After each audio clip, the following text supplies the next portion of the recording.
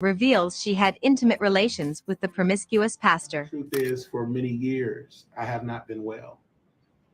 And I've kicked the can down the road over and over again.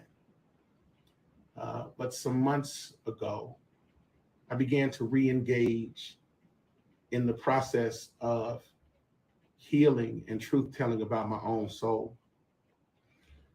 Sometimes in faith communities, in church, they don't let you tell the truth of your condition. And when you produce like I produce, people can assume that you're well when you're not. The trauma from sexual abuse, childhood, the generational setbacks, the examples that I didn't have, and other people as well. Those can be reasons why we arrive at a place, but they can't be an excuse to stay there. The woman provided Tasha K with video receipts to prove their encounter. After every previous cheating scandal, Pastor John has admitted his weaknesses, confessed his sins, and pleaded with his long-suffering wife, Aventer Gray, not to leave him.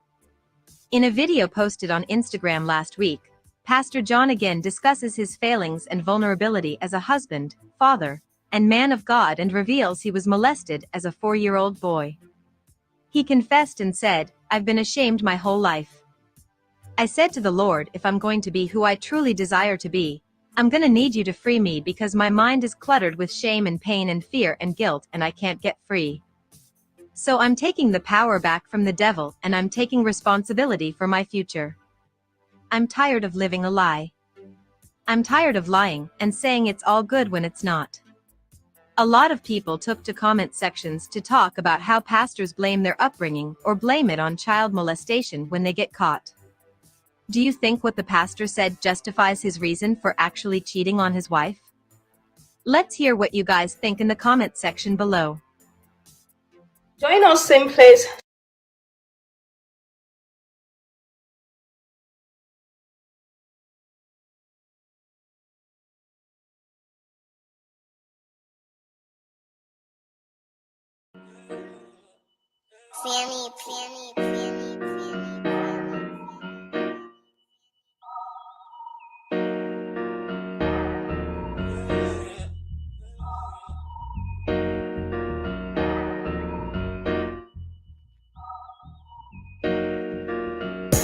Dear God, please don't let me relapse and return to the evil that men do. Father God, I pray and ask that you help me to have mercy on others the same way I would want you to have mercy on me. Father God, I also ask that you help me to be quick to forgive and slow to get angry. Amen, amen, amen. These young dudes out here don't respect shit until you put the barrel in their ear and let the text spit. I just might catch a case on my next hit, remove their whole face on some special effect shit. So show respect, Drake, or I'ma have a flashback. Digging through the dresser like fuck it, where my mask at? The mash back with the banger and damage shit and say fuck everything I learned in anger management. Hop back on some east side managed shit and push a nigga's top back when I let the cannon spit. Start planning shit, premeditation. I'm in love with the streets again, rededication. Casket or cremation when I shoot you down. I was built for the smoke like a hookah lounge. I keep big shit that sound like a bazooka sound, and I shoot quicker than ain't gotta be a hoop around. Dear God, please don't let me relapse and return to the G-Ride with 3 straps, a ski mask with the case, squeezing keys apps, spraying everything from a nigga's brain to his kneecaps. Dear God, please don't let me relapse and return to the G-Ride with the 3 straps, a ski mask with the case, squeezing keys apps, spraying everything from a nigga's brain to his kneecaps. Gun on me, it ain't never for show, homie. I'm far from a bully, but I'm never a hoe. Get out of line, my Beretta will blow. Real talk, we can take the beef wherever we go. I bring it to your front door like I'm Uber Eats. I guarantee you listen up when this Ruger speaks. Plus I maneuver through these streets like a ghost, and I'm handy with the heat. I cook a nigga like a roast. On me, homie, this is not a boast. I will still come through, boy, and stop a nigga's post. Play him close, man, Eric will ease it. Quickly off the waistband, man, and Eric will squeeze it. Leave you niggas laid out dead or paraplegic. Niggas playing in these streets while I'm very strategic. I come to your house dressed like the gas man, shoot you 9 times, leave you stretched by the trash can. Dear God, please don't let me relapse and return to the G-Ride with 3 straps, a ski mask with the case, squeezing keys apps, spraying everything from a nigga's brain to his kneecaps. Dear God, please don't let me relapse and return to the G-Ride with the 3 straps, a ski mask with the case, squeezing keys apps, spraying everything from a nigga's brain to his kneecaps. I don't put shit on Facebook, I just holler in person. Put the pistol in your mouth while you're hollering and cursing. All that shit you kept rehearsing and put on your live, got you clapped with the big 4-5. You bitch nigga, if you tell me to pull up, I'ma do that. That nigga who was whooping first nigga that I shoot at. Ski mask on my face, bystanders be like, who that? I ain't with the talking, bitch, boy, I thought you knew that. Leave his brains where my shoe at and bounce like I'm on a trampoline. Leave you laid out, nigga, like you camping on the scene. If you want something sweet, grab a peach or tangerine. Niggas won't smoke, well fuck it, I'ma let them handle steam. AR with the beam, you see the red dot? We tug on this trigger, nigga, it'll make your head pop. Blood pouring down to your shoes, call it Red Sox. Your brains hanging all over your shoulders like some dreadlocks. Expect the gang of dead off if they ever cross the line. The Lord said in the Bible, oh, revenge is mine. So I'm just trying to find a righteous path between the two. Before I lose control and do the shit I used to do. This being humble shit is new. I'm trying to turn the other cheek, but I ain't never been a bitch, so watch your mouth when you speak. Your mercy's what I seek, so I pray on bended knees. Don't let me get decayed with the extended clip and squeeze. Lord, please. Dear God, please don't let me relapse and return to the G-Ride with 3 straps, a ski mask with the case, squeezing keys apps, spraying everything from a nigga's brain to his kneecaps. Dear God, please don't let me relapse and return to the G-Ride with 3 straps, a ski mask with the case, squeezing keys apps, spraying everything from a nigga's brain to his kneecaps.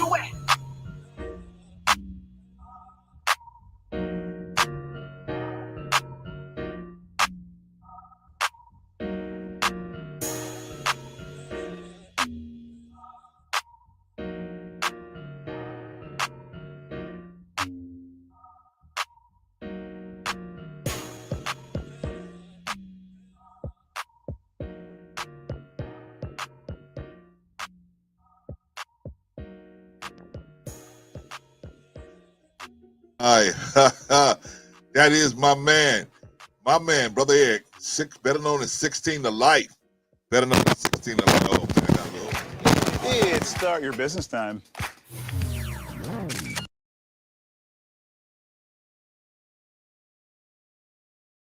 All right, yeah, that's better. That's better. Had a little audio issue. That's my man Eric, better known as 16 to Life, and he is letting us use that music for free. Man, let me tell you something, man. You're talking about a good brother. Brother Eric is a good dude, man. That is a good dude, man. Shout out to Brother Eric. I see his channel is growing and growing and growing and growing. I did an interview with him, man, about maybe 6 or 7 months ago, man. And the dude was just nice, man. Just a good dude, nice enough dude. But don't get it twisted. Brother Eric got them hands for you if you want to act funny. You bring some goofiness to the table. Brother Eric got them hands for you. So yeah, you gotta show him respect, man. He walks off, but man, he got them hands for you, man. So be cool with him, man. But he is a good dude, man. You come in righteousness, man. He is, man. He is just a good dude, man. He's gonna open up to you, man, like a folding table, man. All right, that's Brother Eric. You can go to his YouTube page, 16 to Life, and you can pick up. He got a lot of funny stories, man, about when he was in prison. The brother did 24 years. He was supposed to do life, man, but some kind of way, man, God touched his heart, man. He got smart and started reading these books on how to, approach the parole board, not fool them, but approach them in the right way to let them see that you have changed yourself, turned into a man. And, he decided, man, to go ahead and chase that down. And, he took advantage of some advice that some of his lawyers told him. And, man, God blessed him to be back on the bricks, man. So shout out to Brother Eric for going through all that. But plus he survived out there, level 3 yard, level 4 yard, man. I mean, he wasn't out there with no dudes in there for tiddlywinks, brother. He was out there with some real serious cats. So shout out to Brother Eric for even surviving that situation, man. But he's also got a lot of funny stories, man. He used to be a street vendor of narcotics. So he's got a lot of funny stories, man. Like I tell you all the time, the funniest stories to me, you go over there and see which stories are funniest to you. But the funny stories that he got, the funniest ones he got to me is the ones where he's talking about this. he's talking to this he's talking about this pimp named Fox, man. Funny cat, man. Eric is a good dude, funny cat. So shout out to brother Eric, man. Good dude, funny cat, man. Glad to have him on my team, man. Just a good dude, man. All right, as among a lot of other people I got working with me, man. Shout out to everybody, man. All right, y'all. So that's brother Eric, and you can go over to his webpage, his YouTube page, 16 to Life. Funny stories, music. Dude got a lot of music. Dude is very talented too. And you can go on over there, man, and maybe you got a project you want to put him on, man. Dude is, he's solid dude, man. Really, real solid cat. All right, y'all. So that's brother Eric. Shout out to him. All right, man. Let's see who's in the house. We got Love Intra in the house. Love Initra in the house too. Shout out to the sister. Good to have you in the house, sister.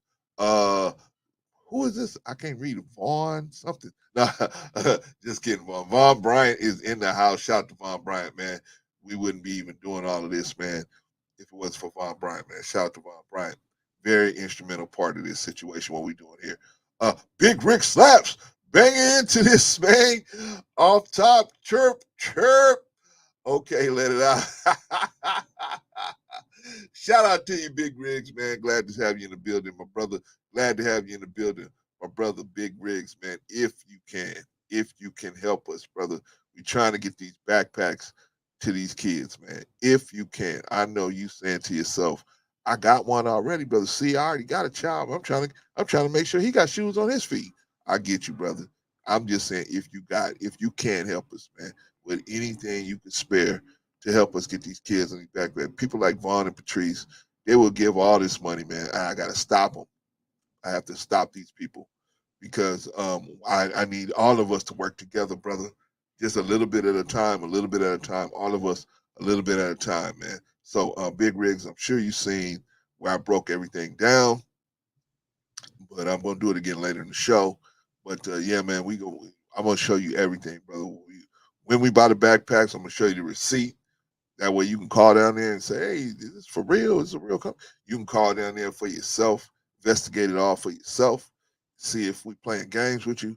And then I'm going to show you everything. I got a video I just uploaded with the sister I'm working with now. Don't go over there now, but you can watch it later, man, with the sister that I'm working with. Just put it up just now. And, she's a good sister, man. I just got lucky, brother. I started running into people, man, that was just good people at the right time, man. At the right time.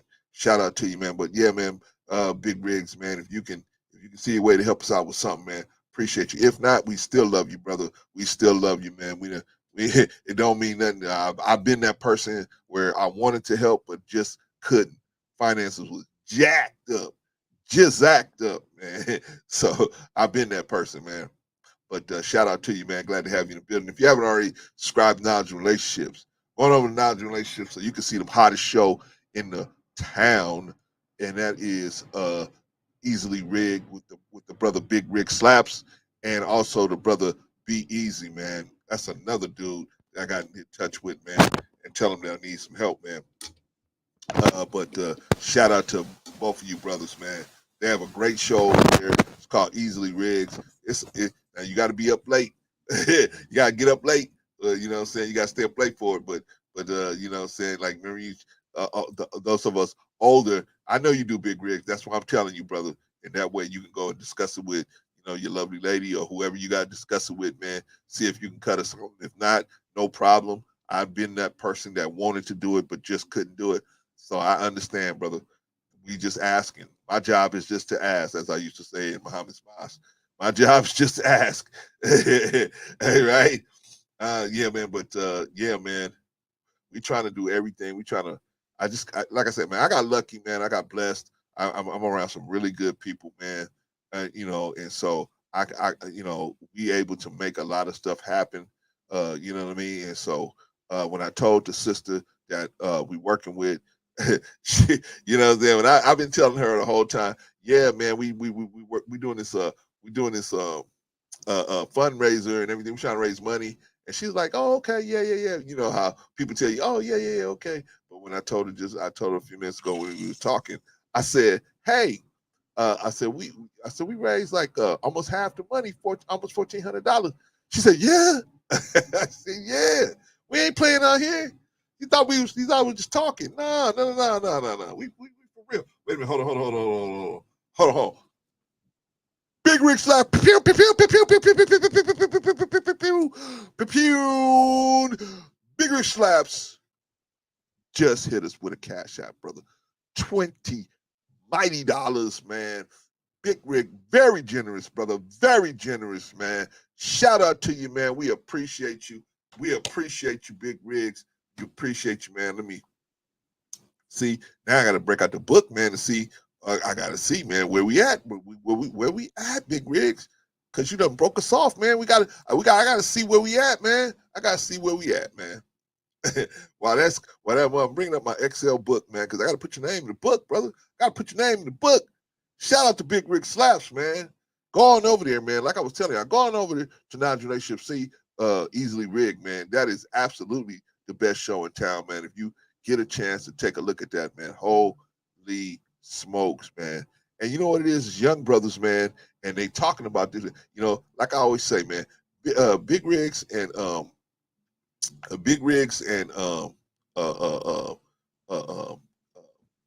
Be Easy, they the same, but they different. They the same, but they different. So when you hear them talking, Big Rigs, there you go, Big Rigs. Cash App, $20. See, we got a grand total, $1,347. $1,347. Thank you so much, Brother Big Rigs. We appreciate you, man. Because you know what? People out here saying that the black community is trash. There is no black community. Black people don't care about each other. They won't do nothing for each other. They ain't gonna do nothing for it. I hope we shove they face in the goddamn dirt when we show them how we gonna give these backpacks away to whoever need them, right? Give them to these kids, whoever need it, whatever do, we gonna do whatever, right?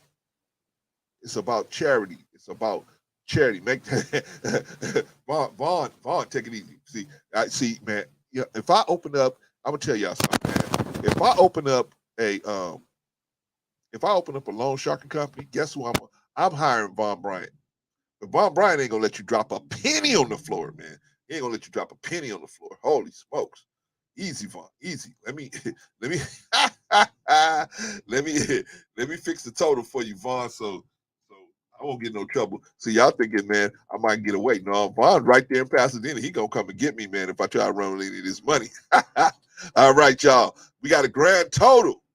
Thanks to our big brother, Big Rick Slaps. We got a grand total of $1,347 sitting there waiting to go out and buy these backpacks and take care of all the other little business, man. I told the sister, man, when I was interviewing her, I told her, I said, yeah, you know, we got $1,300. She said, shit, what? I said, yeah, we ain't gun bumpers. We ain't gun bumpers over here, man. We for real with it.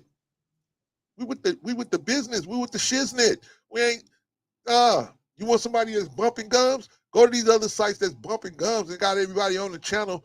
They got 100 people, 200 or 300, 800 people in the chat all day long. They can't raise a goddamn quarter for none of these kids, right? But shout out to them, man. I ain't knocking nobody's hustle. I'm just saying, we ain't separate us from those guys. Separate us, because when we say we gonna do something, we gonna do it. We gonna do it. We already blew the lid off of the impossible by just raising the money we got. But come on, y'all, we got to do it, because I don't want to have to get this money back. And I will give every dollar back if we don't do it. But I know I'm not going to do that, because we're going to raise the money. If it take us a week, if it take us a month, we're going to raise this money to get these kids these backpacks. There's a sister out there, Sophia, that we want to give a laptop in her name. We want to do that, right? So we ain't playing around. We ain't playing around at all. Shout out to you, Big Rigs, man. You start to show off great, man. Appreciate you, brother. Thank you, sir. You know what I'm saying? I appreciate you. I know it's a struggle for all of us, brother, but that's what it is. That's what winning a war is. When you win a war, you look over the horizon, man, and you see the other brothers that's limping, but you won. You see the other brothers and sisters that's crawling, but you won. And you see that cat carrying your flag, man. He crawling up that hill and he carrying the flag and he plant that flag. We're gonna plant that flag. We're gonna plant our flag. And that way when people come over here, same here, brother. Same here. All respect. All respect to you, Big Rigs. We're gonna plant that flag, brother. You know what I'm saying? We're gonna plant that flag. And I'm gonna show you every step of the way what your hard work, what your hard earned money was doing behind the scenes, in front of the scenes, everything, man. We're gonna show you, I'm gonna show it to you all, right?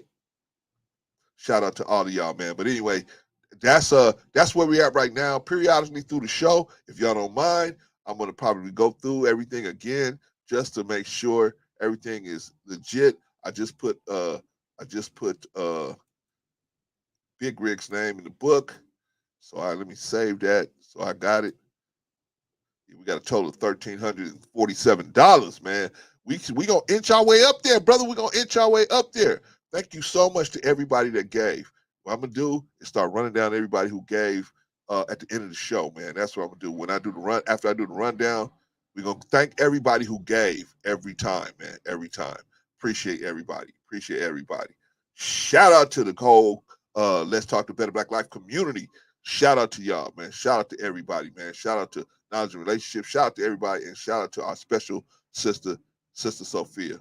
We got a lot of special sisters over here, but Sister Sophia, man, is like the rest of us going through some stuff, man. And you know what I'm saying? And so we got to take the time out from our busy schedule just to reach out and try to inspire that sister. And hopefully we did. She said we did. And so she's out there inspiring other people, man. Obviously, she's an inspirational person.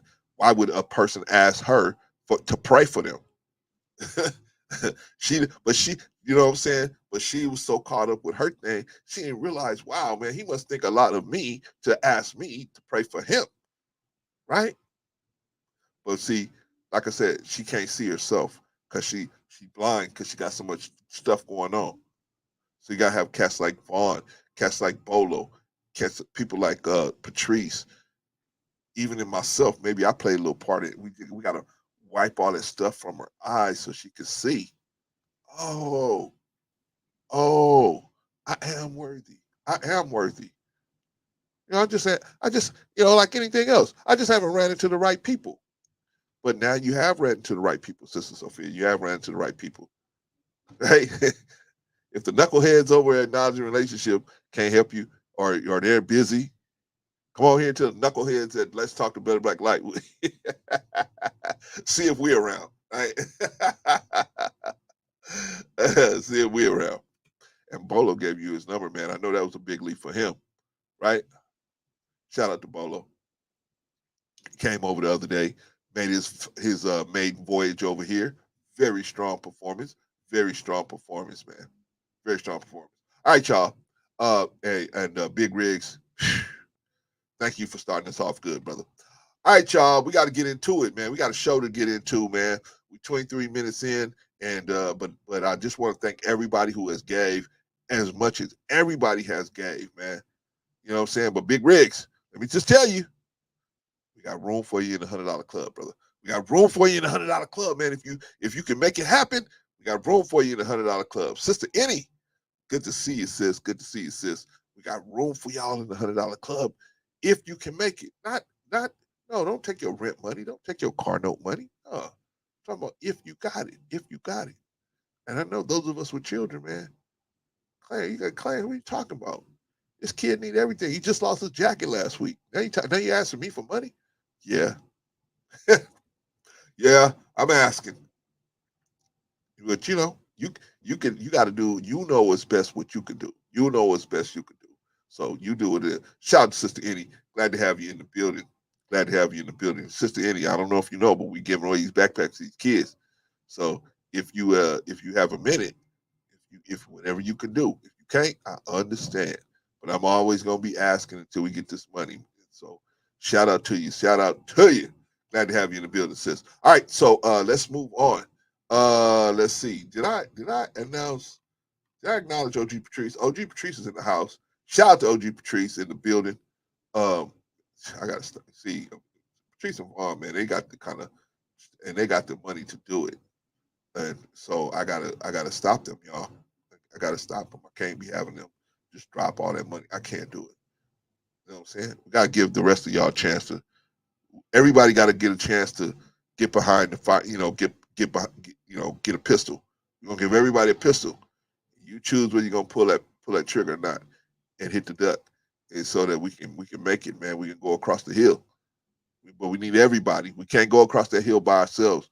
We need everybody, all of us. Got it. When we say charge, we get all the money. We say charge. We just run across that hill. Huh? Come on now. It's a sacrifice for all of us. All right, y'all. That's enough. That's enough of the money talk for right now. What we're gonna do now is talk about some stuff that's really ugly, man. Sex is undefeated. Sex is undefeated. I have never known sex to lose in a struggle. I ain't never known sex to lose in a struggle.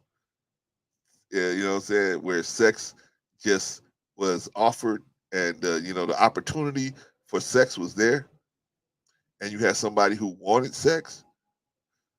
I never seen sex lose. Sex has always won out as far as I've seen, especially in some really ugly battles, right?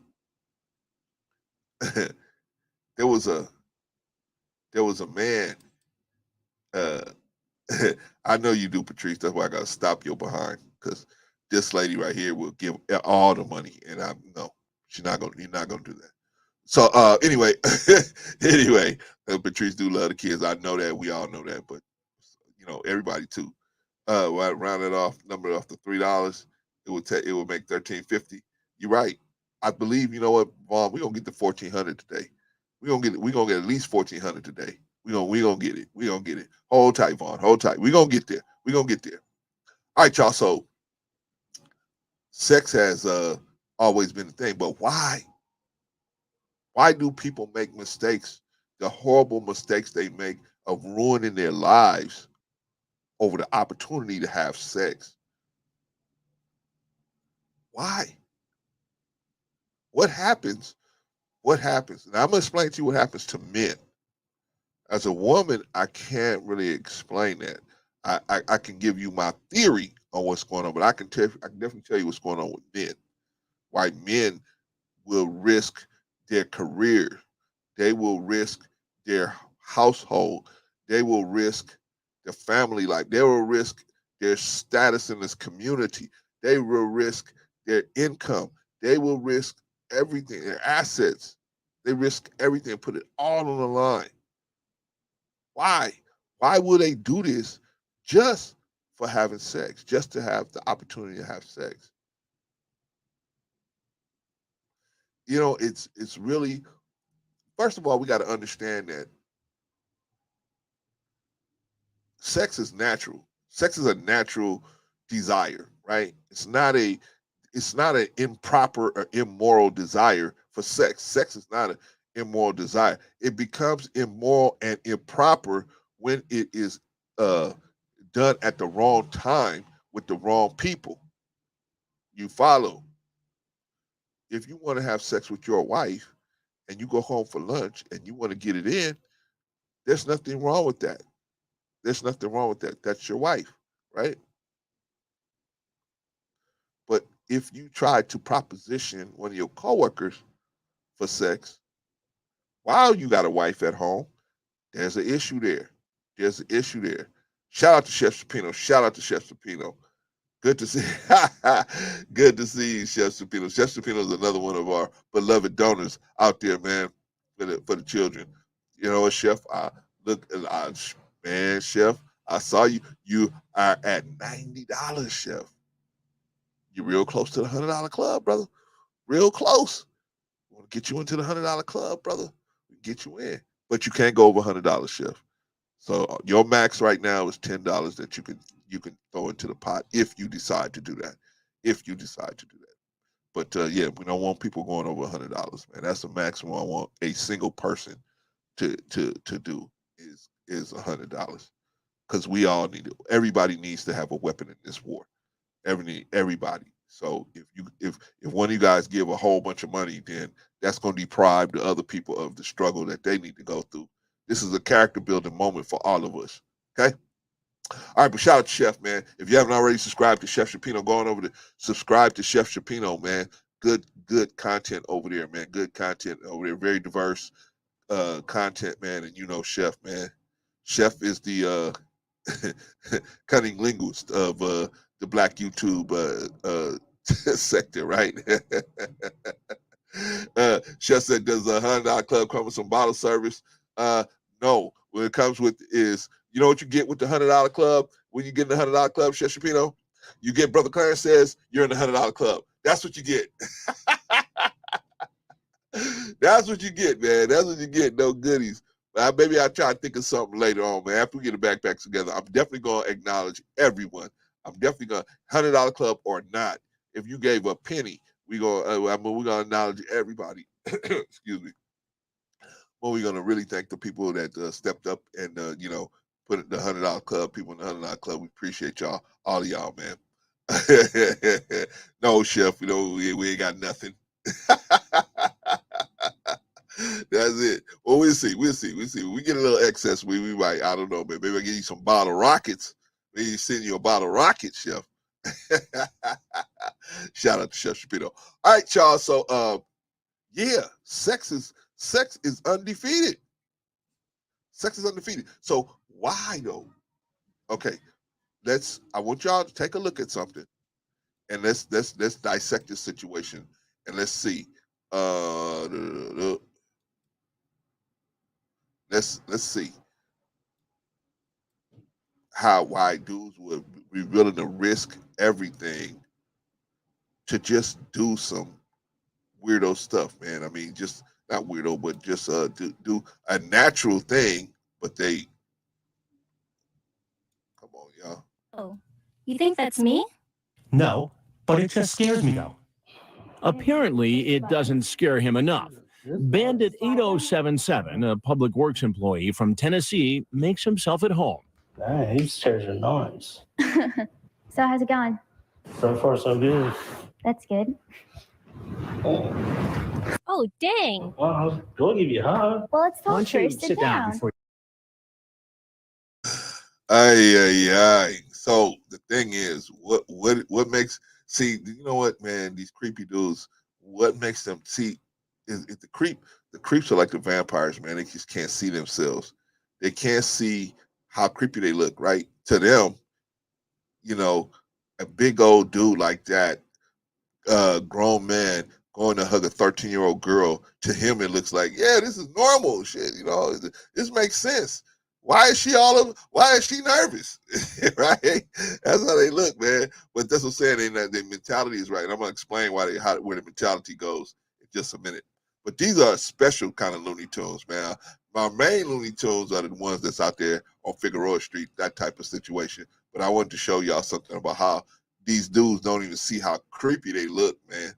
They just don't see how creepy they look. And then at the moment when they get caught, when they know the jig is up, they go, oh,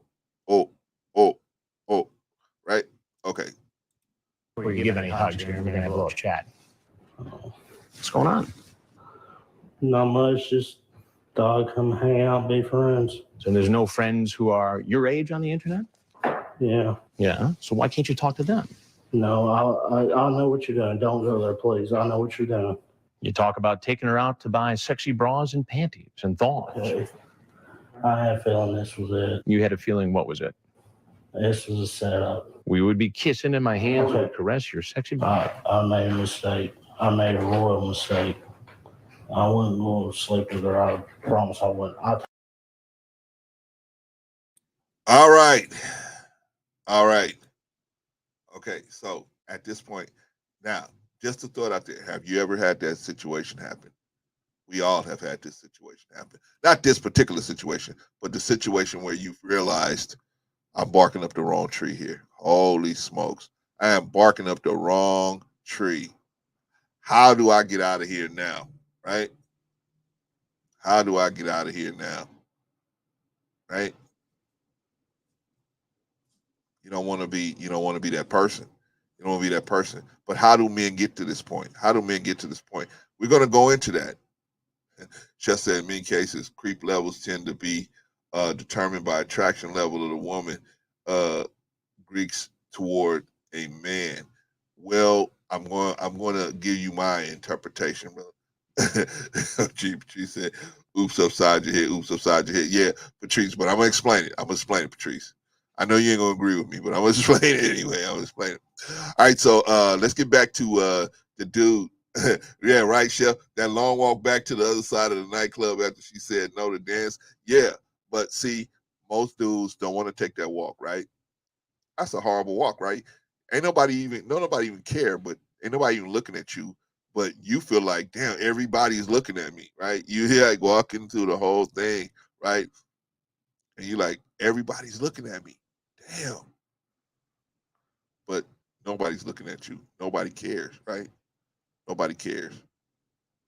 Right? But we don't know that. But anyway, let's try to do the math on how come guys make these mistakes, right? All right, so first of all, we got to see a couple of videos of dudes in this situation so that we can understand what's going on, right? This dude has just been caught, and now he realizes, he knows who Chris Hansen is. He knows that they got the chat log. He knows. He don't please don't read it. I already know what I said. Please don't read it, right? But he thinks he's going home. Right? All right. So let's see the rest of it. It's not funny, actually. It's not funny. Talk about I wouldn't go there. Remember, he's been talking online about having sex with a 13-year-old for almost a month. I was wrong. Then why did you do it, Don? Explain it. I just weak moment. Now, he asked him a good question. Hey, why did you do this? Why did you come all the way over here to meet with a 13-year-old girl? Why did you put yourself in this situation? That's the question we're going to answer today, ladies and gentlemen. We are going to answer that question. Yes. But some of these guys, Patrice, are not pedos, but what they all have in common is an inability to discipline themselves from doing things that they might have a desire to do, but at the same time, they have to they have to recognize, hey, this is not right. You may have a desire, and you may recognize you have a strange desire. What you should do is go and get some help, right, to deal with that. To maybe there's some trauma that you need to walk off, or you need to learn how to talk it out so that you can let it go, right? Instead of trying to relive it or trying to just step over it. You can get rid of it, right, by going and get some professional help, right? Everybody doesn't need professional help. I will give you that. Some people will have a mind to. No. Technically, they're not, Patrice. Technically, they're not. I think pedo, I think, is prepubescent. Men that like prepubescent children. 13 is I think that you're walking into puberty at that point, Patrice. But I get the point you're making. Definitely is. Von Bryan says the lust of the eye, lust of the flesh, and the pride of life. Well, we're gonna get into it because he asked him a good question, Vaughn. He asked him a great question, actually. Why did you do this? Right? How many men have been asked this question after they've been in a situation like this? Why did you do that? Why? You knew you had your whole life ahead of you. Why did you put your whole life on the line to get a piece of tail? Right? Why? Why would you do that? Okay, we're gonna get into it later. Come on. Let's finish this one.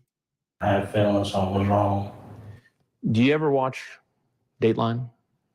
I've watched it once. Did you ever think you'd actually be on To Catch a Predator? Well, Todd, there's something I got to tell you. I'm on it. Perfect. I'm Chris Hansen with Dateline NBC. Dude, don't.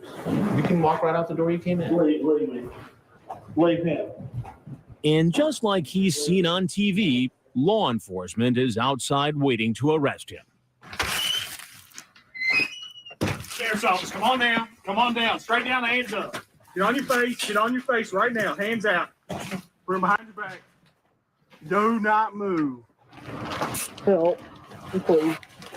He's taken to the local police station, and when questioned by an agent from the Kentucky Bureau of Investigation, he sticks to his story. I wasn't going to do anything more than just be friends. That was it.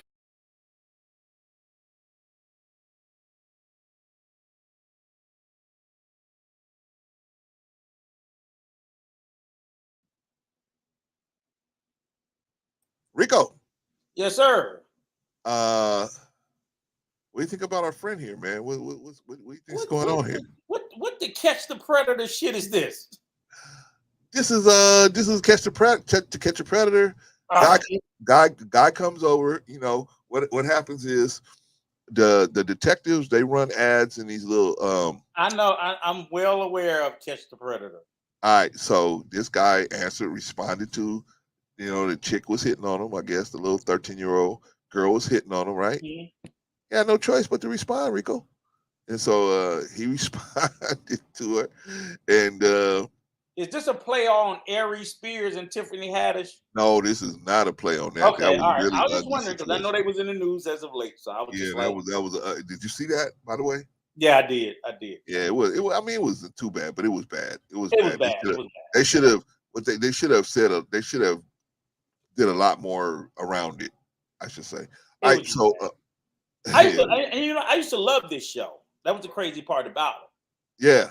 Because I mean, of course, I'm loving the guys getting busted. I'm not no pedophile fan, but it would be so funny.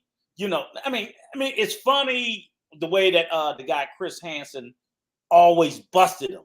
Right. When he came out that back room, and I was just like, I got another one. So and the dudes would come. I mean, like a lot of them was. I mean, you think about it. Dudes be showing up car full of condoms and Vaseline and all kinds of. So it's rope, right? Everything. I'm surprised that this shit still goes on.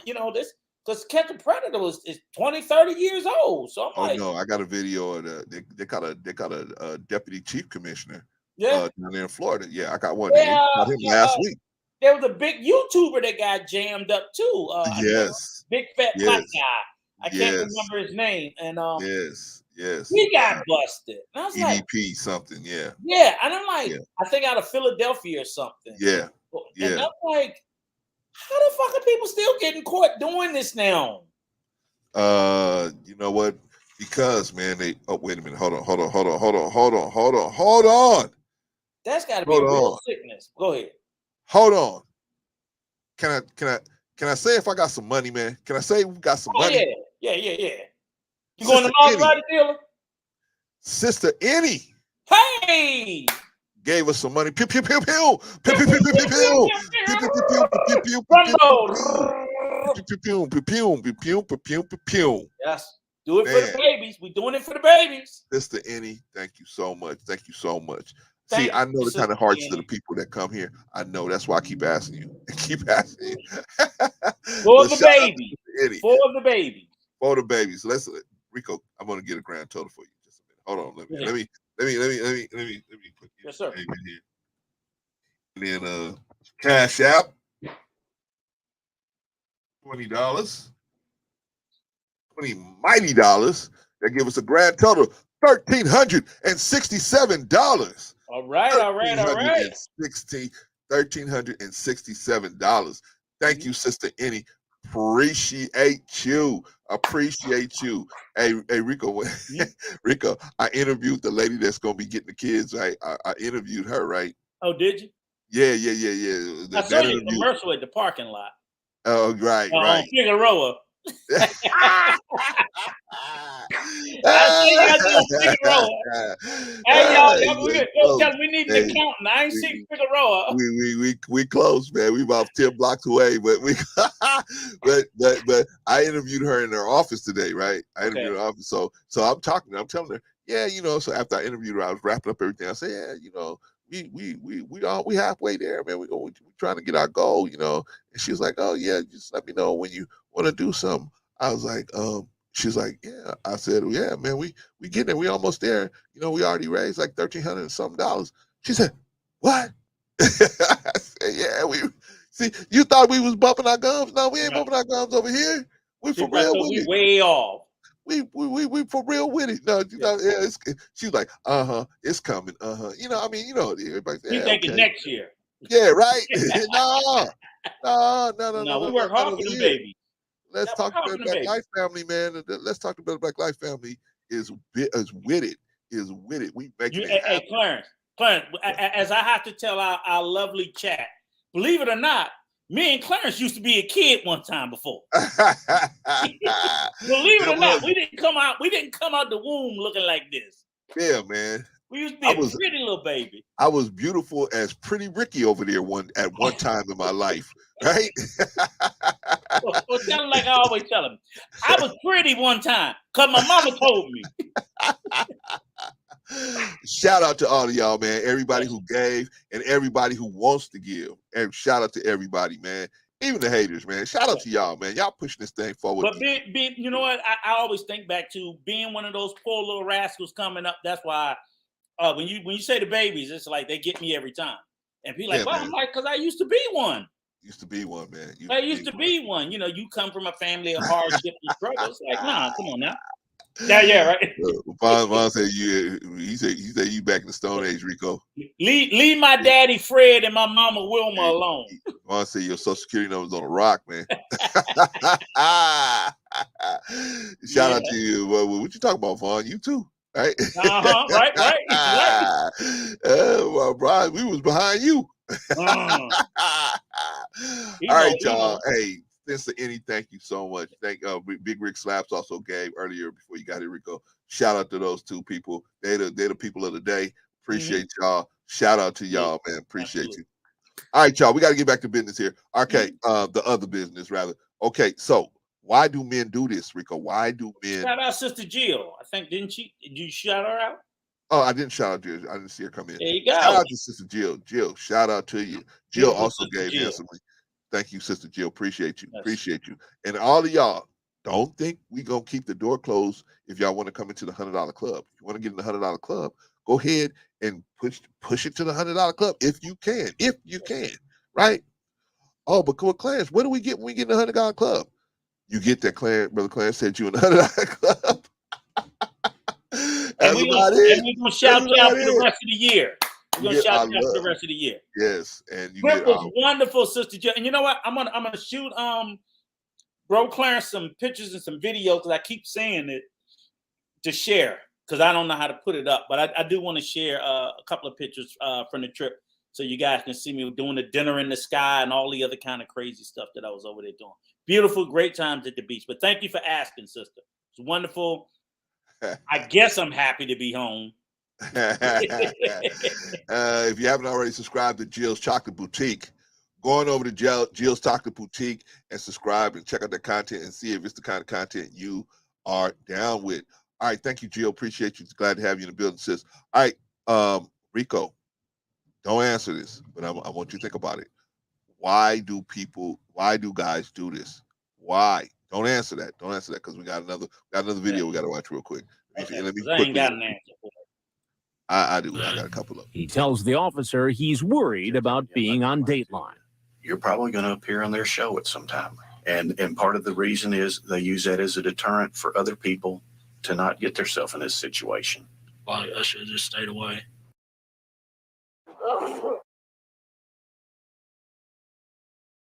All right, Rico. But you know what? This kind of remember, it's kind of, and I'm just like, it's sort of like, remember you were saying, it's like all of a sudden you get a letter in the mail Oh, you won free tickets to the football game. Oh, I'm going downtown to pick up my free ticket. I ain't falling for that shit either. Funny you should say that, Rico. Right. Funny you should say that. It just so happens that we got some people that want some free. They want a vacation. Yeah. They get them all. We got some people that want a vacation, man. So let's watch some people that actually want a vacation, man. Just follow him back there. Party's back there. After registering in the lobby, this guy thought he was going into another room for a free DVD player. Come on in, man. Congratulations. Prize for him and 24 others who have outstanding arrest warrants, mostly for DUIs. Our warrant officer realized there was a huge amount of outstanding DUI warrants. He sent all of these suspects letters to their last known address, informing them that they had been, selected to receive a prize, and gave them a time and location where they needed to show up. The cameras out front actually added to the atmosphere by drawing the suspects into the illusion that they were getting a prize. Eddie Burns set up the cameras for the Chandler Police Department, one in front, one in back, and a hidden camera, so officers knew when suspects were coming.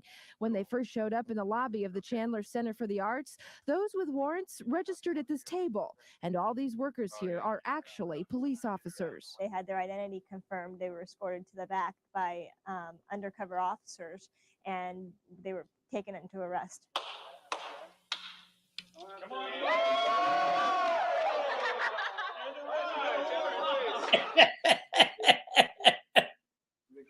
What?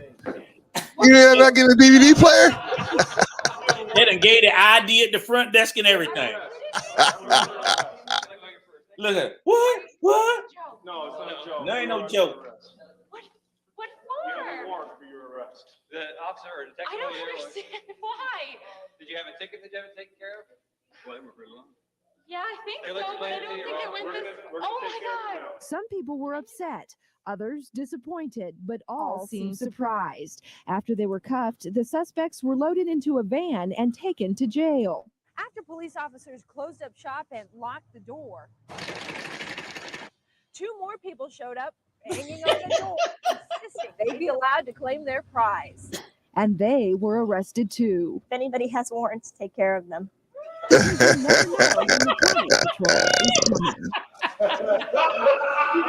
Hey, hey, Rico. Yeah. You notice who ain't there, right? Yep. You notice who ain't there. Yeah.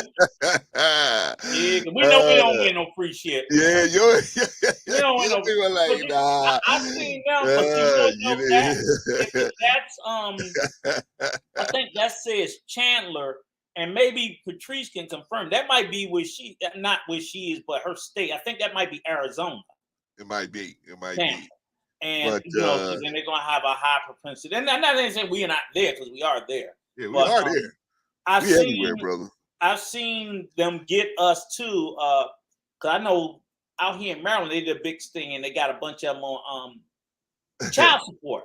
Shout out to you, Bolo. Boatload of them they got on child support. And then what they were raffling off was back then, now we're the Washington Commanders, but we were the Washington Redskins, and everybody's a huge football. Oh, the Redskins tickets? Yeah. Oh, okay. Boy, I don't know, Rico.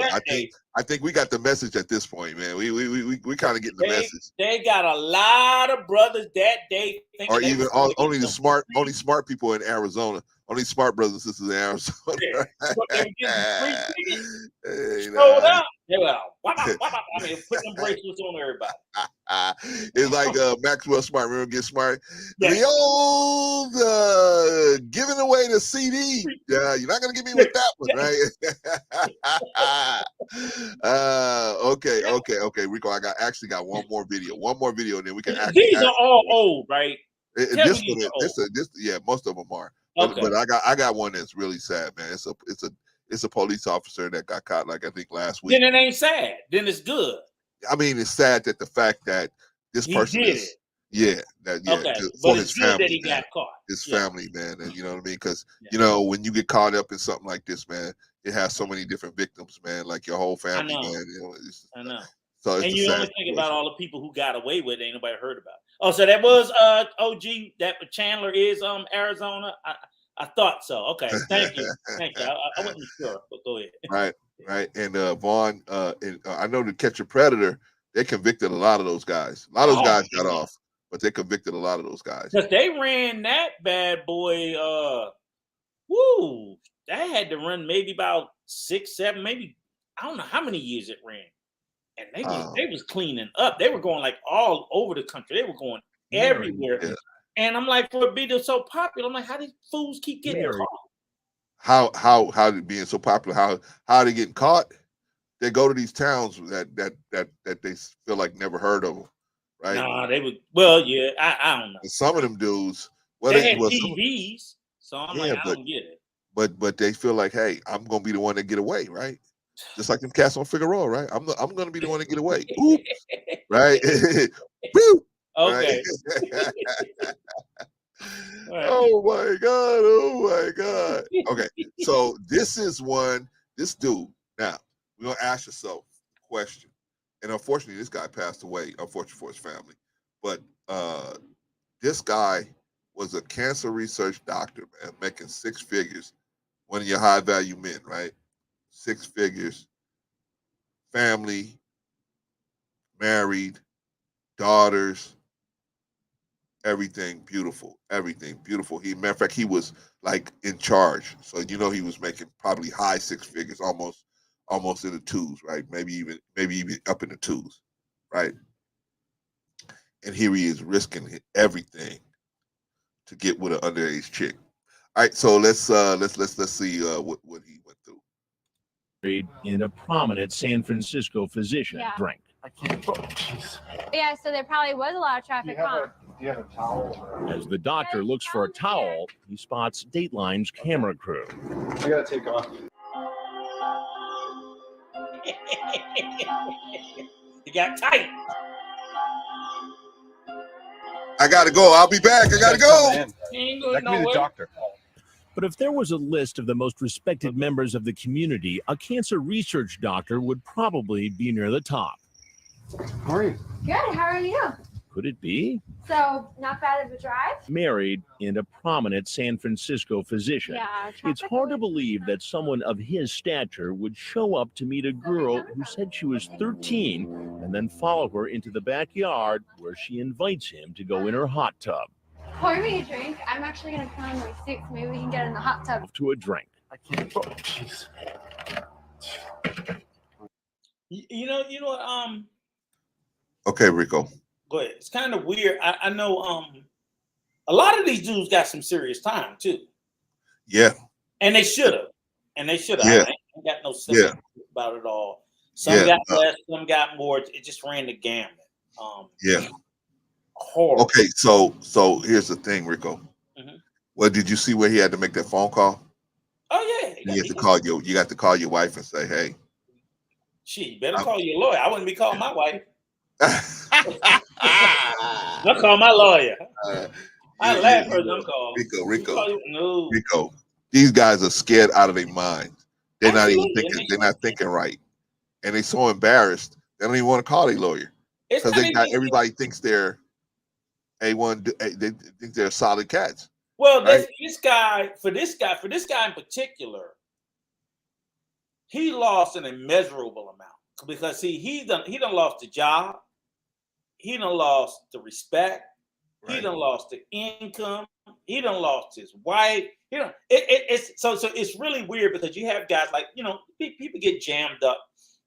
If you just bubble the truck. Hold on 1 second. Hold on 1 second.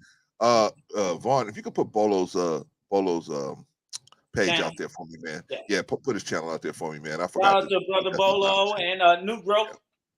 New Growth. Yeah, shout out to New Growth, man. Shout out to New Growth. Also, I got Zelle New Growth. I got it, brother. I got it. All right, Rico. Sorry. What I was saying is it's really kind of weird. And I always tell guys, I'm like, look, if you're going to be out there in the fuckery, don't be out there. Start there. There you go. But if for whatever reason you can't, you like the moth to the flame, make sure you ain't got nothing to lose. Make sure you ain't It's got an to lose. oxymoron, Rico. Everybody has something to lose. Well, but yeah, but I can know I got a little bit to lose or a whole lot to lose. The people with the whole lot to lose, those are the people I really don't understand because, I mean, you know, it's a lot. So I'll tell you this, the perfect example, right? Too, not perfect example. In addition to, you know, we laughed about the catch a predator, right? That's the pedophile issue. You also had the one when you show with the fake tickets or the fake DVD. Right. There's another one they do because I'm gonna tell you that's real popular in Vegas and Atlantic City. They do these things to bust johns or prostitutes. Right. Where they set up in the hotels. Right. That's also very big. A couple of those too. Okay, and I'm okay. Full disclosure. Yeah. 20 years ago. At least 20 years ago. Okay, Rico. And I didn't get popped in one. Don't say too much, Rico. Don't say too much. No, because full transparency. It was 20 years ago. I've only been with my wife for 10 years. Okay. All right. Y'all see me try to warn him. You see me tell him. No. All I'm saying is that this is the crazy part about it. This is how crazy the shit was, right? Okay. Y'all gonna love this. It's not really funny. It's funny to me when I think back on it because I tell my son, look, don't do this shit. Okay. You pop, don't do this, right? And here's the thing was, I went to a motel, right? Because I wasn't married. I wasn't married to nobody. I had gotten divorced, and I was just like, I was in my tearing them streets up from one side, going over to the other side, and then back to the other side days. And it was like, you know, I had like a 10-year run of that where I was just like, remember I told y'all some of my stories when I was in the lifestyle, this, that, and everything else. Yeah, right. So that's where I was. I was like, nah, I don't want no girlfriend. I don't want. So sometimes if I wanted some company for the night, like shit, I'm gonna go pay for it. Why? Because I don't feel like paying nobody dinner, talking to them, just that, whatever. And then I gotta look at them. I mean, I was in that space where I didn't want to deal with that. Okay. So I went to this hotel and met this particular young lady. Masseuse. Yes. You know, get a nice back room. Get a back room. Right? Wayward soul. Wayward soul, right? But the funny thing about it was everything was fine. There was no bust in the room. There was no nothing, right? But for whatever reason, I left and I didn't know that this person was being watched. I didn't know. They wasn't watching me. They were watching this particular masseuse. Yes. Right. And when I left, for whatever reason, I left a baseball cap. And they saw my car. Yeah. So they got my tags, and of course, you know, this here in the state of Maryland, so they got my tags. So now they know where the fuck I live. Right. I done got all the way back home. I'm in bed. I'm asleep. 2-3 hours later, they banging on my door. I'm like, what the fuck is going on? Because like I said, like I ain't got busted and nothing, but now they banging on my door, and I'm like, all right, now open the door, and there's the police, and I'm like, what the fuck? And I'm trying to tell you, young men, right? Yes. Can I help you? We're looking for Rico Young. We're looking for Rico Young. Are you Rico Young? True story. Are you Rico Young? And I'm not making up any. This is a true story, right? So they and they pressing me, right? And it's like, we know you was here. I was like, nah, I don't know what you talking about. And what they did, how they got me was the guy pulled up the bag and they had my hat. I'm like, shit. They like, you left I wasn't there. Yeah. Right. This hat belong to you. I'm trying to stick with it, right? He's like, he had it in the bag. I'm like, motherfucker, he got me, right? So then he's like, okay, you either gonna tell the truth or we're gonna lock your ass up and we're gonna take you downtown now, right? I'm like, I ain't trying to go. I'm like, come on, man. Seriously, y'all gonna do this to me, right? Because you know, I'm living by myself. I got my own apartment and everything. So I was like, all right. So I gave him all my information, just that, whatever. So now they like, okay, we got a court date and we got a witness that's gonna come to court. They wanted me to testify against my masseuse. Oh, they wanted you to testify. They wanted me to testify, They right? wasn't To trying to say get that, you. to say They whatever. wasn't trying to play you out there. Trying to Right. They trying to girl. flip me. Right. That masseuse was good. So I'm like, yeah, I ain't telling on her. So, and no, it wasn't just me. It was another guy they got. It was another brother. Man. It was two of us they got. Oh man. But the funny thing Yeah, about she it, must right? have been really good. Yeah. Oh yeah, she was good. Marvelous, outstanding. Got all the attention, all the back, everything. The shoulder didn't hurt no more, nothing. So the funny thing about it was, and you learn this about court, between how a person looked when they do an offense and how they show up to court. Oh, that's two different people. Yeah, that's two different things, man. Oh, she had the little school marm glasses on, and I was like, and so they asking me like, "Can you identify?" I'm like, "I don't see her. I don't see it nowhere." Right there. I'm like, and the whole time I'm thinking to myself, "How can I get her number again?" Yeah, I like that look. Yeah. I'm like, ooh. And you know, the girl beat the case because me or the other dude couldn't identify her. We bumped into each other in the hallway, and we both was like, I never could find her again. Oh, man. I never could. Darn But good masseuse. They couldn't come back at me because they're like, look, I did what you did, what you said. You told me go to court and identify her. I couldn't identify. That mother was sitting right there on that front row. I'm like, damn, I gotta get her number. Right. But see, you a vet, man. Let them see me. Yeah, you see, you a vet, man. They always have love for vets, man. I But know a vet.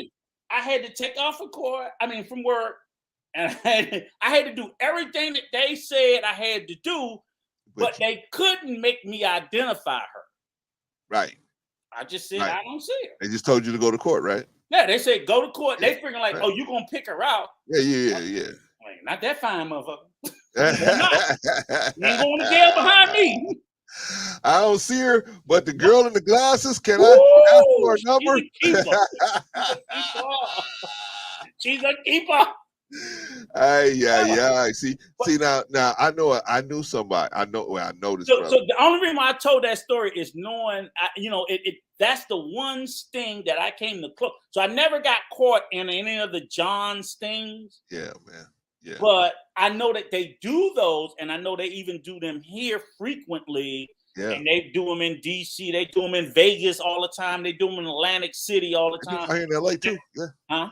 They do them out here in LA too. Right. So that that's not my life anymore. But I try to tell my son that, like, look, if you're out there, if you're out there partaking, bruh, you got to keep your head on a swivel because you don't know if you're a provider or whatever. Well, what we're gonna do, man, is we're gonna try to give at least a opinion on what you could do. We're not social workers, we're not psychologists and all of that. We're just gonna give you an opinion of what can help you, and then it's up to you. Because at the end of the day, I'm like, and I tell my son, I'm like, look, I can tell you all day and night not to do something, but your ass gonna do it anyway if you want to. But how to do it, how to better protect yourself. It's not going to be the end of the day. You're not going to stop being my son or anything like that. Right. None of them are married except one. So I'm like, tell him he kind of slow and stupid. Don't do it. But for all the rest of them, I'm like, even with your baby mom, it's just that, whatever, just, this, like I said, the oldest profession in the world, it's occurring in every city all over America, whether people talk about it or not. That's why I was showing these clips are from America. They're not from another country. So whether it's you want a DVD, whether it's the pedophile, whether it's dealing with Figueroa Street, there's a Figueroa in every major city in America. Of course. Atlanta, New York, DC, LA, Chicago. Every street has a Figueroa. Right. They're not out there for nothing. Right. So I don't know who buying but they not out there selling to themselves. That's all I'm saying. And then when they have these little operations that they have, you know, you just gotta, you know, don't be so thirsty, don't be so greedy, pay attention. Again, I didn't get popped, and don't leave your hat. Don't leave your hat. Don't leave your hat. That's some good advice, Rico. That's some good advice. Make sure when you leave, you take all your shit with you. All right. Let me. I got another one, brother. Story, one more. I got one more. Yeah, because you a vet, man, and so what I like about vets is that the people give y'all get extra. I try to be transparent, and the thing is, anything, you know, me and you've been around the block, Clarence. So if I've done something, you've done something. Of course, brother. You have an obligation to tell, because we're not back there no more. I'm trying to catch the 30-year-old. Right. And I was 30 when I got caught. Yeah, we all made 30, mistakes, 40. brother. I'm damn near 60. So I'm trying to catch you because I wish a motherfucker had told me. Somebody should have told me, but nobody told me. Yeah. If you're looking for a channel where people got chicken wings behind their back, this ain't the channel, man. Right. This is a channel where Nobody didn't tell me, so you know, I didn't know no better. So I just, you know, walked right into it. So my mistakes I made, it's like, look, and I tell my son, I tell the rest of them, look, this is, you know, when you out there, blah, blah, blah, blah. If you messing with a pro, of course, you know, you better wrap it up. You better do this. You better do that. But you still got to worry about, you don't have to worry about just the pro. You got to worry about the police because it's illegal. You know what I'm saying? Rico, what about diseases, Rico? Of course. That's the whole protect yourself. That's What number about one. getting robbed? Yeah, getting robbed. Right. So things like that. Like, number one, wrap it up. Number two, make sure you don't go but certain places, certain areas, certain neighborhoods, certain times, certain this, certain that. Because if you're going to dance on that, if you're going to dance with the devil, you better know the beat. Because the devil's a motherfucker. You have to know. You just can't be out there. Oh, well, I don't know. No, you know, it just, or at least from what my experiences were, this is what I know. And then whatever else you know, you pass on to your son. My daddy told me, and I'm telling you. I didn't have a daddy to tell me. But I'm not going to keep that to myself and not share it with my son. And I'll share it with any young man now. I'm like, look, don't do it. But if you insist, so your ass ain't sitting up in the courtroom with like I was, don't leave your shit behind. I don't see her. Make sure you get everything and get out of there. Don't linger.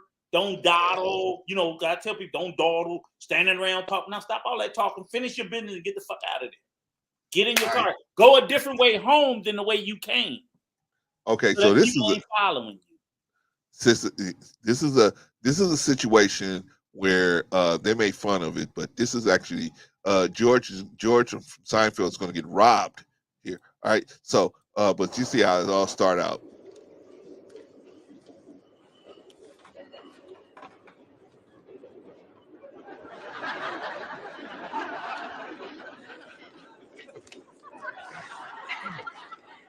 You looking for a job? Me? Why? Well, you're reading the classifieds. Oh, no. I was just looking for the stock page. There it is. Looking for the quotes. Gotta check the quotes. Love a good quote. Oh, IBM up a quarter. How do you know? You didn't look like someone who needed a job. Me? No, I don't. Doing very well. Very well. Yeah. So you're in the market?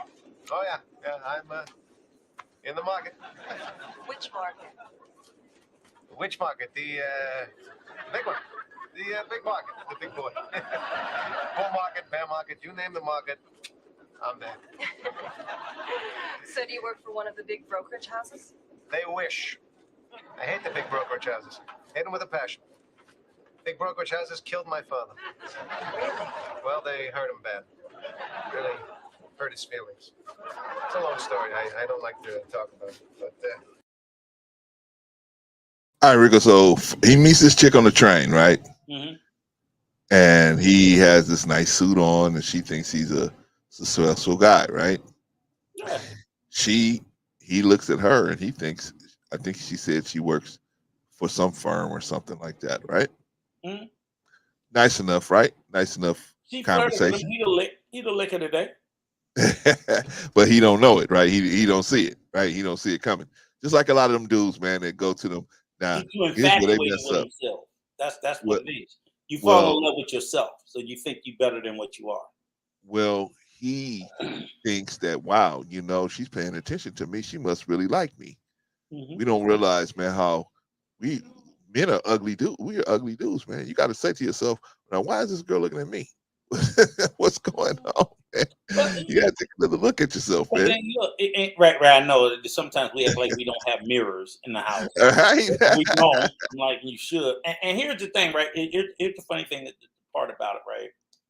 And you're right, New Growth. My grandmother told me don't go tricking either. I didn't take her with me. I'll say that. I didn't take my grandmother with me. So Hey, some of us had to learn the hard way, New Growth. Some of us had to learn the hard way. I want to be clear because I want people to understand something too about, men or young men or men of a certain age, right? Right. So even when I went tricking, it wasn't because I couldn't get it free or I couldn't get a girlfriend or I couldn't get anything. I've been married and divorced twice. So having gone through that, I was just like, look, I just want some sexual satisfaction and I don't want any sort of commitment. Even on, like, so basically, like, I knew even if I sat there and I told a young lady, and I did have some girlfriends back then or girls that were interested in me, but I knew every time I would be intimate with one of them, they would think we were going to a place that I knew I didn't want to go. And it would get exhausting constantly. Like, if they say I'm messing with Susie and she start liking me, and I'm like, look, I would tell girls, okay, we can be friends with benefits, right?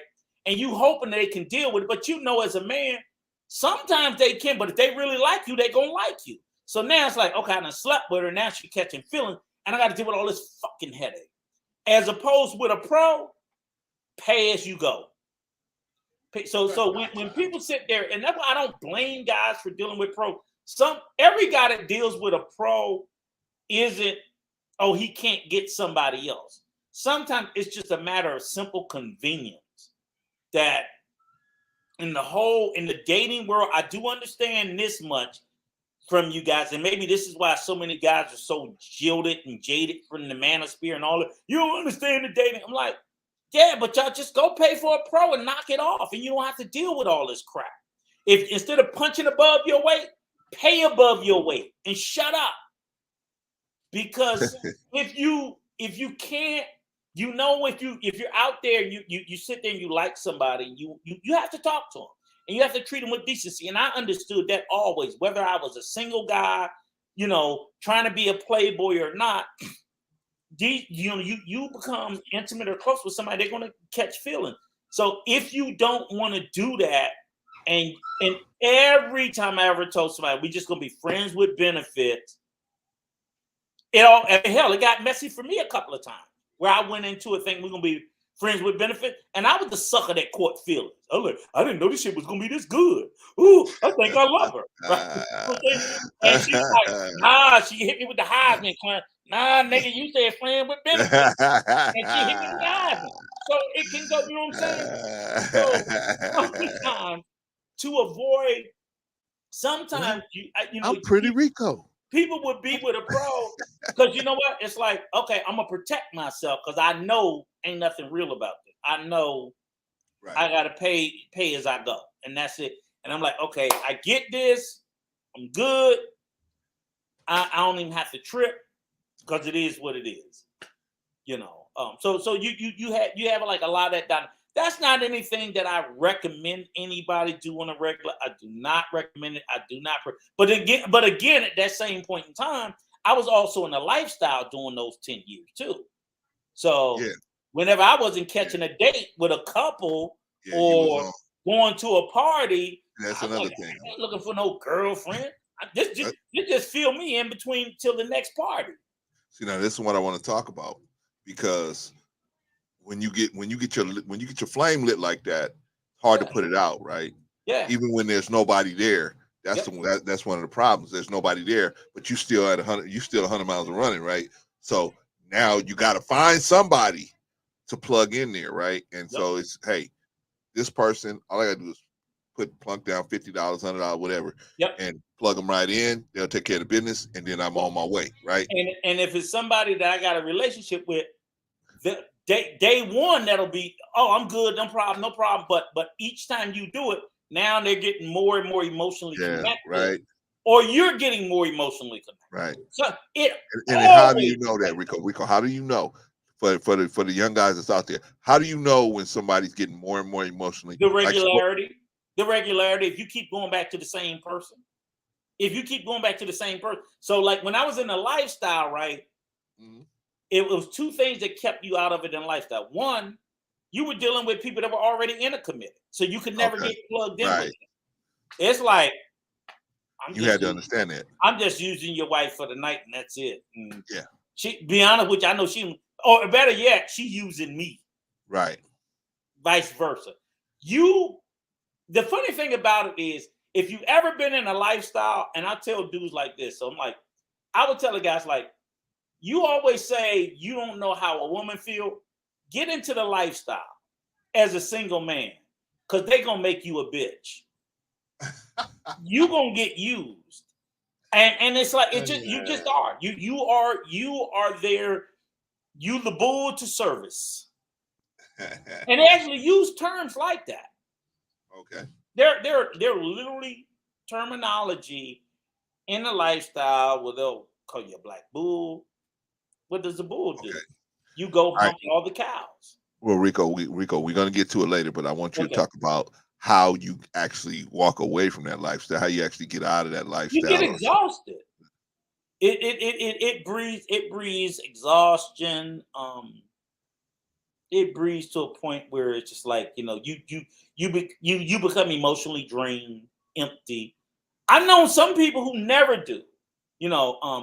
For me, it was 10 years because, like I said, I was running from a broken divorce. I was like, fucking hate women. Da, da, da, da. So I was into that space, but eventually I realized I didn't. And most people, most people, unless and then couples stay strong with it. It's spice for the life. Boom, boom, boom. People into open marriages, they just love it. Okay. But singles, I don't know, bro. I never seen. There's nobody you bonded with. Oh, as a single person, you can't bond. There's nobody. Even when you try, people. I've seen a single guy and a single girl try to pair bond, and like they can't. You mean in the lifestyle? Yeah, in the lifestyle. Oh, and it's no. There's a single woman. There's a single guy. Look, for a while there, I partied with this white girl. Like, we would party as a couple because it was advantageous. Yeah, right. But we wasn't a couple, right? Right. But we partied like we were. We would always go to parties together as a couple because it was an event. We get in free. We wouldn't have to pay. We would get up a tier. We would get this, that, whatever. But it was like, hey, pair with her, because even though I had slept with her, like, fucking 300 other people have too, and I seen it. Right. You know what I'm saying? Yes. But it was fun, so I could have fun with her. But as hard as I tried and believed that I could, like, because I was doing it for like, before I met, I can't remember her name. Before I met her, I had been doing it for like 3-4 years by myself. Right. Alone. Then I was like, oh, this is a cool chick. She cool. I'm cool. Right. I don't care what she do. She don't care what I do. So I was like, oh, this would be a cool, because I saw couples doing it. But couples that were doing it came into it as a couple. Right. They didn't couple up inside. It would be like, oh, we're married for 10, 15 years, and we decide we want to try a swinger lifestyle. That's how it works. So they're already like this, and then they come into it. But if you try to connect inside, that shit ain't gonna work. It ain't gonna work. I don't see how it would, man. I really don't see how it would, man. But people that have been married for 10 and 20 years and have kids have come into it and stay solid because they already had the foundation. It was already cemented. Right.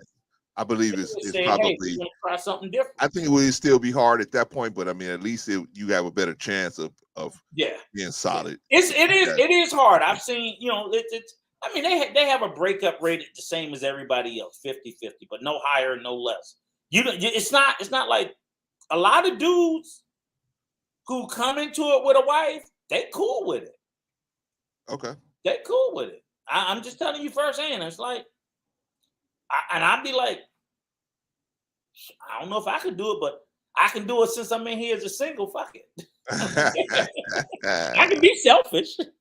All right, Rico. So let's finish up with George. George is going to get flipped like pancakes by this chick here. All right. Okay. Oh, God, it! I just blew it away. See, talking to you, Rico, man, I messed everything up. What?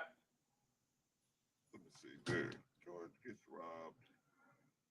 It's okay. We did it. Okay, we start. Don't advertise on Google Ads or Facebook before blocking click fraud with Clixies. Not a fun. I swore there and then that I would never work for a big brokerage house. You see, all It's they not care showing. about is money. I'm getting it. I'm about more than money. I'm about people. So I've always gone my own way, and I've never looked back.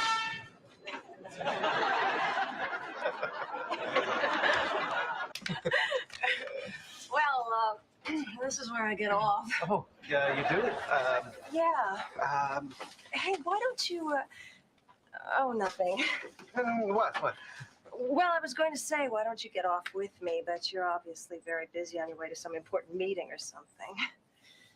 Yeah, well. See, I knew it was a bad idea.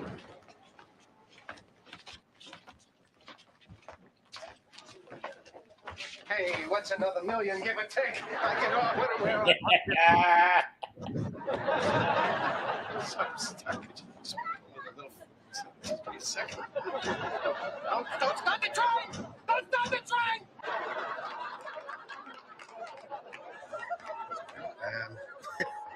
Jay, you have the key for these things.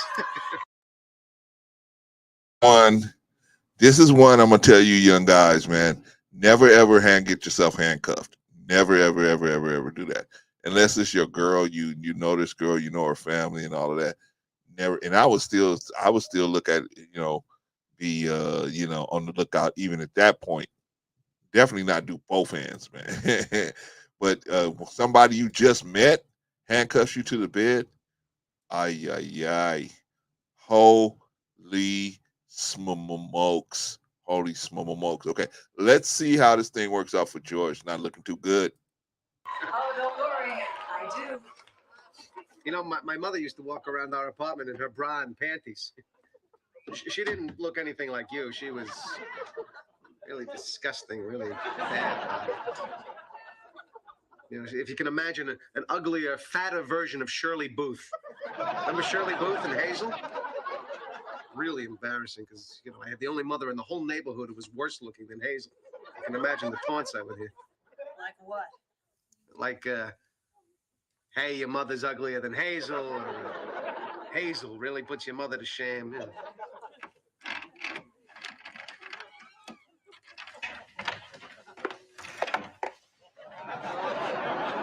What's going on? It was a pleasure doing business with you, George, but I'm afraid I'm going to have to get going. Get going, but we haven't really, $8?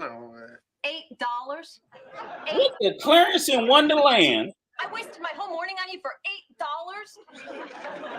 Wait a second, what are you doing? I'm taking your clothes. No, that's my only suit. It cost me $350. I got it at Mo Ginsburg. Bye, George. Wait, you can't just leave me here. Will I see you again?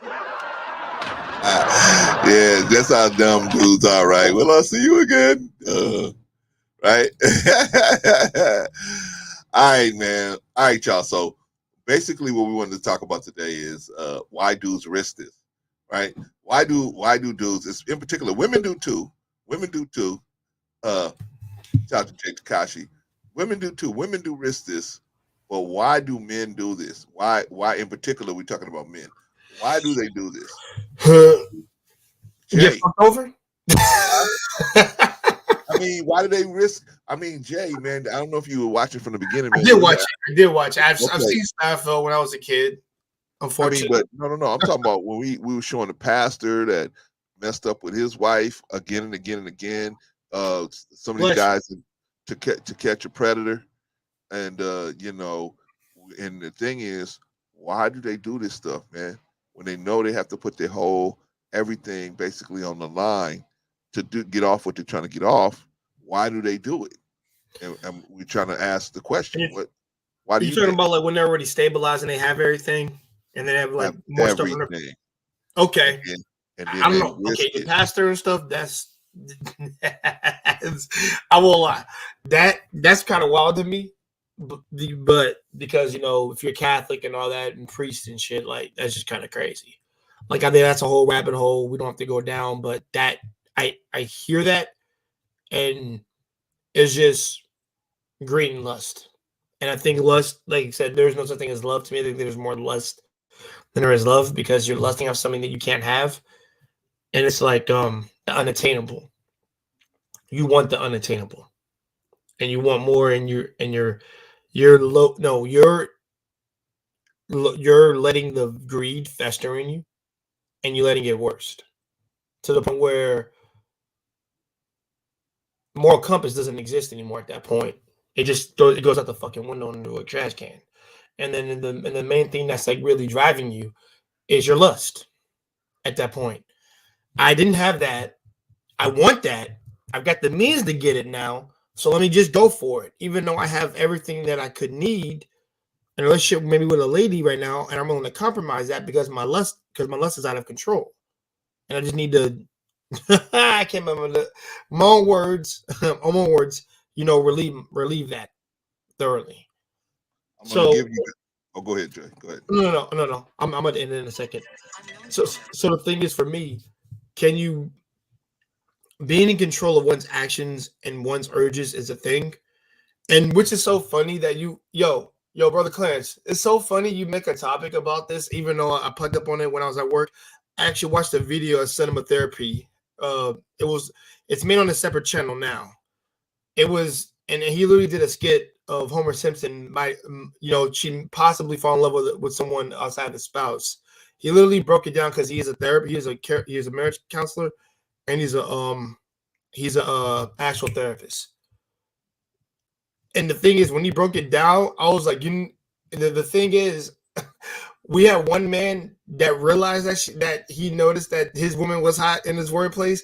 The difference was for him, he was trying to avoid being around her, so he wouldn't let that fantasy take over, so he doesn't fuck up his marriage with his wife. That what these fools are doing. What these fools are doing. I'm rich. I'm rich. I can get away with it if I'm smart. And guess what? I got the means to pay shit off. Like, who's gonna know? That's what it is. Let me ask you a question, though, because your base question is this, right? Go Why ahead, is sex undefeated? Why should it not be? Yeah, because it's powerful. Well, because I'm gonna give you a word. What's going to defeat sex? Because I'm like, the only one thing to defeat sex is born out of our carnal nature, right? And biology. I'm just like, I get the question. I'm just trying. And I get the premise of the question, but I'm thinking to myself, like, because nothing can defeat it. Nothing. One thing can. Well, I guess if you lock yourself up. What's going to defeat sex? Sex, not the type of sex, not sex who with, but the desire. What you're talking about? When I hear why is sex undefeated, is we have an unquenchable thirst, it's undefeated. Desire, absolutely, to copulate, and that just can't be. It's a. But in a social, but in a social construct, Rico, in a social construct, we can't just go around having sex with whoever we want to, right? You're breaking up. I didn't say whoever you want to, but you have to have sex. Yeah, well, I'm not saying you don't. No, you don't have to have sex, Rico. Well, you do. Rico, two reasons. No, you don't have to. I think all of us know this. You have so to. The two reasons. Never, I know the purpose of sex, but the desire. Oh, okay, there we go. I'm gonna say that. That's what I'm talking about. I'm not talking about the purpose or the reason for sex, to reproduce, procreation, blah blah blah blah. I'm dispelling that. But what I'm saying is inherently to even get to the point of doing what the purpose of it is, instilled in us first. Because I think if we didn't have the desire to have sex and we supposed to procreate, I think we wouldn't do it. Right. And what I'm saying is the desire is put in all of us, whether we can procreate or not. So what it makes is what has manifested in us is an unquenchable thirst to say that, look, you have to do this. You, man and woman, are designed to do this for the purpose of something else. But we can't get to that purpose if we can't get to this. So that act, just like breathing, drinking, it's we can't say, well, I'm gonna hold my breath. Then motherfucker, you gonna die. You know what I'm saying? It's an uncontrollable thirst. When a baby's born into the world, right, Clarence? When a baby's born into the world, you know what I'm saying? How they say, they smack them on the ass. Breathe, motherfucker. Because if you don't breathe, that's it. So I'm saying that same unquenchable thirst, I don't know if we are designed or built to exist without the urge to copulate. And copulation leads to reproduction. Would you agree? Exactly. That's what it's for. I would agree. But and also some people just do it for pleasure too. Right. But I'm saying, but that urge has to be in everyone, whether it's for pleasure, reproduction, whatever. But here. So what's going to be it? Smart ass. Let me say this. All right. So if you do not breathe, you will die. Right? Okay. You can establish that. Okay. If you do not have sex, will you die? Okay. No. Okay. Wait a minute. No. You're right. Okay. Wait a minute. Say no. No. Repeat that. Bring that back. Start all over. Because wait. Whoa. Go ahead. Start over. Okay, go ahead, brother. You see what I got to deal with here? No. You slid that past me too fast. Say it again. All right. I'm going to say it. All right. If you do not breathe, will you die? I'm asking the question. Me, myself? Anybody? No, but the society will, yes. Okay, so you won't die. As okay, hold your breath right now, Rico. Rico, hold your breath right now, Rico. Rico, hold your breath right now. Huh? Prove it to us. Hold your breath right now. Prove it to us. Hold your breath right now. Fuck that. No, you said breathe. You said breathe. Okay, yes, BREATH. I thought you were saying BREED. Okay, I'm sorry. Okay. No. Breathe. Yes. If I don't breathe, I'll die. Yes. You don't take in oxygen and release the carbon dioxide. Carbon dioxide will die. Right? Correct. Okay. Within a matter of minutes. Right? Okay. Yes. Okay. If you do not have sex for the rest of your life, will you die? No. Okay. Yeah, okay. So now that we got that out the way, that now you're a virgin. Now we can say that sex is a choice. Breathing is not a choice. That's not a choice. No, it's not. No, you don't have a choice. You have a choice with sex. You is a choice. Yeah. Now let's throw a social construct on top of that, right? You know, we are animals, but animals don't live under social construct. We live under social construct, right?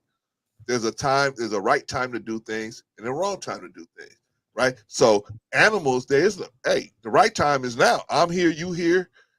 Ain't nobody gonna stop me. This is the right time. That's how animals think, right? So might makes right with them. But with us, just because I'm bigger than you and I'm a man and you a little woman, you might be married to someone or you might not want to be with me. I can't just grab you by your hair and drag you to my apartment, right? So we have social constructs. We have social what do you call that? Orders or setups where there's a right way to do stuff and a wrong way to do stuff, right? So the only thing that's going to in this type of situation, even though we're animals and we have that, Rico, and the reason why we have to have that. See, I never cut him off and he gonna cut me off. Okay, what now? Hey, New Growth, hit the link. Okay, I got some words for you. Sister Enya, you too. Okay, now here's the question. No, because you make a good point. You make a good point. But and you're absolutely right about the breathing and the sex to a point. But here, before you get a little bit too far, is so how do you correlate to eat hunger? You must. So right, and here's the thing: is we know we must eat and drink to survive. Correct. But what comes before that? Now, breathing, you just have to breathe. Nothing comes before breathing. But prior to eating and drinking, what must come first? A thirst, a hunger, an urge. An urge to do both. You just don't take a breathe and say, oh, I got to have a drink, I have to eat. So you have to have a thirst or a hunger, or you have to have an urge to do those two things. Okay. That's where, so you're correct. So when I say, okay, sex, I put with eating and drinking and sex. There must first come an urge. Agreed. Okay. And without those three things, so the same way if you don't drink, you're gonna die. Yep. If you don't eat, you're gonna die. Okay. Yep. And both of those require an urge or a thirst or a hunger first. You don't have sex, you're gonna die. No, you ain't gonna die. But you're Hey. you know what I'm getting at, right? I know you're getting at Rico, but that's just Rico is a smart dude, man. Just not today. I don't know what's going on with him today, but he is a smart dude. Don't take this for him that all the way. He always is just silly. All right. I got you. But I'm just saying, if you think about it, Rico, did you He just said say if you don't have sex, you don't you'll have die? sex? That's kind of wild. Jay, let me ask Jay. Let me ask Jay, because Jay got sense. Let me ask somebody who got some sense. Real quick, I'm gonna let you ask. I'm not saying you're gonna die, but I'm just saying is that when I put those three principles together, and behind each principle is a desire. Correct. That propels each of those. Because we don't drink or eat just because we want to. It's like we're hungry. If we never got hungry, we would never eat. If we never got thirsty, we would never drink. Right. But because there's something that propels, so I put, that's why I say I put the eating, the drinking, the sex. There's something behind it that propels us to do those things. Hold on. Shout out to Sister Sophia. Glad to have you. Yeah, what you walk into, sis. You know what? I know when you first met Rico, you thought Rico had sense. I know you did. Most of us most of us do, right? And then he started talking and saying some crazy stuff.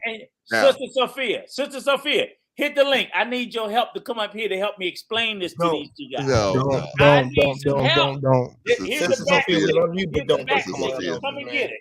Come and help me, please. Rico is on the rare ones today. So just sit back and watch until you hear him say something that makes some sense. Sister Sophia, he's not listening. Hit the link. Come on up. Now, Jay, did Rico just say that you're gonna die if you? Didn't he just say you're gonna die if you don't have sex? I am. Okay. I think he was joking. That's what you should have said to qualify that, right?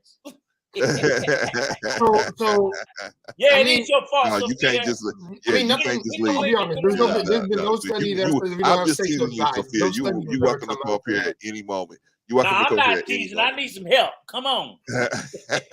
No, he okay. All right, let me explain to y'all. Let me explain to y'all why you have that desire for sex. Because if we did not have that desire for sex and we had to wait to be initiated for sex, then we might not populate like we should. We might not, and we might die off as a species. That is the thinking. So therefore, it's better to have more people to have the urge than not have the urge, right? To have sex, right? We got to have, because if we had to find a way, some kind of way, if we had to go in the heat, everything would break down in a civilized society. AKA RUT, right? Right. So if you had like what's that movie where one day a year everything is legal? The Purge. The purge, Yeah, right? everybody Yeah, can kill purge. everybody. Yeah, the purge. Yeah. We had That's that. situations like that. It That's would be no, crazy. no. That's not none of you Please. respect. I wish a And nigga would. that actually came from an old Star Trek episode. Yeah. That movie came from an old Star Trek episode, right? Yeah, I know Okay, about so that one. so gentlemen. Now, there's a word I want to introduce to you. The word is called risk. Why do men risk? Yeah, thank you, Sister You can Sophia. still join the conversation, Sophia. Yeah, you can come on up here, Sophia. Yeah, I was anytime. drunk. I'm You just can kidding come with on you. up, of course. I'm just kidding with you. You I'm always just trying gonna to help Rico. listen to all right, these okay, so times. look I need some help. at. But if you want to listen to Rico being silly, that's on. That's Come on. on up here. Help me talk Well, some yeah, sense into your him. own business. Years, I love All my right, sister. so I want to introduce this to y'all. Wait, I want to introduce this to y'all. Come The on. word risk. What is the definition of the word risk? Possibility of loss or injury, peril, someone or something that creates or suggests a hazard, the chance of loss, or the perils of the subject matter of an insurance contract. Holy smokes. The degree of probability of loss, a person or thing that is specified hazard to an insurer. Oh man, the chance that an investment such as a stock or commodity will lose value in a state or condition that may be a high level risk or suspectability. Okay, so risk is that's what these men are doing. They're risking a lot, man. They're putting everything they already have achieved and they putting it on the casino table, right? And they saying, you know what? See, because we want to know what makes a otherwise smart man say, you know what? Today I'm going to go drive 200 miles to try to meet a 13-year-old girl to have sex with her. Oh, so you're talking about the pedophile? Well, I'm Damn. talking about somebody. Let's say because they're doing the same thing now in these they're doing here she is, y'all. Here she is. Oh shit, They're she doing came up. shout out to Sister Sophia. Sophia, don't love Okay. you, sister. Love you so much. Okay, yeah. You saw the Go back ahead, Rico. signal? Always. You saw the back signal? Am I doing that right? Rico. Good evening. I'm just here to laugh. This is so funny. Look, laugh, No, he's laugh funny. at us, laugh Sophia, with us, listen to just Rico. laugh. Jay, you might laugh a little bit, but Rico's gonna have you busting up because he's just so silly. All right, so Hey man, I ain't trying to get a new and spleen. lady and gentlemen, and Sophia, if you up here, then I want you to answer these questions too. I want you to think about what I'm saying. Okay, Stick with us. Stick with us. We get so deep. We get deep. the risk. Why would somebody risk and say to themselves, "I'm gonna get in my car and drive 200 miles"? Okay, Rico, let's say it's not a pedo. Let's say it's just a prostitute. Why am I gonna drive 100 miles? Or let me use Figueroa down here. Why am I gonna get in my car? Now, my wife sent me to the store to get some bread. Yeah. I'm on my way to go get that bread. I see this girl, and she got she ain't got no clothes. Half her behind is hanging out of her pants. The rest of her breast is popping out of her shirt, right? What happens to the man that was on his way? He had a righteous reason for leaving the house. Now, because he saw this situation, he's on some other stuff. What happens? Why would he risk everything? Okay, you introduced the word risk, right? Yes. And you gave us the definition of the word risk, right? Right. Look up reward. See? Because everything with risk, the other side of the coin of risk is reward. So that's loss and gain. Okay, listen, Rico, listen. A thing given in recognition of one's service, effort, or achievement. Continue. That ain't the end all. Make a gift or something to someone in recognition of their services, efforts, or achievements. That's it. Look, ain't no more. Ain't no more. Okay, all right. Well, okay. Loss and gains. Let's try that one, right? So what I'm saying is this man worked with lawyers all day. And I do. Okay, shout out to you, Wally. Okay. Shout out to you.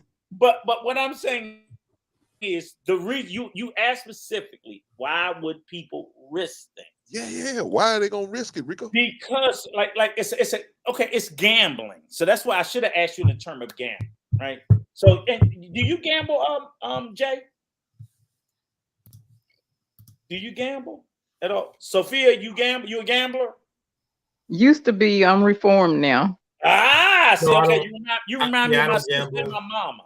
I used to have to fight them I'm to like keep their Sophia. I ass used out to the be. I casino. used to.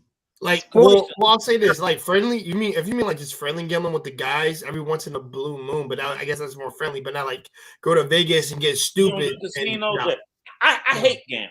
I hate that, and I don't have no pious reason against gambling.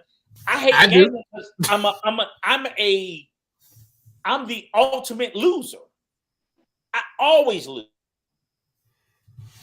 I'm gonna start gambling with Rico. I'm glad. I'm glad you told me that, man. Invite him to LA and sit him down.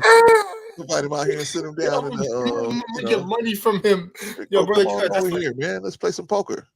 I can play that poker. I'm good I'm at probably poker. worse than Rico. I'm probably worse than Rico. I think Rico got a little frozen up out Yo, there. brother Clint. Okay, Yeah, so yeah, I'm we gonna go frozen. around here. I'm gonna go around the room. Jay, what do you think? And don't think I'm not coming to you, Sophia. I'm coming to you after Jay.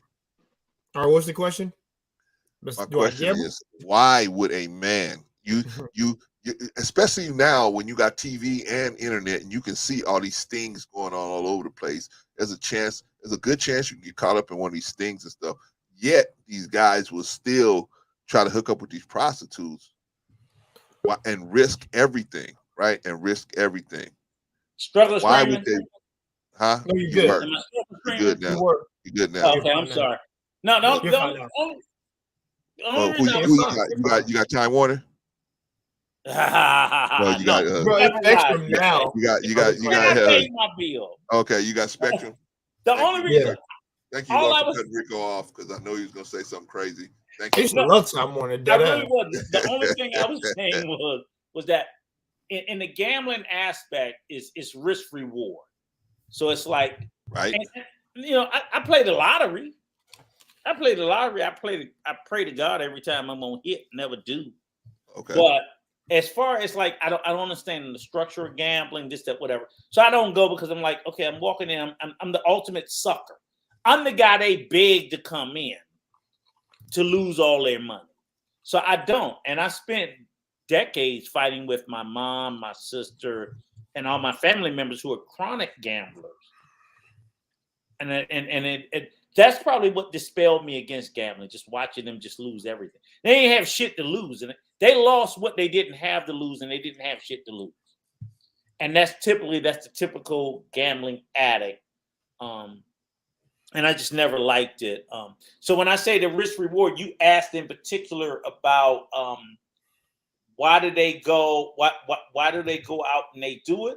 Because you don't think about the risk, you think about the reward. What is the reward?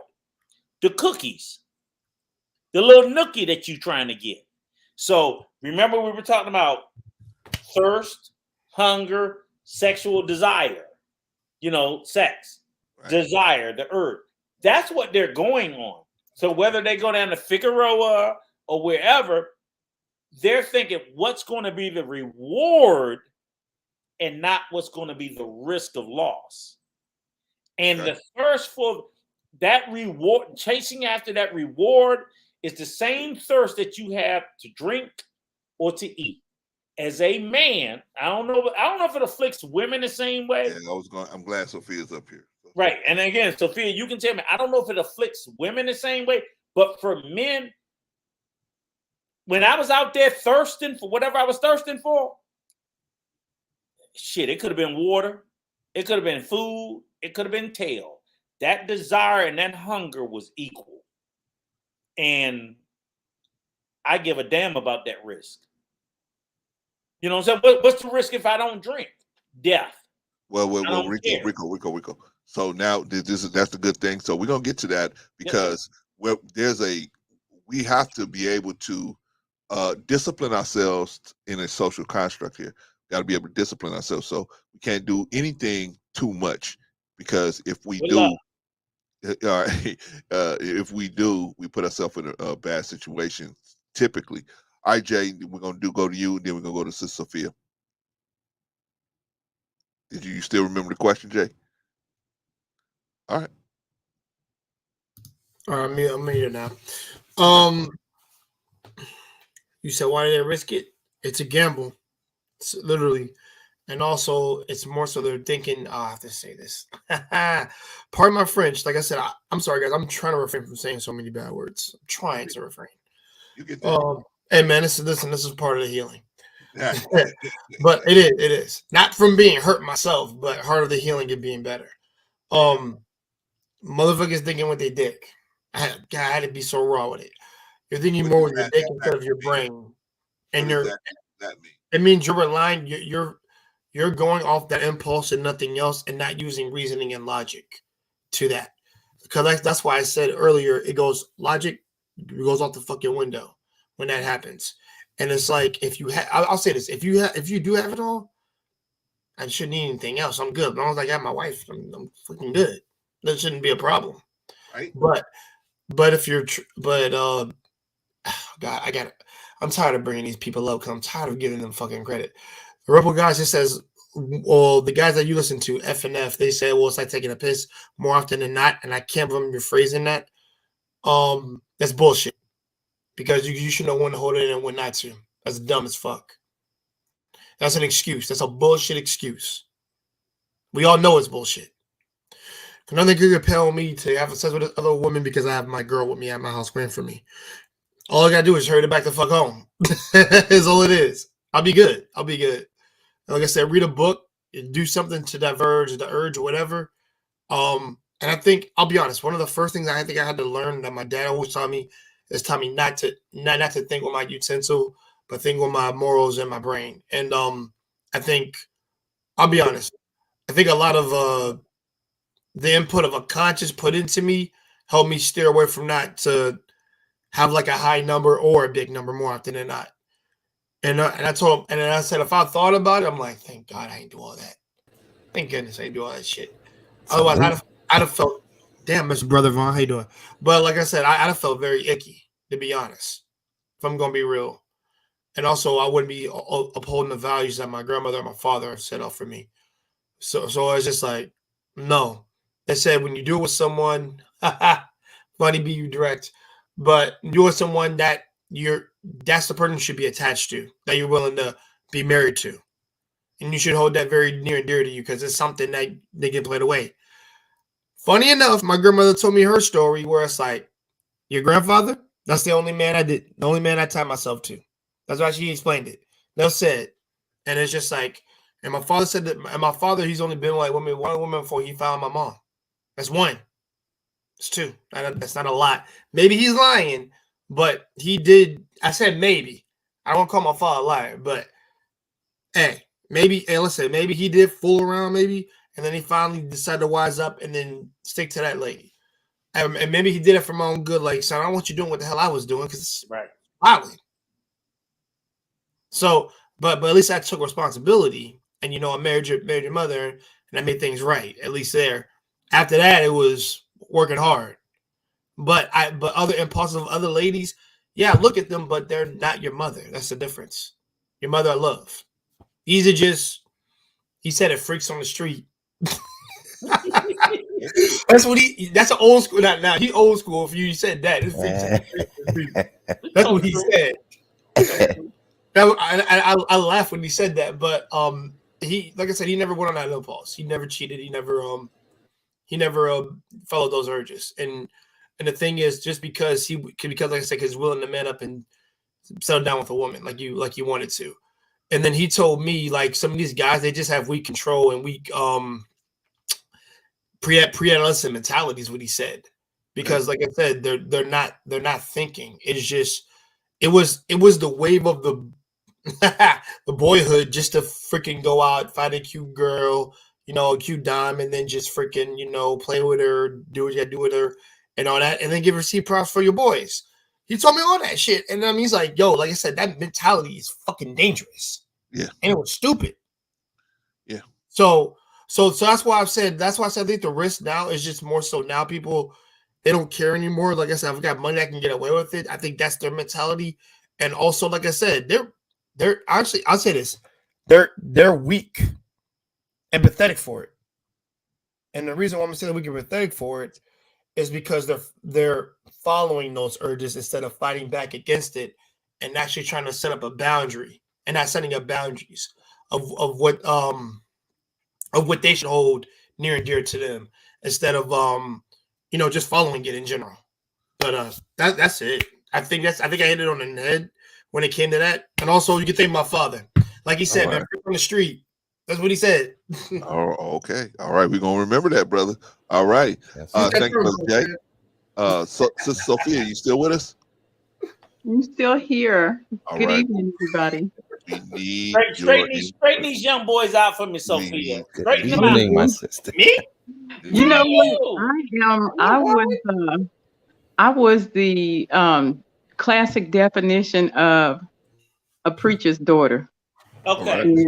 And that's all I'm gonna say on that part and everything. As far as the gambling, when I used to gamble, I would play to win until I lost. One example, sports gambling, I love it. I love it. Pete Rose, I know, what you did and everything or whatever. I love you because that's how I play. I've been, running numbers since I was a teenager. I used to, to give my friends mom numbers and somehow they did it. So I'm like, I'm gonna do it for me.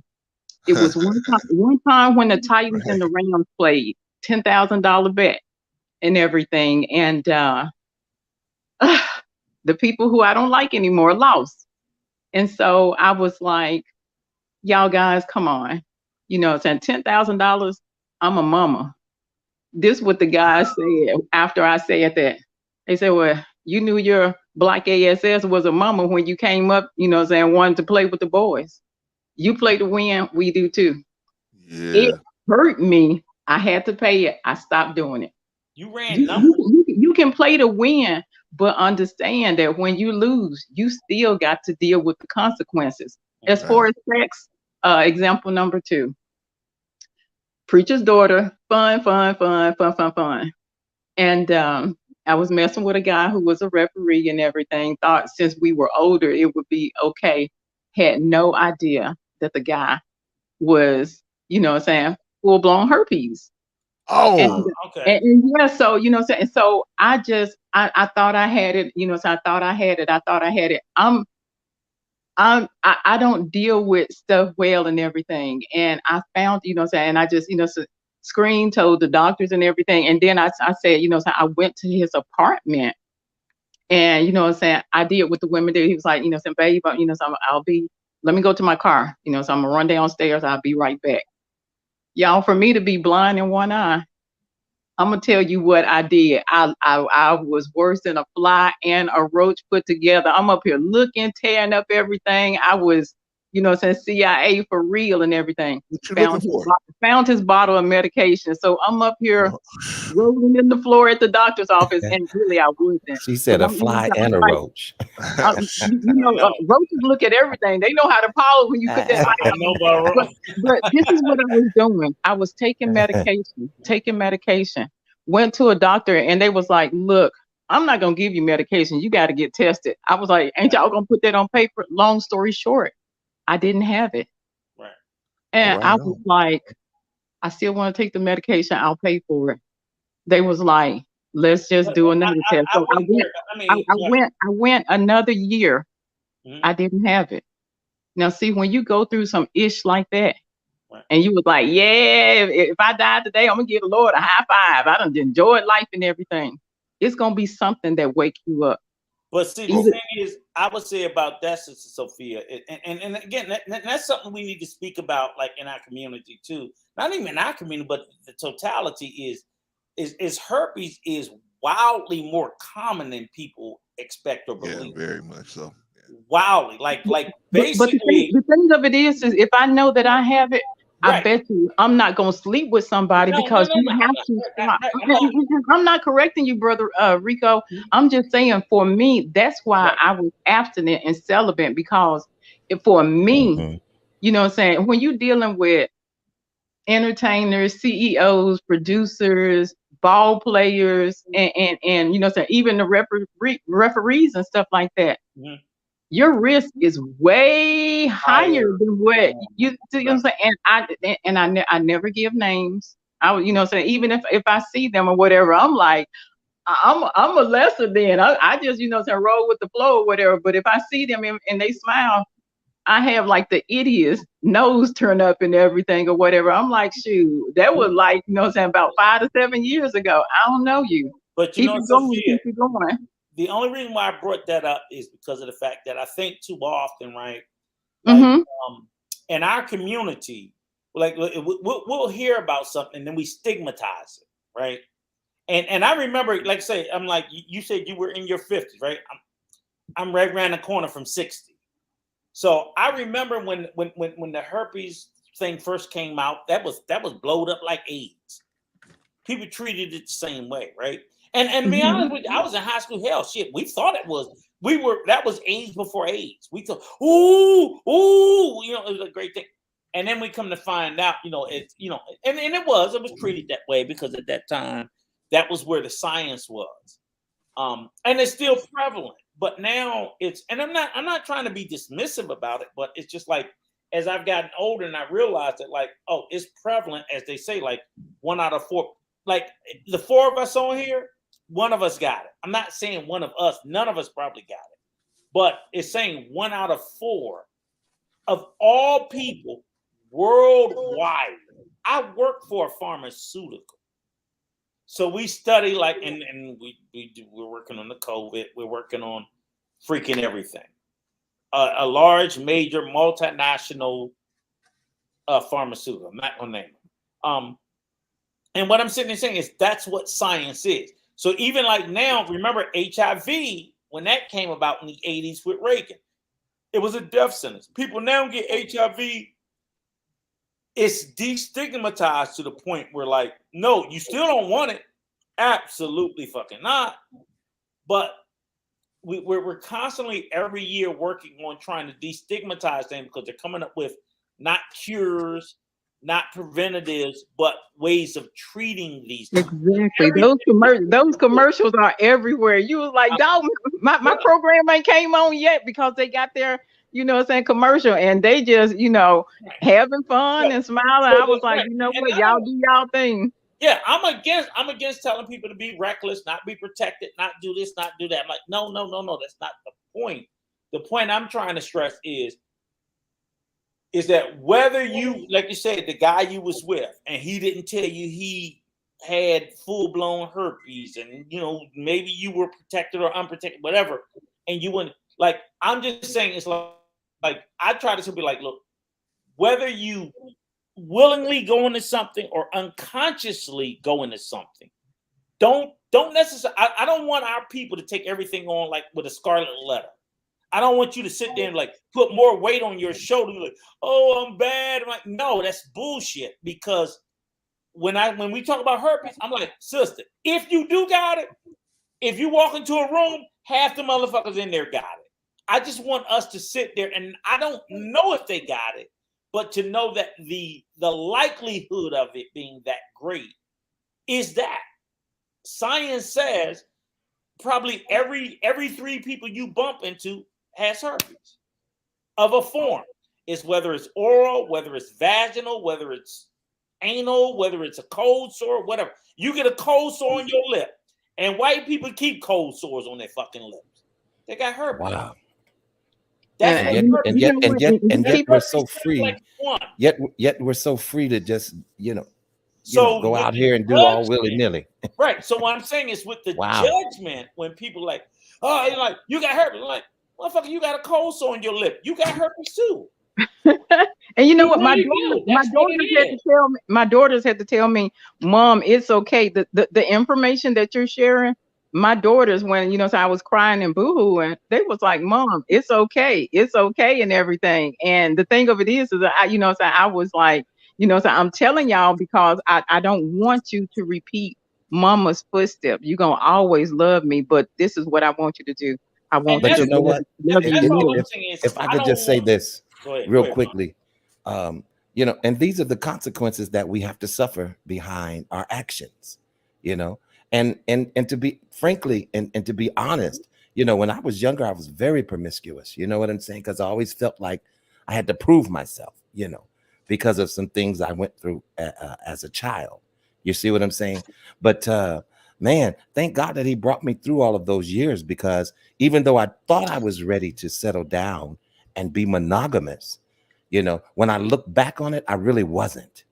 You see what I'm saying? Because I was still basically in, you know, soldier wild oats mode. You see what I'm saying?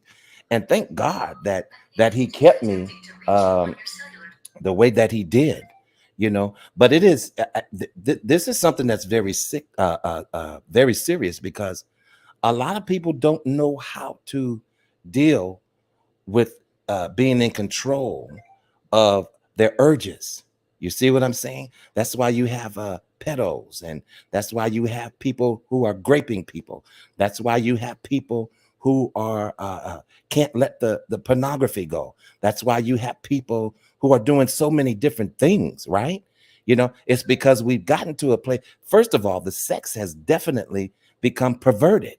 You know, we have perverted it down through the years, and we're using we're doing unnatural things that were really meant to be. You know what I'm saying? So this conversation is very interesting. I'm just saying, but it is amazing how you can have everything. You can just about have a mansion and a yacht, and your name is Elmer Fudd, and you still are willing to risk all of that, you know, for a fling, for, you know, a escapade, or just some short quickie. You see what I'm saying? Wow. You know, that's a great desire, you know. So that sex is it can be a definite stronghold to many, you know. And when I look back on my youth, it was definitely a stronghold for me, because, you know, I was really trying to get that in. But I'm talking before I was getting married. You see But what I'm listen, saying? Ron, that's why it's undefeated. That's And why. and I can agree. It is one of the strongest strongholds. Right. And You let me know, say this too. And you're right, brother Newgrove. Yes, I know the difference between genitalia and oral and anal and blah blah blah blah. Okay, I understand, but they all still are a strain of the herpes virus, because that's all herpes is a virus. Okay, and the virus can be transmitted sexually if you have an outbreak. We actually have medicine that we make, that we sell for the treatment of when you have an outbreak of the virus. So all I'm saying is that same thing, like HIVs become the Wally same said thing. not Elmer It's Fudd. a virus. So you have your PrEP, and you have all your other types of medication that you take to suppress the virus so it can't be transmitted. The same thing with the intravenous drug users. Clarence probably very familiar out there in LA. So, you know, because a lot of certain viruses can be transmitted sexually, or it can be Right. transmitted intravenously. Right. So you don't have to be having sex with somebody. But see, If here's you the point, shoot Rico. dope, But why is it that we are willing to take these risks? This is what the topic is well, today, be- right? well, okay, Am I so right? it comes So down to what is it about okay, but sex here that it is goes back to causing us to take these death-defying risks? well, here's part of it too, is right. Is sex so I'm glad I went into the Now, I'm not HIV saying it's a because bad thing, so don't get right. me No, wrong. no, no, listen But what I'm saying. we can make it a bad thing. Well, here's what I'm saying is, as humans, we deal with a myriad list of addictions. Sex is an addiction. Yep. Well, Drugs it's not is it's not an addiction. addiction. It can become an addiction, but it's Or really not an addiction. become is whatever. So Okay. again, All and right. the Let's reason I say establish is, that. when I talked about the HIV, because HIV is transmitted through sex or intravenous drug use, they correlate and they consider both of them an addiction. So and then I'm just trying to follow the science. I'm like, fuck, you know, I think about it sometimes, and I'd be like scratching my head like, fuck, shit. I didn't think about it that way. I literally do. With all the studying and all the knowledge and all the stuff I know, I still to this point sometimes look at him like, oh fuck, what else now? So I'm like, if you're very seriously, because like, you know, they like that. That's why they pass out. That's why a lot of cities like Baltimore, DC, LA, they do the needle exchange. They don't want you sharing needles. I don't want you sharing needles because if Jay got fucking HIV, let him use his own works and you use your own works. Because, you know, I don't want him to spread it. Because you're not fucking Jay, but still, he can give it to you by you sharing needles. Dope fiends share needles. I want to get high. For That's the how my record, I ain't got cousin it, died. but My he's cousin unique. died 22 years ago from sharing needle, and Yeah, she, you know, and she had AIDS it and happens everything. that way. That's So wild. either I can fuck him or I can share needles with him. Either which way, they're trying to. And I'm not, you know, Jay, you know, just saying that's just bullshit. No, But I know. right, Example. but it's what they're trying to do is they're trying to put a wedge in between. So either way, you can't spread the illness. So we're like, okay, you know, and they push. Okay, we're gonna push condom among gay men. Because remember, when AIDS first started, it was a gay man's disease. So they push, okay, use condoms and Magic use Johnson. clean needles. Because we're just trying to stop the spread of the shit. And if that's all, if science says, okay, I can't stop them from fucking each other, use condoms and use clean needles. But you know what, Rico? I don't think it's really, and this is just my perspective of it. Sure. For those who it's not a bad thing for, then you do it, and this is why.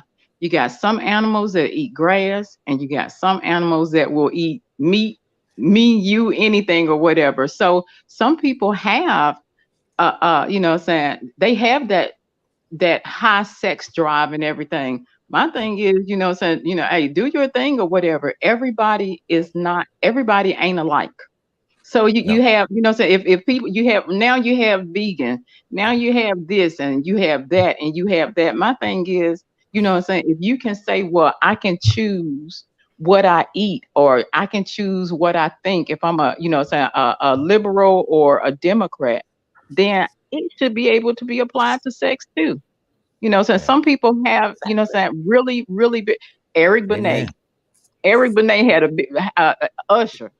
They were like, you know, saying men, you know, saying ladies, you know, saying no offense to weight, but the, you know, saying, but the overweight girl, Usher was like, hey, if I want it and you want to come get it or whatever, here it is. And so, you know, saying some people they don't care about you, you know, saying putting what they got out or how many kids or whatever. If they want it, they gonna get it.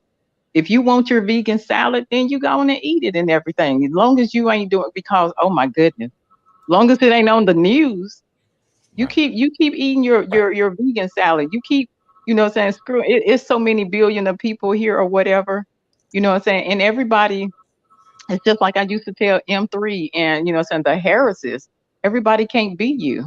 Vaughn, everybody's not gonna have a wife like That's you right. and you know, can live. And Amen.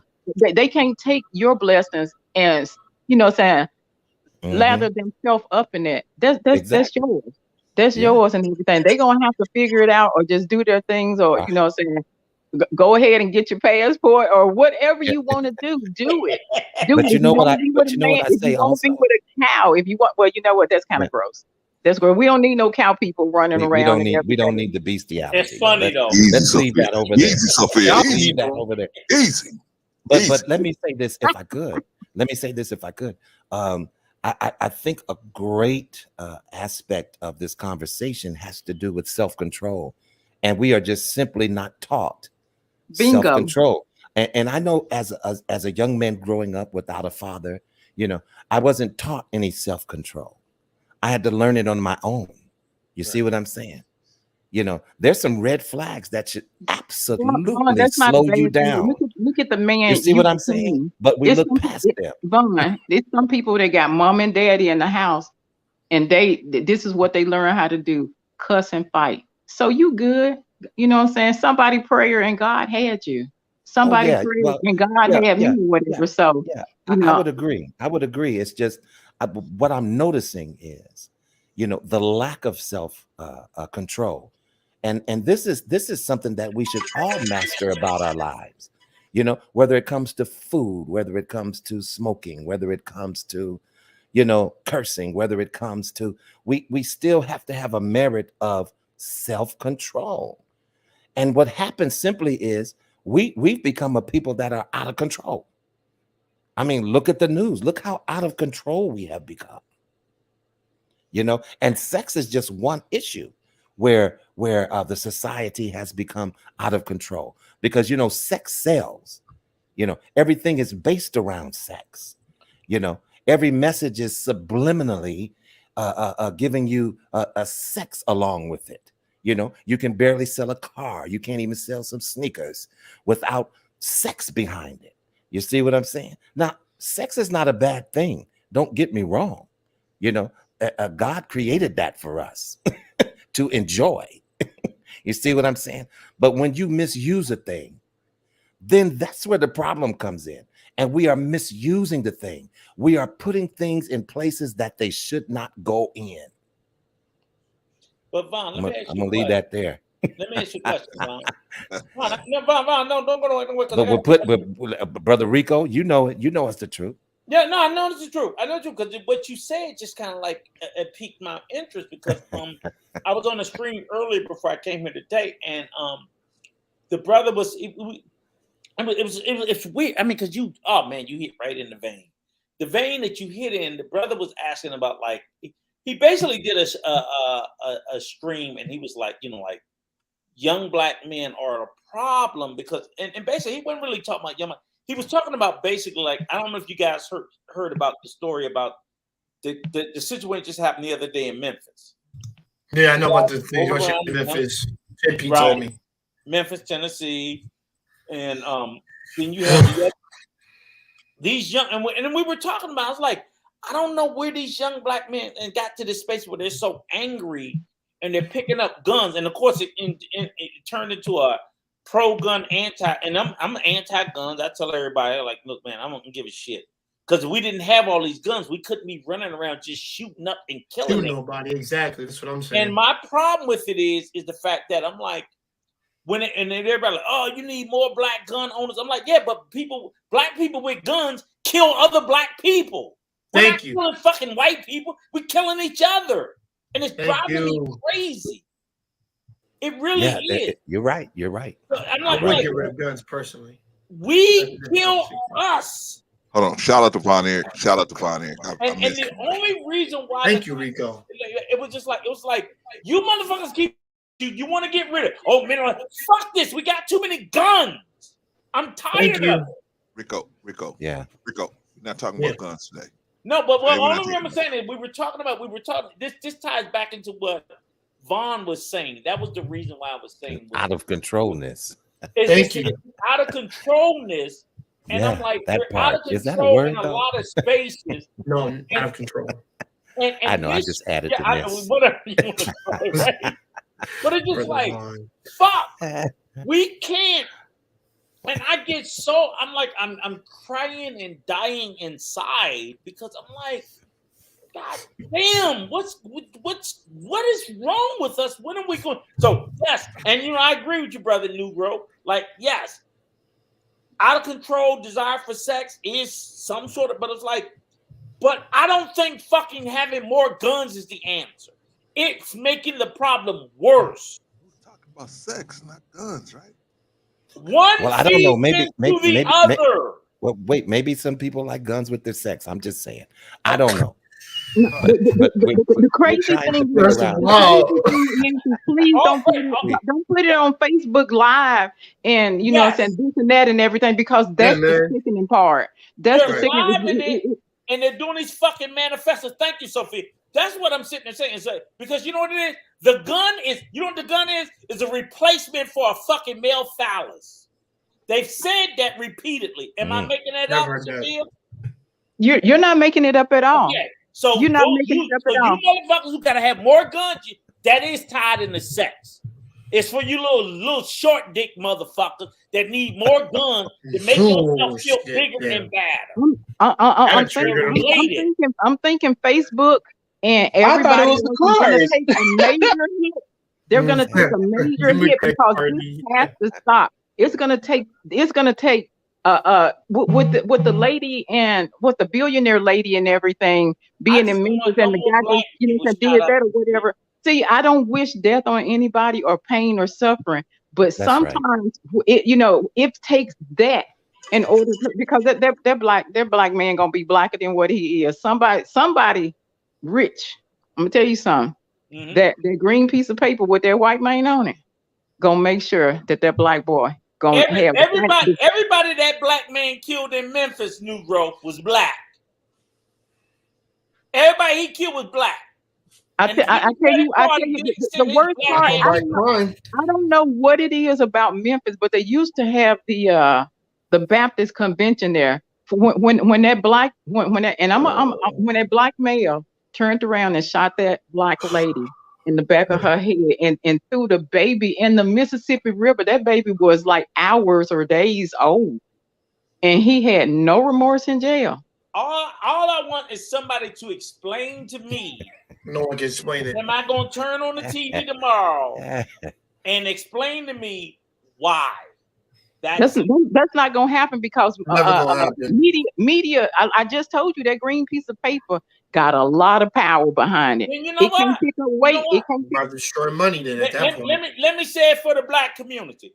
I don't give a fuck, and we don't give a fuck.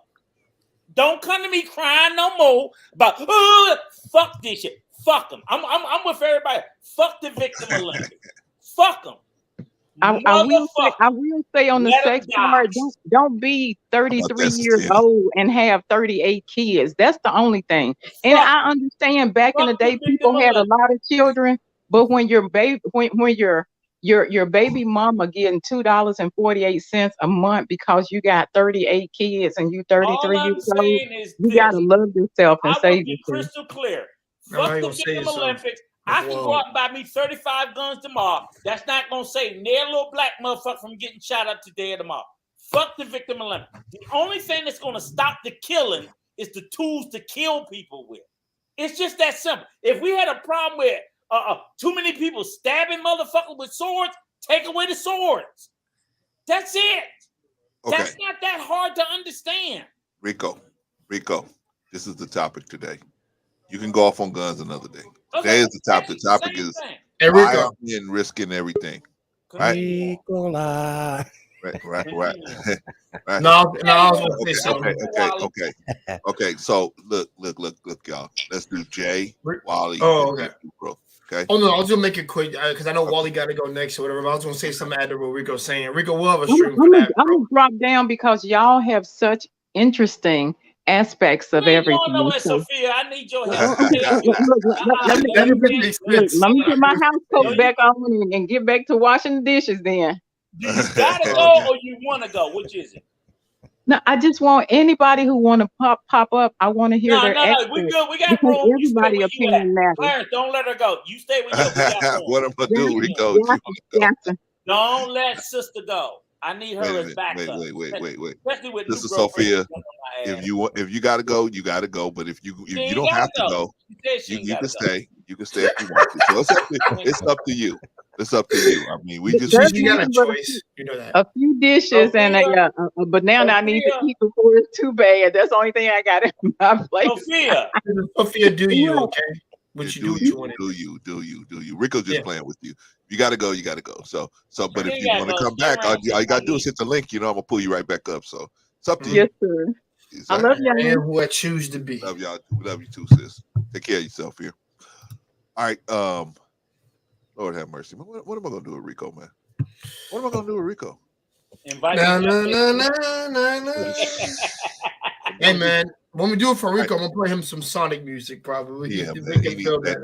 You know what? That music where you know it's just like the beach all for 8 hours and it calms you down. That's it. You know, that's supposed to calm you down, right? The music and the waves and the atmosphere. Yeah, Rico, you need that again. You listen to the rain. You listen to the rain for 8 hours. But maybe listen. Maybe we should do a very quick commercial about. I'm happy. Maybe we should do a quick commercial about the fundraiser and go over that for a few minutes and come back to the topic. Right. I mean, just a suggestion. Just a commercial.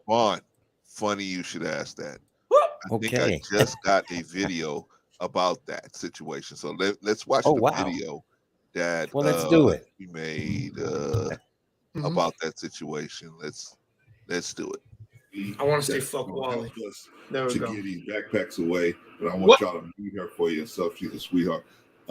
Can you introduce yourself to the people and what you do? Hi, my name is Shamika Smith of Be Empowered Initiative.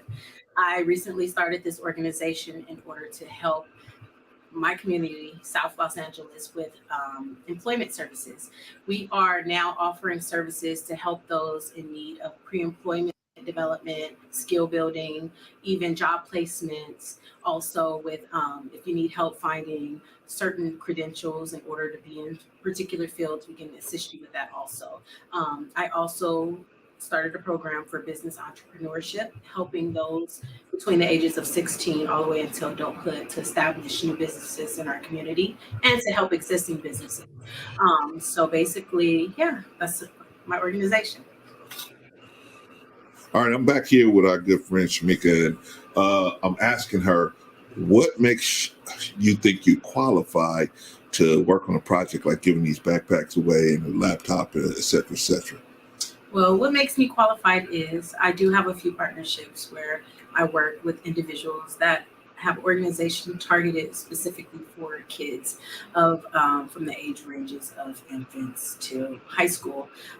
These kids are underprivileged kids in our community and that need recreational services in addition to other financial support. If they need help finding lunches during the summer, school shoes. They also do backpack drives initially during the summer. So I have these connections that will, I guess, benefit you guys in a major way. And we're able to bring at least 50 kids or more if you need it out. Whatever amount you need, we're able to access that in the community. Also through my program, I serve underprivileged kids also. So we have a ton of kids that are in need of supplies and things like that for the school year. So I mean, I can connect you to the community. So. All right, we back again with Miss Shamika, and I'm gonna ask her one final question. Why do you think it's a good thing to help the community the way we're trying to help the community? Well, given the times that we're in right now and the economic stress that a lot of families are facing, people that were already in a state of poverty are suffering even more right now, and these services are in dire need. I know personally working with kids, I see it on a day-to-day basis, even working with the adults, the transitional adult ages, which are 18 to 24. You see that a lot of people are right now struggling and a lot of people are in need of assistance. And even though the resources are said to be out there, there is minimal effort on getting them to the appropriate parties. So the fact that we have the connections available and we have the partnerships in place in order to really reach the people that needs it, I think this is a great opportunity for us to reach out and give back and help those really in need, and not just help people because we can help them, but help them because we can help them and they need it. And it could be something that just makes them look at life differently. I'm a single mother, I'm also suffering during these times. I'm a business owner, so I understand the stress that a lot of people are facing right now, and the fact that we have the resources and we're trying to connect to the community to help one another. It takes a village, and I'm just happy happy to be a part of that village. So, I'm here for it.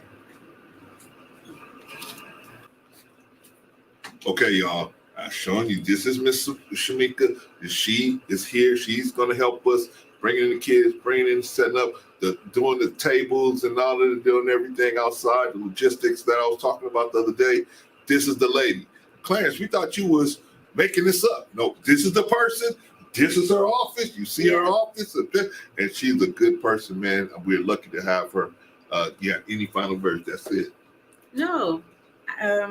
To all your supporters, if you're wanting to come out to volunteer to help during the event, you're more than welcome to. We all hands on deck. It takes a village, so come be a part of that village. Come give back. So there it is. There it is. Thank you, Ms. Shamika. Appreciate you. All right. Wow, awesome. Motherfucking mic drop. You had to say that. Man, that was totally awesome, man. Thank you for proving yourself right. That was beautiful. He had to prove that himself. was beautiful. I loved it. Okay, y'all. Okay. I just wanted y'all to see that we definitely, where's that? Okay, I'm trying to bring this down, y'all. I'm sorry. We about that work. Just say we about that work. Keep out that work, y'all. Wow. We trying to Yeah. do this thing That, here. that was great, Brother Clarence. I mean, just for the fact that we could see her, and she's a beautiful young lady. I mean, I told her the last time. Remember, I don't know who would not say that she's not a beautiful young lady. exactly, man. She's gorgeous. That's You know the what I'm one saying? that told me, Vaughn. That's the one that told me a couple of days ago. She said, "Oh, I'm not ready. I don't have my makeup." And blah, blah. I said, Oh "What? no, What are you she's a talking about? natural You're a beauty. beautiful girl. She's What a are you talking natural about?" beauty. Oh, please You don't know, say that. And then Please this don't today, say that. she didn't have no makeup. She just said, "F it. Let's just do it." Clarence, that Yeah, beautiful black yeah. queen calmed Brother Vaughn down. I appreciate it. Brother Wait a Vaughn, minute. stay in How did she touch, calm okay? me down? I wasn't. You were the excited one. Hold on now. Wait a minute. I need New Growth to step in now. Where's Brother Brother New Clarence, Growth? I love you so much for loving people so much. You know what I'm saying? And that's real love right there. I have so much respect and love for you. The way that you love people, that's definitely rare in humans. But you know what I'm saying? Again, there's only one you. Thank you, Sister Sophia. Appreciate you. Hope you feeling it, man. I got just as much for you too. So hope you feeling it, man. Hope you feeling it. And Rico, don't Rico, worry, not so because much. Rico, not so Sister much. Sophia, But we still need you because again, that's the work we trying to do. Remember, I but, told but, you. but, but wait a minute. I see So, you guys, not you you guys, say, because I'm you gonna say, blame. I'm gonna team, blame let's everybody talk because I to got Better Black Rico, Life. Rico, We Rico, need to raise more money for these babies. Rico, Rico. And that's good, but I want Wally and New Growth to get in, and as well as Vaughn, but Wally and New Growth been sitting in the wings for a while. But I wanted Sophia to answer this one question real quick, and then we'll move on to Wally and New Growth. Okay, Sophia, can you answer a quick question for us? I definitely can. Okay, do you feel that women have the same type of are willing to? I mean, I know that women have the same type of urges as far as sexually, so that I know. But as far as do you, why are women, or do you think women are or less willing to risk? Because I noticed that women are less likely to risk their marriage, their relationships, their jobs, and everything just for. Now, there's some sex. Now, there's some that will. There's some that are. But I mean, at the level that men is, I think it's just men just overwhelmingly are way more apt to risk everything. And I wonder if you, as a woman, could tell us what you think is the reason why less women are willing to risk everything than men. Actually, I have a flip thought about that. If and I'm guilty of it. I don't like the guy now, but on Maury, you saw young people who would sleep with somebody for a bag of Doritos. So I don't know if it's for attention or if you think the negative attention is better than the positive attention. But I also know that with or without the song "For the Love of Money," I have been watching people throughout life. And unfortunately, you will see a woman that will lay down for $20. And these guys want everything. I want da da da da da da da, like they ordering something from, you know what I'm saying, from a restaurant from out back. So it's sad. They may not want to do it, but if they have a cutoff notice and they got 4 or 5 kids and it's burning up hot like it is now, they gonna turn around and find a way for their air to be on that baby. So with that being said, women may not want to do it, but they definitely will put everything out to take care of home, to take care of themselves, to look good. I got blah blah blah blah blah blah likes today. I got this and that, and you will see the most beautiful women disrupt their face, disrupt their bodies just for a freaking like.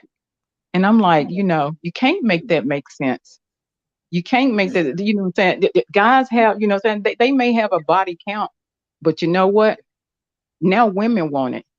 That song, anything you can do, I can do better. So they try to do everything better. That's the type of world, this world is conditioned to have the normal as a as an abnormality, and all of the freakish, craziest stuff or whatever that you can think of, that's the norm. Let something bad happen. Oh, you know how it is today. We accept that, Yeah. unfortunately. Yeah. All right. Thank you, sis. Appreciate you. Wow, I didn't even think about it like that. You're right. That makes sense. Makes sense. Brother Wally, let's move the ball along to Brother Wally. Brother Wally, you there? Yes, I am. What's your take, man? Why are men so more willing to risk everything for sex? Why are men like that? Why are we hardwired like that? Well, yeah. So earlier I called men basically in comparison as a land shark. You know, Right. an everyday typical shark, right? When you think about a shark in the waters, it's blind, right? The only true, but notice, once you hit that shark with a sense of blood, it loses all control. It's going straight for that scent. Wherever it's linked to, it's going straight for it, and it's gonna love whatever it bites on. Right. That's that. So the moment it gets that scent, and the moment to run up to get to wherever it gets to, its final destination, is gonna it's gonna chew down on whatever is there. I mean, gonna eat it up.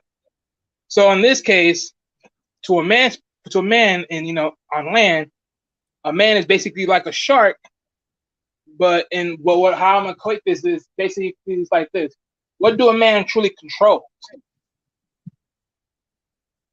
And what I mean by that is, once you allow a man to not really have anything, right? When a man doesn't control nothing, and all he can really control is basically his body overall, and all he's left with is what he can do amongst his body, either if it's, fighting, or in this case, having sex. Well, this is the best tool he's left with. This is the best tool he's left with. And because of that, this is what he's always going to keep on doing. Now, as far as why is he constantly dealing with why is he willing to risk, basically meaning why is he, I guess what we're going at is, why is he having unprotected sex so much versus being protected? Now that is a questionable answer, because honestly, because of course the number one answer is, the condom is, it's unpleasurable for me, when I put this on and I have to, be engaged with a woman. But so, I mean, just that alone, the pleasure of it all for him is just something he's willing to risk. Even if he catches something, it was worth the risk for him. If this was my last fuck, it was all worth it, because I was in this woman's for the time being, which is crazy. All right. I get you. I want to get New Growth, but I think I got a question for you, Wally. But let me let New Growth, because I think New Growth has some pushback for Rico. No. Ask the question. Ask the question. I'm listening. Okay. Stick around, Wally. What Go happened? ahead. Right. Okay. So my question is, Who is this question for? the Wally. Oh, okay. Go ahead. Okay. So the question is for Wally. Wally, why does so you know what you got to lose? Is it because you feel like you too smart to lose it? Like you too smart to get caught up in something?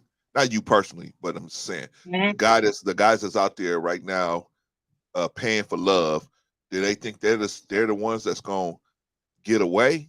Like in other words, the reward, you want the reward so bad that you're willing to put everything on the table. Basically, to win $1, you're willing to put $200,000 into the middle of the table to win $1. To me, that don't make sense, and to normal, rational people, right? But there's a reason why sex, you're not thinking rationally. It's not a rational moment for you, right? So it's you're supposed to not be rational at that point, because if you were rational, you'd say, "Oh, I can't. I'm gonna hurt this person, right? I can't do this. This is a beautiful flower. Look at Sophia. She's a beautiful flower. I can't, right? No, I can't think like that. I got to be like, right, right. I gotta be like, hey, I gotta push my line, my genetic line through. But getting back to my question to Wally, why? Okay, so you're saying that the people want the reward, and I'm saying, why do they want the reward? But at the same time, they know that they're pushing all their chips in the middle of the table to win one chip. It's like he pushing 50,000 chips in the middle of the table to win one chip. Why? Honestly, because it's all they know. Respectfully saying, it's all they know. I mean, it is. I mean, I'm gonna be honest with you. I mean, I tell you like this: for most men that honestly constantly go with this constant flow, what do they really control? I mean, let's be honest with this, right? A productive person, a productive man, he's not wasting his time on flings. He has something to control, and if he doesn't keep that control of that thing, it's gonna fly south. So he's always maintaining something. But a man that is not in that control, he's not maintaining nothing. So the only thing he could maintain is only what he can urge for. And in this case, this particular man is it can only maintain mostly his gauges of sex. But my thing is why he's not and basically saying, why is he not maintaining his risk? Once again, that's the question within a man's mind frame. I can't speak to that. Why? Because honestly, I don't speak to that type of man. Why is he willing to risk all his chips, knowing for one, I can't speak to that because I don't know his mind frame. But this is why I say a man is like a land shark. Once he sees or smells that thing, it's a done deal. Snap of the fingers. Yeah, but see, shark is in an environment, Wally, where that's okay, right? Right. Shark is in an environment where, hey, you can do that, man. But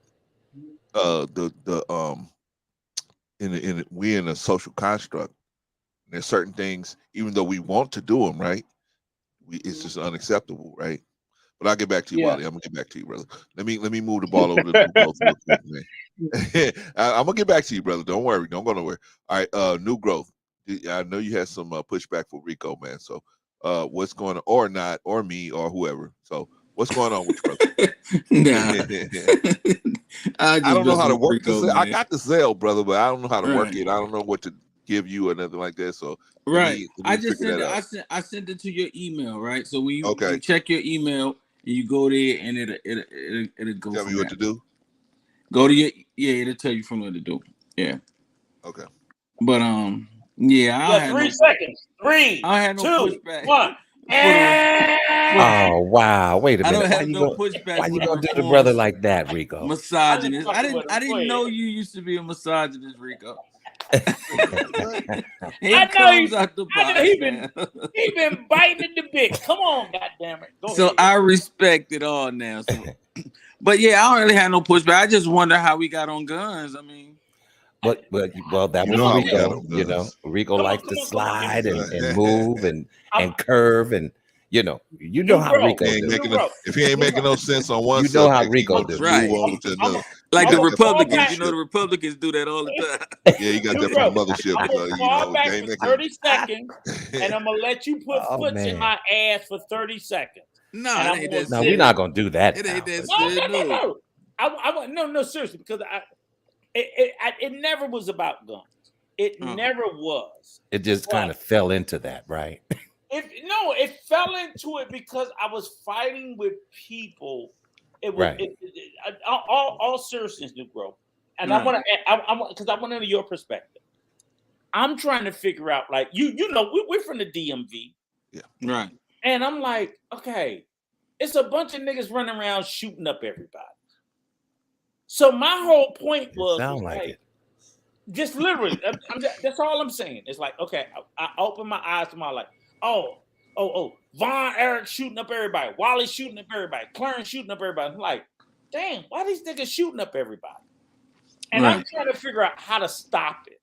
So the only thing that comes to my mind was I hear Clarence, Von Eric, Wally shooting up everybody. All these niggas got guns. Mm-hmm. How about I take all the guns away? That's the first natural reaction to me. And I'm like, why the fuck is everybody but hurt about that? I'm Right. not against you having a gun. I'm against you motherfuckers going out here shooting up everybody. Right. And nobody wants to address that point. Give me 30 Everybody seconds. wants to address the. I'm like, fuck your rights. I'm just tired of niggas that look like me shooting and killing everybody that look like me. I agree. I agree with that. I'm just disturbed about that. Well, just get. Let me touch that for 30 seconds, and then we can move back to the agenda. I'm gonna zip it. Can I be brother? Can I be brother Clarence for just 2 seconds? Go So ahead. Rico, how do you really feel? Right, I'm sorry, man. I just had to do that. I had to do I'm that. tired of being shot. Shit. That's all. I'm tired of being shot. I'm sorry, new bro. Right. Go ahead. I'm done, man. But I'm just. I feel where you're coming from, but it's kind of like you can pull it on the other way. It's like we got all these babies out here, right? And these single mothers. It's like, man, why don't we take the men's ability to create away since they ain't taking care of these babies, right? We can't just look at one thing and say, okay, that's the case, because we're lacking in a lot of areas in our community. So your thing might be the guns, but if I say you pro sex, you said you're gonna die if you don't get it, right? You said your sons, if they go out there and do it, they're not married. You're right. You got a point. You Said if they not married, right? Boom, boom, boom. So it's like you're pushing for a lot of outside sex, that promiscuity that may lead to unwed mothers and the abortion rate. Well, it's not there no more, but that's been killing us the most. But I'm gonna let you sit in that. I'm not gonna roll that too far. I just wanted to give you a flip side. So I hate cool, your ass. DMV. It's all good. All man. right. But Wally was hitting on. I just want to say Wally was saying a lot of the stuff that I was thinking. Like something else is missing in the background. Like us, a lot of men. Because I was joking with Clarence. Not Clarence. Vaughn earlier about. I said, well, because he said, well, if you don't have sex, you're miserable. And I asked him, well, was Jesus miserable since he never had sex, right?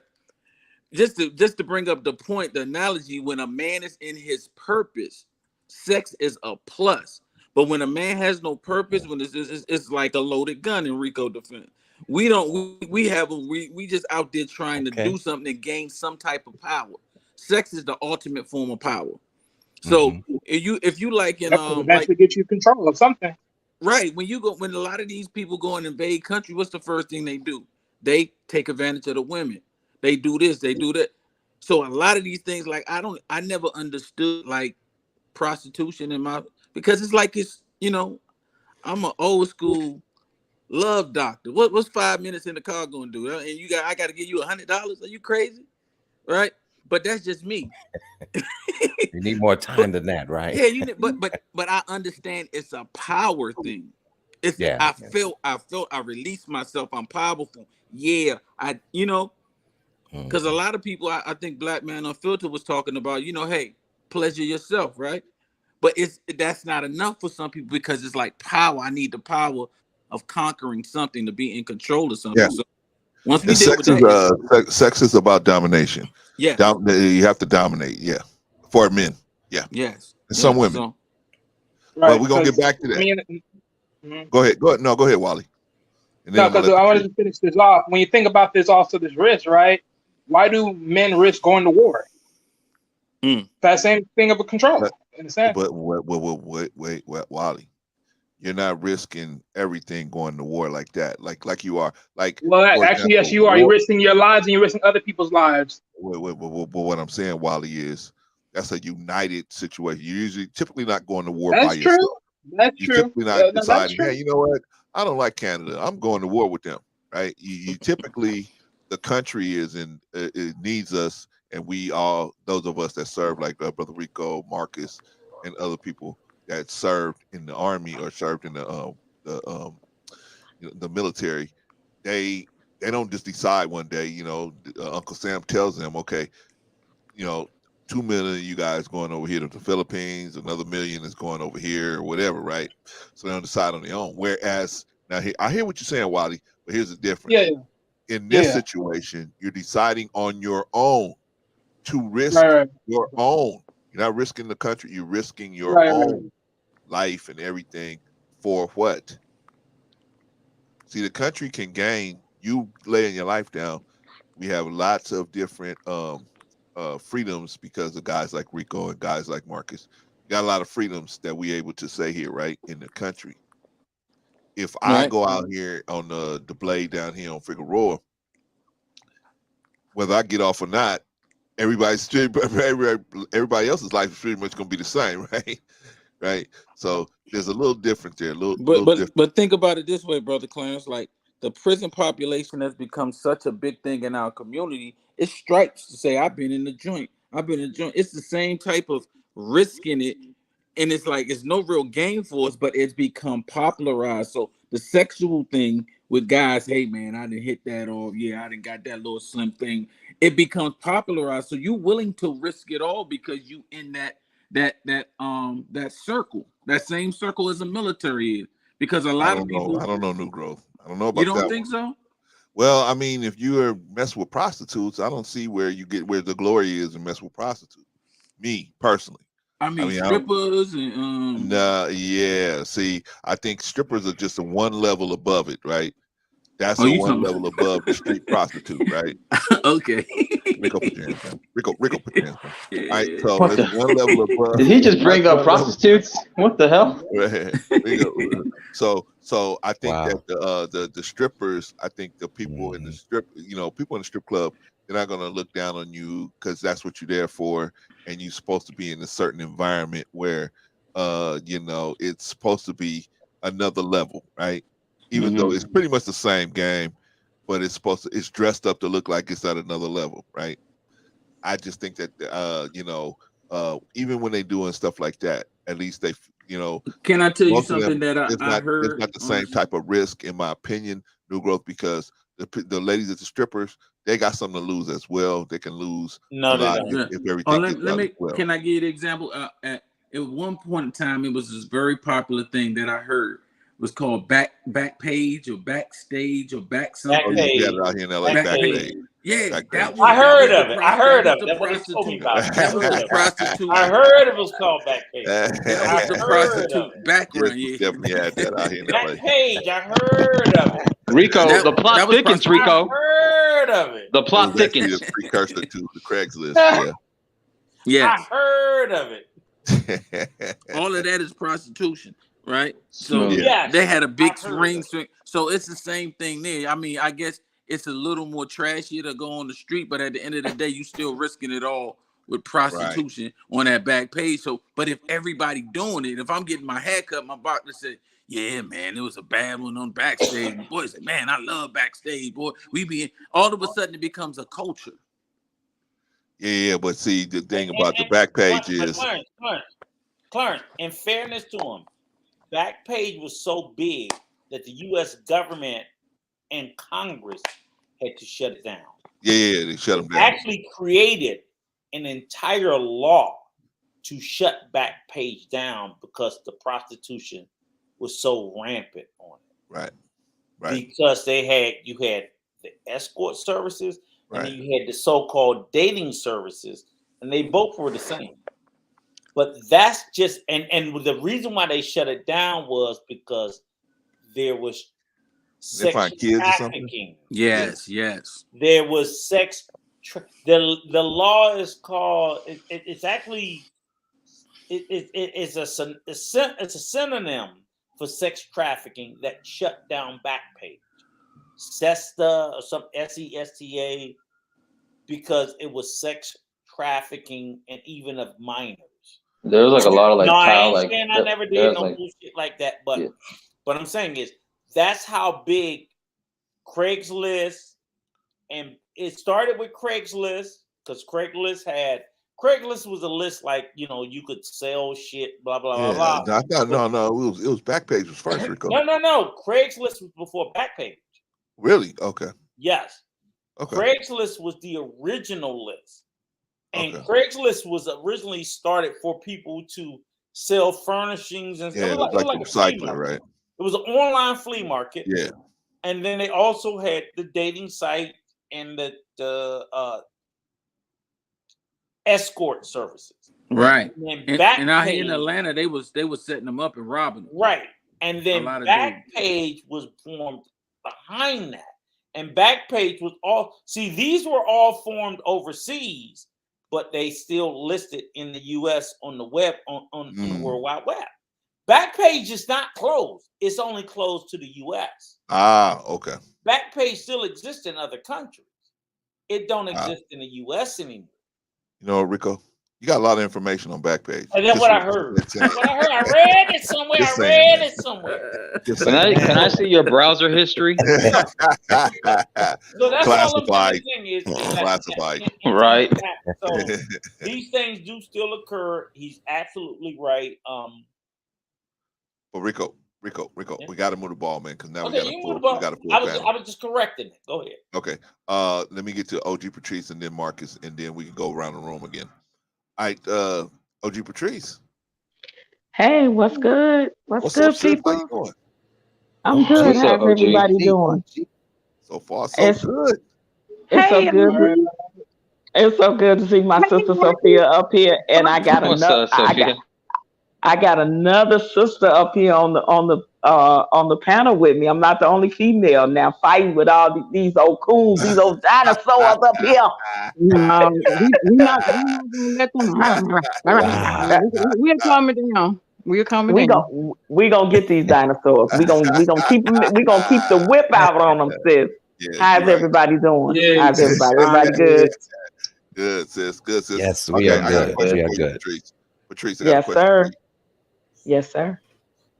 Why do you think men risk it all for sex? Why are men just so much more apt to just say, I got a family, I got a car, I got 2 cars, I got the white picket fence, I got a house, I got 2 kids in college, I got a great job, a vacation house, everything, but I need to go down to Figueroa or whatever the blade is called in your part of the woods, your neck of the woods. I need to go down there and pay for some love, some quick love, but they risking getting caught in a sting. They risking getting a disease. They're risking being recognized by their friends and neighbors out there. Why are men more apt to do that than women? What's wrong with men? Because they can, and I think that they all can get away with it all the time, and it'll be okay. It's acceptable. I think it's because it's a norm for them, and I think the more successful and the more power they have, the more that they feel that they have a right to do it. Right? A society has always said that. That's the way it has always been since the beginning of the time. The oldest profession that there is out there is the selling of that. So men feel that it is within their right to risk it all, and because they think they can, and they think they can get away with it for the most part, and for the most part they do. I would agree with the second part. I would agree with the second part. They think they can get away with it. Absolutely. Yeah. Shout out to knowledge and relationships, by the way. Shout out to Yeah, the more powerful the men are, and a lot of that power and money breeds the contempt of the urge to think that they are all knowing and almighty when it comes to being able to, if they controlling everything else in their life and they taking care of all other avenues in their life, they think that they have a right to do this as men. And it's just something that it's just been a thing that is acceptable in society forever and a day. Now, if I or Miss Sophia tried to go do it, we'd be everything but a child of God. But it's okay and it's acceptable for men to do it. But you have to be careful a lot of times of falling into the promiscuity that leads to that leads to addiction, that can lead to other things, right? You have men that are sex addicts, right? You have men that are so promiscuous. You have men that fall into different addictions when it comes to porn, when it comes to self gratification. All of that becomes, if you're not careful, it can turn into a perversion, right? For a lot of men, and it has turned into that for a lot of men. I know a few guys I grew up with, believe it or not, God rest his soul, he's no longer with us, but he was a lieutenant on the police department. and he was addicted to going out there and getting happy endings all the time. Yeah, I mean they come from all walks of life, judges, doctors, lawyers. I mean, and like I said, the more powerful the position, the more it comes with the territory for men like those, because they thinking power, money, sex. Those things in men's mind go all hand in hand. Right. Good answer. Good answer. See, and that's the reason why I bring these women on the platform, man. They got some sense in their heads, man. Can't just Rico by myself. See, this dirty side digs. Dirty side digs. All right, let me And I will say to Brother Rico, I'm still clutching my pearls, brother. I'm still clutching my pearls. Turn them loose. Turn them loose. He probably got one of them sandwiches. Did you see Rico brought a plate of sandwiches. Leave me my sandwich alone. On fifth floor. Now I gotta ask this. Now, Rico, did you make them or were they made for you? No, I made them. Hey, he made them. You know what I'm saying? You can tell when a woman makes a sandwich, the sandwich is nice and neat. Rico made them like, remember Bro Man on the fifth floor, right? That's how he made a sandwich. Wait. Okay, so Rico made a sandwich. He didn't make a sandwich. He made a sandwich. He made a That's all I sandwich. eat is sandwiches. I don't eat sandwiches. I eat sandwiches. I'm a sandwich maker. Yeah, Rico from the fifth floor. We don't call him Rico from the fifth floor. And you know what, Patrice? Here's the greatest thing about it is yeah, I know that was a you know the crazy part about it is I'm gonna tell you the truth, and this is not as bad as the last story. When my wife first met me, she actually met me and she was having to take me to court for a DUI I got. Wow. That's why I love this woman. I mean, like the first 3 months she met me, I couldn't even drive. I'm not making this shit up. Right. She had met me and she's like, this motherfucker. Like, I got a DUI. Hey, you know what? I got to give her credit. If you're somebody who likes a lot of twists and turns, you are the guy. You are the guy, Rico. Definitely. And this wasn't my first DUI, so it was like I ain't saying it was a bunch, but I don't know. Bottom line, I got a DUI. Brother Rico, do you have driver license right now? Is it legal for you to drive? He's riding dirty right now. We're gonna ride dirty right now. I'll tell you, I gets me riding dirty. But she Rico, did. Rico, do you see how many people we got up here? Huh? You see how many people we got up here? We got to get the ball. Okay, I'm being done. I got to go to a 2-minute rule now. She picked me up, and when I tapped in with her, I had a DUI, and I was like, okay, I like you, this, that, whatever, but I can't fucking come and drive and see you. Like, they took my license. So when I hooked up with her, it was like 3 days after I got a DUI, and they took my license, and like for 3 months, it was like, motherfucker, take the bus. I don't give a fuck what you got to do. You could have bought a moped. And she was taking me to court dates. Uber. I bullshit you not. Because I had to go back to court. She a good one. She a good one. I'd have left you at the courthouse. I'd have dropped you off. No, I'm just playing. I'm just playing, brother. I'm just playing. I got a lawyer, and the lawyer say, you got to go to drunk school. So, like, every week, she had to take me to school so I could go sit there. She had to take me to MAD, Mothers Against Drunk Drivers. I had to sit there all for 8 hours. She had to sit there with me while listening to them tell me I'm a piece of shit, this and everything else. And I had to listen. You have to sit through all this if you've had multiple DUIs, you got to go through a lot of shit trying to make sure. Now, yeah, that's true. I had to go through a lot, and she was like, okay, I gotta go to drunk driving school again today. I'll take you. I'll bring you home. I had to go through a lot of that shit. And a lot of other people were like, fuck you. Yes, on you. And it was. And I really felt that way. But she rode with me. So that's the only reason I tell everybody, I'm like, look, I'm not an easy I'm not an easy drink to take. That's why you married her, because she's a ride or die. She did. She did. She was like, oh, you motherfucker. And this was literally 2 weeks after meeting her. And my license was blowed up. And I was like, I gotta talk to you about something. And she just looked at me like, okay. So that's kind of the part of it.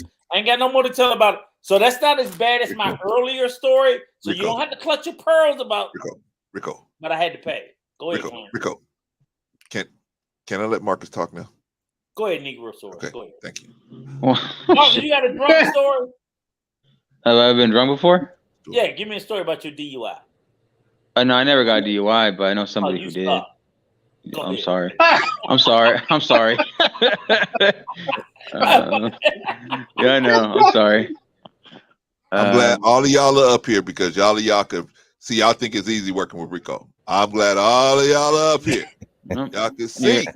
You're an inspiration. Once the libations start flowing, you deserve a medal. Thank you, sir. What's going on, brother Marcus? What's going on with you, man? How's everybody doing? So far, so good, man. Good. How you doing, young man? Good. Blessed. Can't complain. I'm alive. Got all four, 2 arms, 2 legs. Can see. You know what I'm saying? Yeah, you said the question is, why do men risk it all for sex? Is that the main question? Yes. Why, Marcus? The man has a good job, nice home, beautiful family, wife, children, life insurance, investments, everything going great, good job, benefits, everything. And the wife says, you know what? We're out of bread. Can you go around the corner and go get some bread at the store? Sure, honey, no problem. Goes around the corner and let's say he lives out here in LA. He hits the beloved Figueroa Street. Oh man. All those wayward souls out there, right? Sees one of those wayward souls. certified street strollers. I got you. Yeah. And sees one of those wayward souls and says to himself, you know what? I'm gonna help this girl go to college. Right. So I'm gonna pull over. I'm gonna help her. I'm gonna donate to her college fund. Right. So he goes over there. But here's the question, Marcus. Why would he risk arrest? Why would he risk getting a disease? Why would he risk getting robbed? Why would he risk just getting sick? I mean, all kinds of different things that could happen out there. Why would he risk all of that? And even though he has everything good on the other side, what would pull him into that situation? He's looking for the short reward, but not the long-term consequence of it. Maybe that's usually what it is. If you're gonna go perform illegal activity, outside in the street. So short reward, short gratification, and long-term problems. So slow building problems. So some people, man, I've never bought street, box, but I've heard of people that do buy it the first time and they want to do it again. Eventually, so it's all been based on whether scientifically, men are always going to be carnal like that. Then you want to go to the religious text. It's the forbidden fruit, and a lot of people like that forbidden prey, the forbidden, what you cannot touch. It's forbidden. It's passionate, intense. They go for that too. So I heard of guys that mess up their job, their check, all because of a supposed girl at work. We're gonna watch one right now. Yeah, we're gonna watch one. Stuff like that, So I've heard men lose it all just because it was an assistant or a client or, Bill Clinton, with what was her name again? Monica Lewinsky. But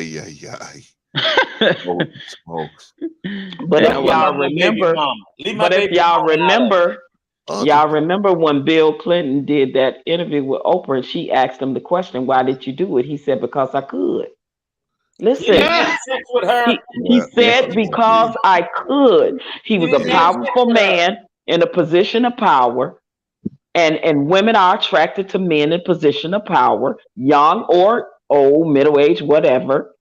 When she asked Bill Clinton that question, he answered it honestly, because I could.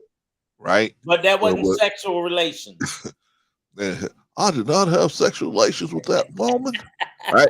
All right. So I didn't deal with her. so in this clip, we're gonna see is a high school principal, man, that is going to be brought down in a sting, right? He thinks he's going to have sex, Just a not brother. with, huh? Just a brother, right? No, it's a white man, and he's a principal, and he's going to get brought down because he thinks he's going to meet a prostitute, not even an underage girl, a prostitute, an adult for sex, and he's going to find out that he's quite mistaken. Quite mistaken. The biggest for Polk County. Nearly 90 are busted in an online prostitution sting, including a local principal. Well, that principal was from Kathleen High School. Polk County Sheriff Grady Judd released details of this bust late this afternoon. And our Chris Traitman joins us now from Polk County with more details. Chris? Well, they say about 60 of those people who were arrested as Johns, according to deputies. Those are people trying to solicit a prostitute. Others were caught trying to sell sex services. A few others were busted as pimps. But investigators say that the principal of Kathleen Senior High School, Cecil McClellan, was caught on camera with a fake prostitute. Take a look at this undercover video.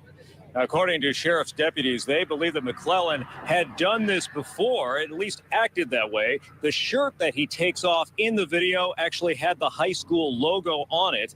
Investigators say he was supposed to be at work at the time of this rendezvous. He was taken to the Polk County Jail and bonded out today. The sheriff says that his department works with McClellan on a daily basis, especially with community deputies, and it was a shock for them to see him going to jail. One of the detectives that was involved in the arrest said, I recognize him. He was my teacher at Lake Gibson. To say that we're disappointed and that we're embarrassed for his family is an understatement.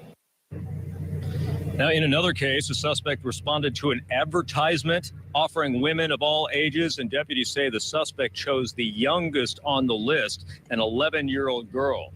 Now, coming up at 6 o'clock, we will have more on this case. The sheriff says that it was no coincidence that this bust happened the same week as the big convention over in Tampa. We're live. All right, everybody. All right. Principal of the school, high Bro, status. Clarence, Yes. you gonna stop telling me that underage ain't pedos. He just said 11 years old was the youngest one. 11 years old is pedo, but 13 is not, Patrice, because you're talking about like yes, state it to is. state? 13, you're going into puberty, Patrice. Pedo, remember pedo. A grown man that want a 13-year-old girl is a pedo. I'm sorry. Yo, Marcus, bro. In the black community, Marcus, hit the call, bro. Hit the call. I'm talking about the literal definition. The literal definition of a pedo is somebody who is chasing prepubescent children. That is the literal definition. No. I don't care. Any grown ass man that 13, 14, 15, 16, 11 is a pedo. Now, Brother Clarence, that may be a religious definition, but that is not the legal definition of pedophile. That's fair. Legal. Okay. What's the legal definition? But in certain, hold on real quick, because in certain states they do allow, unfortunately, the whole minor preference legal thing. Definition. And I sent you a text. I want you to put that up. And that shit is sickening. And that's sickening even for the states and I agree to with be you passing too. these laws. The states is sick for passing these type of laws. Right. Yeah. I'm saying legal definition of pedophilia. I'm always gonna look at somebody if they're still like in high school or middle school. I'm still gonna look at it as very pedo-like. Legal. Legal is what's gonna lock your ass up. Yeah. Okay. But So with the legal definition, I think they go by that definition. Now, no, I don't think so. No, as far as calling you a pedo, you could still get calling they will still get you for dealing with a minor, Rico. I can't drink by a certain age with the law. I can't go into service by a certain age with the law. I can't go in the club by a certain age. I can't get a driver's license with a certain age. But it's okay for you to engage in that under those ages. I'm sorry. The laws is right. Just because they laws don't make them right. It's unethical. It's inappropriate, and it's pedo behavior. Period. I Point agree. blank. I don't care what state. It's sick. They she left. Not bad. Now you done made look at that. Patrice gonna come for you. Yeah. No, Wait till she come back up here. Yeah, something happened. She'll be back. She left voluntarily. Yeah, but you know what? I would say that, you know, if a child is 13 years old and you are a grown ass adult and you are trying to sexually do things with that individual, yeah, that makes you a pedo to me. You see what I'm saying? Definitely. And I don't know who would think otherwise. You are an adult. This is a child. Vaughn, it's a child. Vaughn. See, this is what we're getting caught up on. It's against the law. It's just not by definition of pedo. Right. The definition of pedo is somebody prepubescent. Clarence, I'm going to defend your little crackhead ass. Okay? Yeah, you're right. I'm gonna defend you. I just still say that even though they are how do you say that word? Because I can't even say prepubescent. Yeah. Okay, that word right there. Even though that may be the case, doesn't mean that they mentally have developed into whatever. Or Thank you. Exactly. So it is still that. Wait. Hold on. I think y'all are getting caught up on the fact that because I'm saying they're not a pedo by definition, that it's legal. It's not. No, it's all illegal. It's all illegal. They just have different terms for when it's not. But you know what? Now with the minors, and we should be clear on the terms then before we. You know why you walk your ass into it? Because you walk your ass into it being that devil's advocate shit all the time. And I agree with you legally. I agree with you legally. What you're saying is correct. But every time you take that, I'm gonna take the other side. Then we're gonna crack your fucking head because Rico. But we gotta call it out. Just because it's legal don't mean it's right. Hell, slavery was legal, but it didn't make it right. Not legal. Favorite call. Not legal. What are we doing here? Because wait. No, because yellow flag on the flag. For common folk beyond the age of consent, which we recognize the age of consent is 18 and above. Right. Agreed? Yes. We recognize that the legal age of consent is 18 and above. If you're 17 and below, you can't give consent. We recognize that. In some states you can, Rico. In some states you can. I don't give a fuck about some states. Generally, we accept 18 and above to join the military. I would agree with that. The bottom I disagree with that. In America, 18 is the fucking age of consent for all 50 states. Now, there may be some motherfucker that let you fuck a 12-year-old, but we're not dealing with that. I'm saying 16 is the lowest, Rico. America. Yeah, 16 is the lowest. No. I'm saying the minimum age for all 50 states. Okay. 18. Okay, I would agree with that. Other than that, there are states at 17. You're still a fucking minor. Yeah, there's still places where there's still places. 18 is the motherfucking cutoff. There's and still as common folk, we accept 18 is the age of consent. Yeah, but you know what y'all doing below that. But listen, it's like you can go down to 12. I don't give a shit. But we say everybody's 18. Right. So what I'm saying is, when you do this devil's advocate shit, I mean, you can play with the state with 12. I don't give a shit. But other states who don't accept that, that's when you run the risk. I don't think Brother Clinton's playing devil's advocate though. I'm not. I don't think that was. No. Let what I'm saying. I'm gonna give you the definition of pedophilia. because you're correct. It is pre-pubescent. Oh, okay. But you're correct.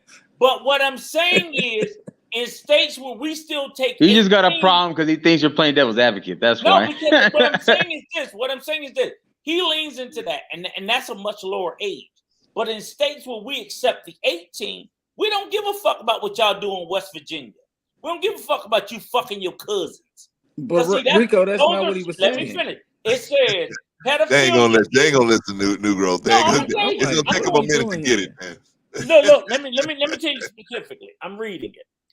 Pedophilia is a psychiatric disorder in which an adult or older adolescent experiences a primary or exclusive sexual attraction to prepubescent children. Yes. Right. Yes. Although, and this is where the sickness comes in for us. Okay. Although girls typically begin the process of puberty at age 10 or 11. See, we can't even fathom that young. Rico, you just arguing the argument. I'm reading the fucking definition. But listen, because, New Growth, can I tell you? You will have, what I'm saying is, you will have fucking states who will argue this shit. Okay, politician Rico. All the brother would say was, it's just like, let me give you an analogy. It's the difference between robbery and theft, right? Okay. Robbery and burglary. Burglary, you know right? what? And that's the same. That's all he was saying. It's a difference between pedophilia, robbery and theft. It's still wrong. And New Growth. Okay, I get it. But here's the problem. It's the terminology. That's all. But New Growth, here's the problem. If I'm the nigga that got stole from, I don't see the difference. See, now you're getting into emotion. We're talking about what the definition of the words mean. That's right. it. But what I'm saying with you. I get it. I told Brother Clarence I'm taking his side on it. Right. But I'm trying to tell him how when sometimes you position yourself to say, look, I'm going to finesse the language, why people get upset. Because like in other words, like when Patrice left, I was like, I get it. Because for me, when I hear that shit and I hear like below 18, why are you arguing if it's 15 or 16? I really don't give a shit. I'm triggered because I'm sitting there thinking about my 16 or 17-year-old daughter with a 30-year-old. Of course, we all are, Rico. 13 or 16. Yeah, you're taking it way too deep. He's not. I hear what you're saying, but he's just saying that pedophile legally, when we talk about that, when they say it on TV, they have to refer to certain ages. Above that, that's called a minor, and they call that child. What is it? Child sex? Child endangerment. Hold on. Do you believe that pedophilia? Rico. Go ahead. Rico. Go ahead. No. They also have things called minor child preference too. So unfortunately, they pass that down in certain states. It's not the majority, but there's a few of them where they allow that. It's called child minor preference. So California, Texas, there are two of them. Yeah, and then a couple in the Midwest. I think in the Midwest and the East Coast, I think there might be a couple. Listen, I'm not, but I'm not playing devil's advocate though. I'm just stating. Let me make sure we all on the same page. First of all, I never have said I never said that because a child is over the age of 11 or 12 that makes it okay that somebody's doing that kind of behavior to them. No, all I was saying, like New Growth was trying to explain to you guys, I just was saying if we're gonna be technical with the language, then a prepubescent, we can't say that a person messing with a 13 or 14-year-old is a pedophile. We can't say that because so what do we call them? Right. Well, hold on. I can say what I want to say. I say what I want to say. Okay, well, hold on a second. Wait a minute, y'all. I have a question. And you and Sophia are probably the only two that can get away with that. Okay, I have a question. So if we don't call them pedos, then what do we call them? Call them chomos. But see here, now this is Is where there a name for them? I understand how the black community works. Now I understand how the black community works. The black community works like this. You call them what? That's what we call it. Chomos. That's what we call it. That's what we call it. So can I give you a headline? But you didn't give me a name, Brother Clarence. Say, I'm gonna give you a Brother name. Clarence, you didn't give me a name. What do we call the ones that go past this Right. puberty Thank stage, you, Vaughn. because Thank you're you, saying Vaughn. You the name? that they're called pedos as if they're doing it pre-puberty. I can Is give that you a name. correct? Most Okay, people, so that's the if definition. okay, so That's the here it definition. is. Here it is. they're not 18. After that age, and people are messing with the young people 16. as What do we adults, call them? what do we call them? Can I give you the name? I'm I gonna don't take it from know. the headline. I gotta look that one up, Vaughn. I'm gonna Okay, take it so from the I'm headline. just saying. But I know this. I know this. So we I know don't have this, a name that- for Okay, that. that I We in have a got the name black name for that. for it. community, in They the black 16. community, they would just call them a pedo anyway. No, Clarence, They be would call quiet. them a pedo anyway. or a chomo. They 16. Yeah, or a What chomo. do we call them? Huh? 16. The victim 16, Okay. bro. What we call them? Okay, I'm gonna take it from the headline. It said Tiffany Haddish breaks silence on child sex abuse. Now, fuck Tiffany Haddish. What do we No. call But you didn't listen to what I said. You call him a child sex abuser. That's Okay. what it's called. Okay. Okay. I ain't trying to get on the women, Rico. Okay. You know I know you love the ladies. I ain't Well, then all of it would be that. All of it would be considered that. So wait a minute. No, You it's say, different levels. Your terminology Oh, okay. is Different levels. Your terminology is a 16-year-old minor, because we acknowledge that a 16-year-old is a minor. Yes or no? In certain states. Yes. Okay. Yes. So you said the language is child. Say it again. Sex abuser. Child sex abuser. No, they're still it's called recognizing it's a child. Child sex abuse. Right. So they're still recognizing it's a child. When it's not consent. Right. It could be a child predator too. Right. It could be a child predator as well. Child predator. Look, Yes. New Grove. They could have Yes, said sir. adult, because we do have laws against abuse of adults, because they do abuse of elderly. So they didn't say adult sex abuse. They said child sex abuse. So the age Falling and it can't get up. Say it again, Rick. I'm saying they call it child sex abuser. So that means the age is relevant. Yes. And that's So what they clients could are have saying. called it the adult sex abuse, but they don't. Right. So at 16, they would call it child sex abuser, meaning someone that would, and I would assume that would mean it's not another child. Well, yes. Well, here's the thing, Rico. A child. Rico, here's the thing. Well, all of it is Would you deviant. want? All of it is deviant. Yeah. And would you want somebody? And that's what I would did- call it. Would you want somebody who had did something to a 16-year-old to get the same punishment somebody did something to a 10-year-old? Yes. Of course not. Of course not. No bullshit. Yes, I So would. that's a special Yes, I category. would. Why would I not? No. Huh? Rico, No, that's no, like a no, misdemeanor. Rico. That's like a No, misdemeanor. you want it and a harsh. felony. No, Rico, you want it harsh, but somebody that even went low to mess with somebody 16, but to even go lower and deal with somebody 10 or 9 years old, Why would I not? that is want the extra. same, explain to me, why would I not want the same punishment for someone who? Okay, so if somebody did something, hypothetically, you did something to a 10-year-old, I gave you 50 years or 100 years, right? Right. Why would I want somebody who came behind and did something to a 16-year-old to get the same 100 years? Why would I want to lessen it? I'm trying Come to on, figure Rico. out You why. say you understand the law. You don't want to No, lessen I it. want you all to explain to me why that's different. It's like Okay, manslaughter. But the mind is not fully developed on either the 10 or the 16-year-old.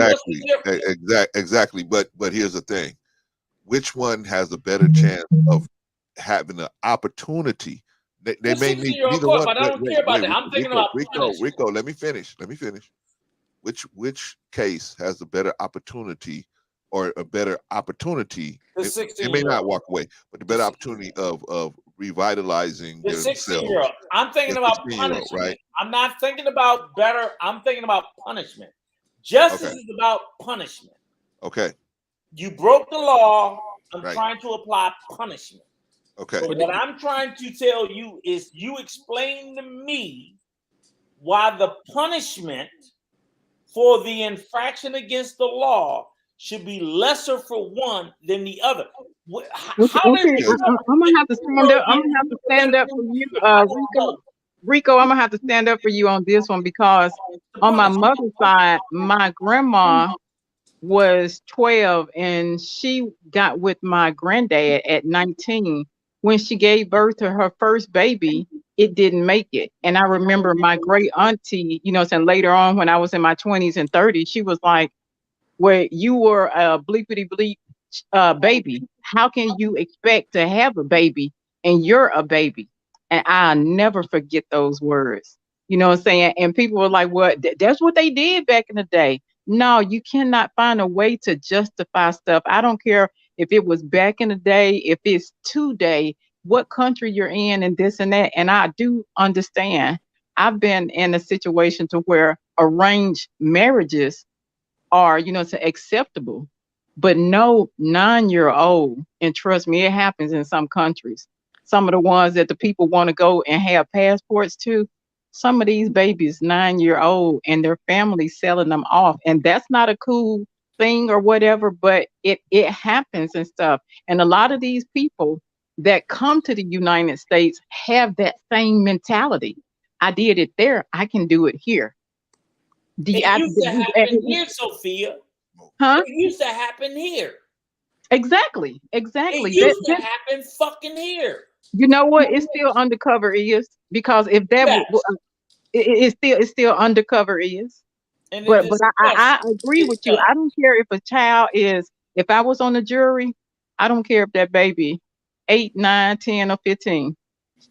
If I'm on the jury, you gonna have to just, you know what I'm saying, you don't have to worry about a woman or whatever. You're gonna have to worry about, your next door cellmate.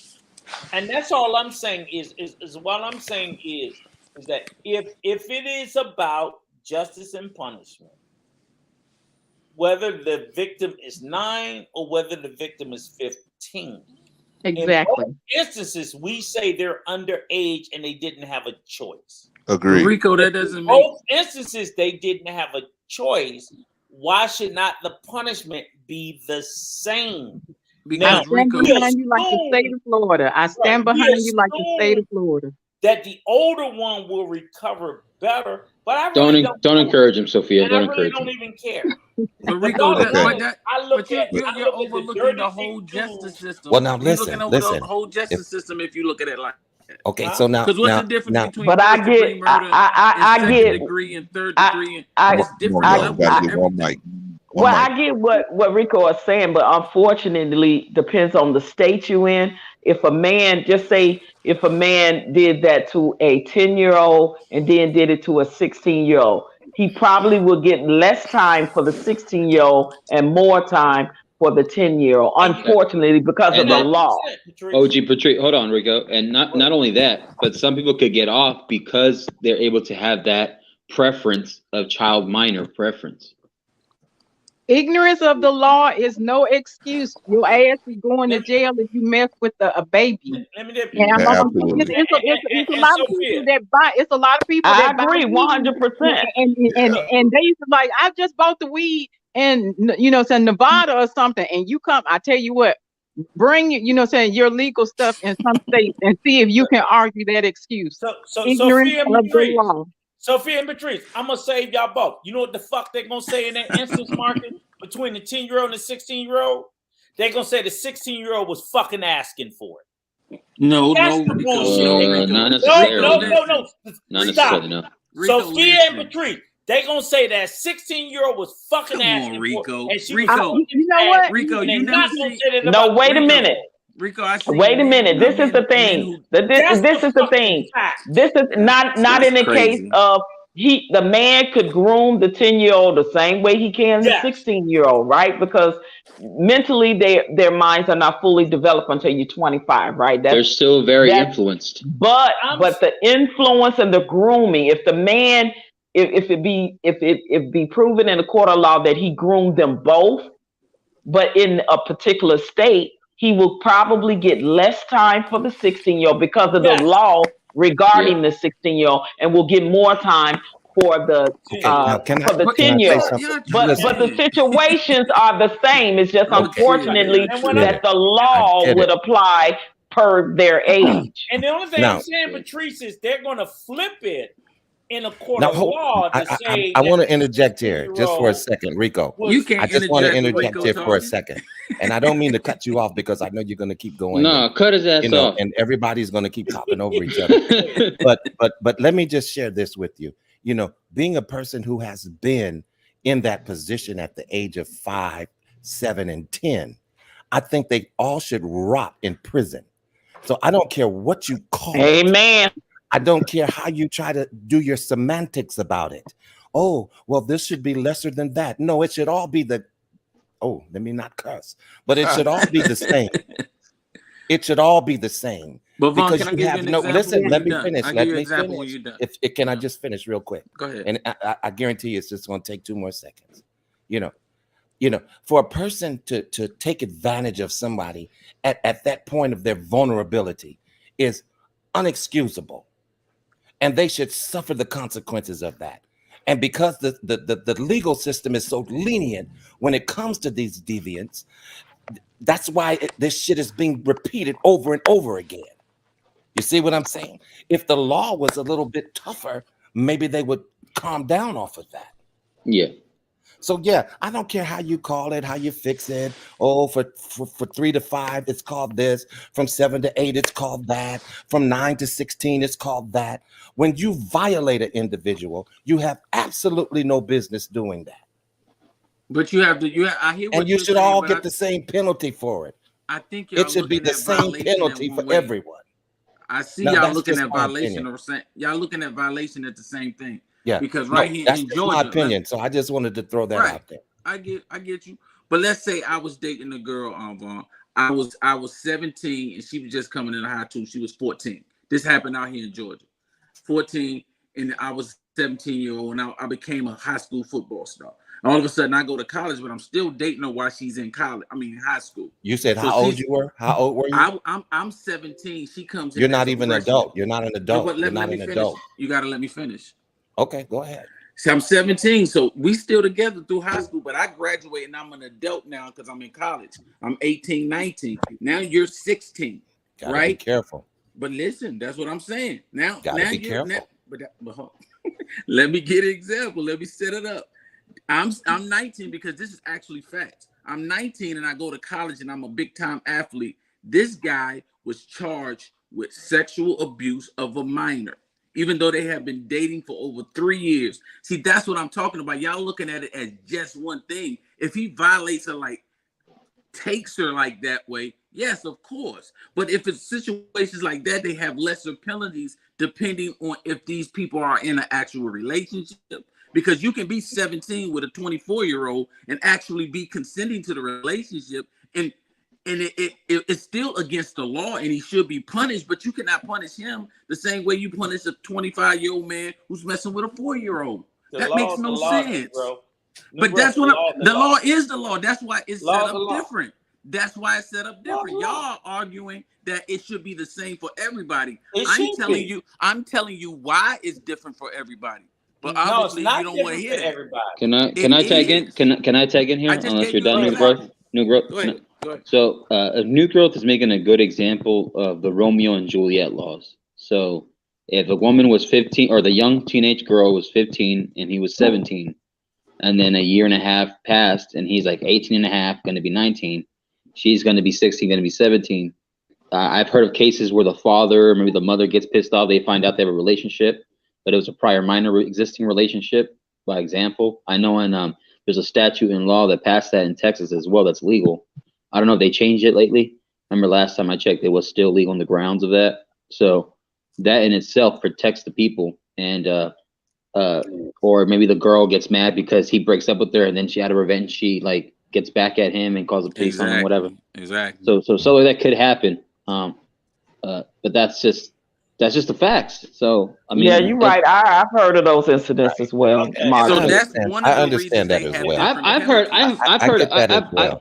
I've heard of women getting in trouble because they had a relationship with a person that was 16 and she was turning 17 to 18, and then she gets in trouble. Specific law which is wrong. because of what you mentioned, Marcus, which is very it struck me. The Romeo and Juliet law protect consensual sex. Okay, that was the whole point. Let me finish. So the example that you talk about, Negro, as long as they're saying it's consensual, that's one thing. Okay, consensual sex between a minor and someone who may be a certain age older than the minor, and that's specifically for Maryland, where you're from, as long as the age difference between the couple is within 3 years of each other, and the minor is over the age of 14. So if it's within a 3, so they set certain stipulations. It's not going to be, oh, you can be 20, you can be 30, and she can be 17. This is something new that came, like Marcus said. Like he gave you an example. The mother gets mad because she's found out her daughter's sleeping with the black boy. But it has to be, and you know where that started out? I want to say that got started. You know what popularized it? Right where your ass is right now on New Brook, down in Georgia. That's why I told you the young story. brother. It was a young brother. A football player. You obviously not listening to it. I'm gonna cut my mic. No, go ahead. What'd you say? I'm sorry. I said that was the story I gave earlier. But go ahead. You can. Oh, okay. I couldn't remember the brother's name, but it was a young brother. You seen the movie Daddy's Little Girls? That's exactly what happened to him. I don't know, but it was a story. It was a very popular story, and the brother and it wasn't. I don't think it was it 3 years? New Growth. I think it was 3 years. Almost going on 3 years. And it wasn't long. And they went to high school together. And the guy graduated, and it was almost like that situation. So they did do that. But the bottom line is, in 2022, fuck that shit. Tell your fucking kid, hey, you turned 18, leave that little bitch alone and move on. Okay. I'm gonna tell my sons that. I mean, no disrespect. I'm gonna tell my son the same thing, the exact same thing. I would tell my sons, care more about your freedom than a piece of ass. Exactly. Period. And that's what it boiled down to. Tell for me. All right, Rico, I got your back. I'm gonna start sweeping up and cutting the lights off. You done made your point, brother. I sorry. But that's not a hard tell. It's like, don't go to jail. Sophia. Okay. Sophia just said politely, "Shut up." I know I did. No, yes, she did, and I'm not. But I get what Sophia is saying, because especially if you grew up back in the day in the South, it was acceptable, right? We know that now, looking back in retrospect, that shit was foul as fuck too, even back then. But it was normal. It happened a lot. My mom was 16. My dad was 20. When my mom got pregnant with my oldest brother, and then they forced you to get married in the South. Oh, you got pregnant and you got to get married. But looking at it now, absolutely. My mother had a similar wedding. My mother had a similar backstory. Yeah, absolutely. Let you be black. Let you be black in the South. That was the norm. The younger the young girls were getting with some of the older guys, and it was a normal thing. It was acceptable thing back then, especially in the South. My mom and I told my mom, I'm like, oh, that was fucked up. I'm like, Daddy was like, that's fucked up. When I thought about it and look at it back in retrospect, but back then it was acceptable. They made them marry, but that doesn't excuse the behavior. Right. And Sophia, I wasn't talking about the past, because my mom and all them went through it too. I'm just talking about 2022. How I'm trying to tell people to protect their kids today, because the laws are kind of crazy. Yeah, you really have to protect your kids today. If I had a son, I would let him see this. If I ever have a son, and I know I'm old as Methuselah, he will watch you say that your freedom is everything. Yes. You get your ass locked up one time, and I promise you be crying, and it's like, God, I ain't gonna never do this again. Blah blah blah blah blah blah. And from what I've heard, you know what I'm saying, when you in the next cell block and you hear what goes on, you know what I'm saying, you're right. Freedom is everything. And I think that these perverts, because that's what I'm gonna call them, they should absolutely be tarred and feathered. They used to do that to people back in the day. Yeah. When you make a display of someone like that, people would think twice about committing certain crimes. Right. You see what So I'm let me saying? ask you. But the punishment is so lenient now to where it allows people to say, oh, well, I can do it and just do my time and then get off and go back out and do it again. You know what I'm saying? Especially on the women. Like how I feel about a lot of these women principals who've been getting pregnant by these little high school boys, right? And the time would be lenient. They would just lose their job. They would do this. So where's the book thrown in? Like where's the kept the proverbial babies? they should be thrown under the They kept the babies? I'm sorry, I don't know if they kept the baby, but they were pregnant. And then they would have videotapes. And these were girls in like they 25, 26 Wait a years minute, old wait, sleeping Negro, with high school. What are you? Are you talking about teachers? Teachers and principals in Okay, high schools okay. and junior high schools, just like the Messing with the principal, kids. just like the principal you seen on the TV just a minute They should ago. go to jail too. The I have same no type, sympathy for them. but they don't get the same sentences as the males. I get it. You're right. That is a double-edged sword, and that's predominantly. Yeah, that's a Florida. double standard. I think Yeah, they I should go agree. to jail too. I have no sympathy. The same for amount that. of time and everything. But I thought you were talking about like a 19-year-old student and a female and a 17-year-old. But as long if you're talking about positions of authority, I don't give a damn if it's a male or a female. They need to go to jail. I agree with that. Same amount of time as a I'm pedo. gonna tell you something about jail, though. Society has made it to where. So what if you rape a baby? So what if you rape? Great. Oh, Sophia or whatever. That's what if you rape a baby. So what if you? So that's why the term repeat offender came into play. And look up the stats. A lot of states get a lot of money from inmates. Dallas County, the jail is about to fill up. Guess what they're doing? Building another prison. Oh, we know that. We know that in prison industrial property. This is what I'm gonna do. I'm gonna get my little black rump, and I don't care as long as it's not hell. I got to leave because if you have a prison, you gotta have people there. And I'm gonna tell you right now, child support. They're not gonna close down child support. They're not gonna close down the mediator. They're not gonna close down the judges, the lawyers. It's big business. Big business, billions of dollars. The deputy jailers. So what if they doing this and that? That's money that brings into paper. Everybody. I gotta go to we got 9 people on the panel. I gotta go to the 2-minute rule. Gotta give everybody 2 minutes. We're gonna jump to Wally, then we're gonna jump to Black Man Unfiltered. Black Man Unfiltered. And then we're gonna go around the room again, right? So Wally, you got it. You got 2 minutes to make your point, brother. Wally, you there? That nigga done fell asleep. He's already used 30 seconds of his 2 minutes. All right, Black Man Unfiltered. Oh, that's 40 seconds of his 2 minutes. He's already lost 50 seconds of his 2 minutes. Black Man Unfiltered, are you there? And Black Man Unfiltered ain't here. What's going on?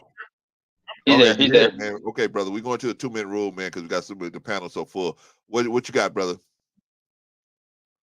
Hey, what's going on, man? Hey, listen, I just want to add a little perspective to it if I can. Okay. I saw everybody's familiar with TED Talks. So I actually saw a young lady, a white lady, at a college doing a dissertation. And in that dissertation, she was talking about the very thing that we're talking about right now. Okay. She said that it's going to become legal in the next few years. And the reason that they're saying that now is because, 50 years ago, homosexuality was a mental illness. You'll be thrown in a mental institution for being gay. Today, it's 60 years later, it's accepted. But this lady was trying to preach that you can love who you want to love no matter what age. Now, scientists have come out and said that the legal age is 25 to be an adult. You don't become an adult till you're 25 as a woman, or 25 as a woman, 26 as a man. And so now the case is, if a 24-year-old man is with a 14, 15-year-old girl, how can we throw this man in jail if he has not matured to the age that the scientists say he's an adult? He's a minor scientifically until he's 26. So now they're changing the laws, they're changing the viewpoints, and I think it is sick. I think it's hard. I have 3 girls that is growing up in this cruel world. But this is what these people are teaching. They're teaching they want it to be the LGBTQ AIP plus community. Because if a man can love a man and a woman can love a woman, then so a man can love a little girl or a woman can love a little boy. This is what they're preaching now in the world that we're in today. Yes, would I be in prison if it were my daughter? Absolutely. Line me up. But this is what they're preaching today, Brother Clarence. This is what they're preaching, Rico. This is the things that they're saying in the world today. You should be able to love who you want to love. And that's why it's so dangerous to open up Pandora's box.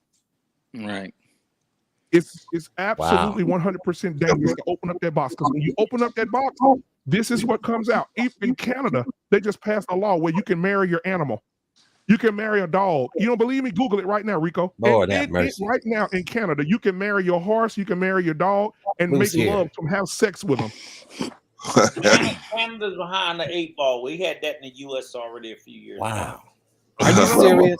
Wait a minute. Hold on. I'm getting it up. No, wait a minute. He's telling I gotta the understand Canada. this. It was in the U.S. too, but ain't nobody doing that shit. You tell him, Vaughn. Tell him, Vaughn. Tell him, Vaughn, Brian. What kind of sick government sits around and comes up and say, you know what the order of business is tonight? Let's pass a law where you can have sex with your dog. Everybody screaming about freedom, so they gave you fucking freedom. Is that really a law on the books, though? I'm honestly asking a question. Is that actually a law that's on the books? I believe it is. That's making that legal? I believe it is. It's in the U.S. too. It's It's not called bestiality. Nobody's I know what it's doing called. it. I know what it's called. I'm just saying. Nobody's bubble sock. Wow, we done went way too far now.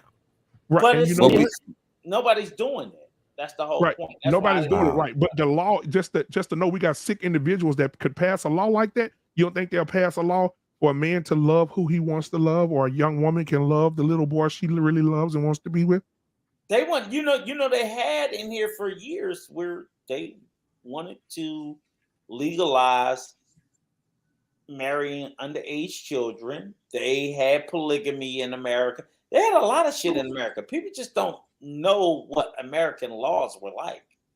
We had laws promoting polygamy. So you guys talk about going back to polygamy. I'm like, it was legal before. It was.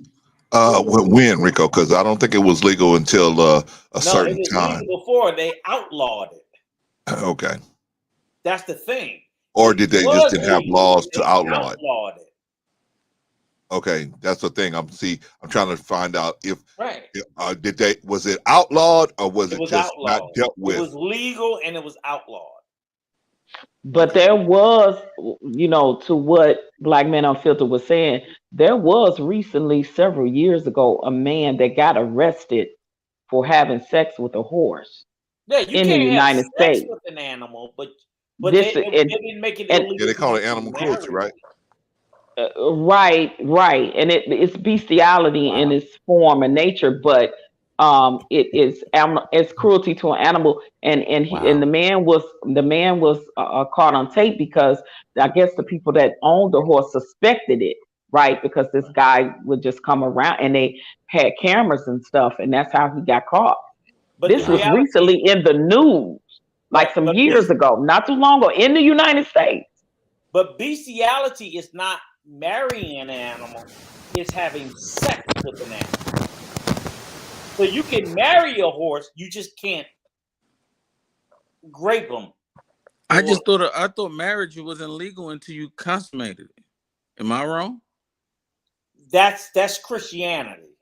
Oh, okay. I will say this real quick, and then I'm gonna leave. It's weird. On Fox 13 in Memphis, Tennessee, displayed it, but there was a baby goat, and this baby goat cried and screamed like a human being. Y'all look it up. It's a lot of stuff that we don't know that's here. That's there's evidence of it. That's all that I'm gonna say. But you all have a blessed night. It's not a good thing because when you do things to procreate, when it comes to mammals, you got to be careful. You shouldn't do it, but if you're gonna do it, that's gonna be the result. You're gonna have a a a, a goat that screams and cry like a human. Well, goats have been screaming. I'm from the country, and goats are very intelligent. They know when they're about to be slaughtered or about to be deleted, because they will scream. And if my grandfather used to walk toward a goat with a knife to cut the throat, and the goat would scream. The goat would look at my grandfather and say, "Ah!" like a grown man, and my grandfather would just take him out. And they would scream and holler. If you don't believe me, you can go to YouTube. He said his granddaddy will take him out. Y'all have a blessed night. You ain't never had no goat meat, Sophia? You know what? And bless the weirdos. You know what I'm saying? I'm gonna pray for you. Sophia. You ain't never had no goat meat, Sophia? Wait, hold on, black man. Sophia. Yes, sir. Are you good? I'm good. We ain't gonna let you go unless you're good. I'm really good. Okay, all right. I'm really good. I'm gonna send you some pictures, bro Clarence, and I'm gonna let you tell me, saying your analysis of it. But Okay. Clarence, FYI, you can marry. See you later, sis. Love you. I love you. Y'all have a blessed night. Love you too. You too. Have a I good looked night. up, Clarence. You can marry your dog, your cat, whatever in the state of California. They recognize it. Bestiality is legal in 4 states. What are we doing? I'm just sitting there saying these are. But I want to ask black man a question. Though. Getting that bag. I'm just saying these. I just look it up and I'm like, these are things that exist out there. Thanks, Rico. That's it. Thanks for that information, Rico. And we have totally, it's because we've gotten so out of control. People have become so out of control. Because look, all of y'all, look. What we want to do is we talk, because I wanted y'all to talk about this situation and why a man would risk all of this stuff that he's risking. And then I want us to talk about maybe some ways that, or some things that, some alternatives to us just being animals like this. What are some things we can do? Hold it, Vaughn. I know you got a No. I wanted to ask Black Man a question. Oh, okay. Well, I wanted you to ask him the first question because I would love to hear his take on that. Okay. What makes a man so willing to give it all up? Even he's become a doctor, a lawyer. He has a mansion and a yacht. He changed his name to Elmer Fudd, but because of this sex thing, he's so willing to just let all of that go. Was that the right question? Excellent. Oh, okay. I just want to, and I would love to hear Black Man Unfiltered's answer to that. I'm sure Clarence probably could ask it better than I did. But No. That's exactly how I would ask it. Oh, okay. All right, Black Man, what do you think? Black Man, you there? Maybe I was on mute. My bad. My bad. I was on mute. So, listen. You breaking up? Yeah, you broke up, bro. Wally, you woke your ass up. Huh? Wally. Oh, so ask me the question again. So listen. I want Clarence to ask you because I probably phrased it incorrectly. Okay. So okay, we watched a bunch of videos where men have To Catch a Predator and all that, where men had good jobs, nice homes, nice family, wife, daughters, sons, good jobs, good standing in the community, church goers, whatever, right? Mm-hmm. And they risk it all just for a roll in the hay. Now, my question is, why do men in particular, are men so willing to risk everything? You know what I mean? The way I see it is you putting 200,000 chips in the middle of the table to win one chip. That's what it looked like to me. So I'm trying to figure out, why do men do that? Why were men willing to risk everything, all 200,000 of their chips for one chip in a lot of these cases? What is your take on that? Absolute power corrupts absolutely. Okay. Most men have so much power that everything that they can have, they have, and everything that they can't have, they desire. Wow. And so what happens is, oh yeah, that'll preach right there, won't it? And I so felt that down in my shando. hold on, but yeah, so so that's what happens when men have that kind of power. That's why you see all these billionaires with these little girls. That's why you seen the Epstein guy with an island, and you look at the manifesto and you see Bill Clinton, Hillary Clinton, you see Chris Rock, Adam Obama. Sandler, Obama, right? All these people going to this island, and they knew he had little girls down there doing that type of thing. But you have so much power. You're a billionaire. I can buy a yacht. I can buy a huge house. Now I can have anything I want legally. But the thing that entices me the most is illegal. Is and I risk it all because I have power. Okay, black man. Wow. Scratch the Epstein. Now, even if it's legal, because consenting adults. But you have people who risk everything just for that roll in the hay. Shout out to brother Marcus. Hey, Brother Clarence, I got it wrong. Rico, let Marcus say something. I just one question. I'm done. Y'all brought up Clinton. Y'all brought up Obama. Y'all didn't see Trump on that island? Oh yeah. Trump too. Oh, duh. Oh, okay. Y'all didn't say that. That's all I'm hold saying. on. I can tell you somebody else that was there. That's all I'm saying. John McCain was there. All I'm saying was y'all didn't say him. Okay. Hillary was there too. Shout out to Marcus Garvin. Shout out to Eyes Cocktail. Y'all didn't say Trump, and I know I got pictures of Trump. That's all I'm saying. Yeah. Rico, you interrupted Marcus for that. Come on. Yeah, because they pointed out Clinton, they pointed out Obama. So I'm like, okay, we're gonna throw mud. Rico, we're gonna throw mud on you could have let Marcus dirty talk after. You could have let Marcus say something and then. I'm just saying, let's throw mud on everybody, not somebody. Everybody. Because all of them was on Marcus, are you gonna say something or you go, man? No, I just want to say I have to head out, but I just appreciate you letting me up on the panel. Always, brother. Shout out to Bill Clarence, Rico Young, Wally, Bryant, New Growth, OG, and Black Men Unfiltered. Y'all go make sure y'all hit the link, like, share, and subscribe. Leave a comment to all these channels, follow them, and show them support. Other than that, y'all all of you be safe. Be out there. It's crazy times. It's gonna get crazier before it gets better. And just protect yourselves. Protect yourselves and guard yourselves. So, peace out and have a good night. Peace out, bro. All right, thank you, brother. Good night, Marcus. Good night, brother Marcus. Night, my brother. All right, okay, that was Marcus. Okay, I want to, but did Black Man answer my question? Did I ask him? No, you didn't ask the question. You I was didn't going to ask ask my follow-up question. Rico interrupted me. Yeah, go ahead. Here's the question I was going to ask. Go ahead. No, Rico. Wait a minute. I was going to ask Black Man because I don't want us to get caught up on the Epsteins and the Bill Gates and all them guys. I'm talking about the regular dude here. Look, Black Man, regular dude out here. This is Los Angeles, right? We got a street out here called Figueroa. That's the blade runs all the way from San Pedro all the way out to East LA. I mean, man, miles and miles and miles and miles and miles. And that's where you go if you want some quick love, right? So man is in his house, wife is cooking something. She said, you know what? I need some onions. I need you to run to the store and go get some onions. Sure, honey, no problem. House, car, kids, everything. Runs to the house, runs to the store to go get something. On the way, hits Figueroa.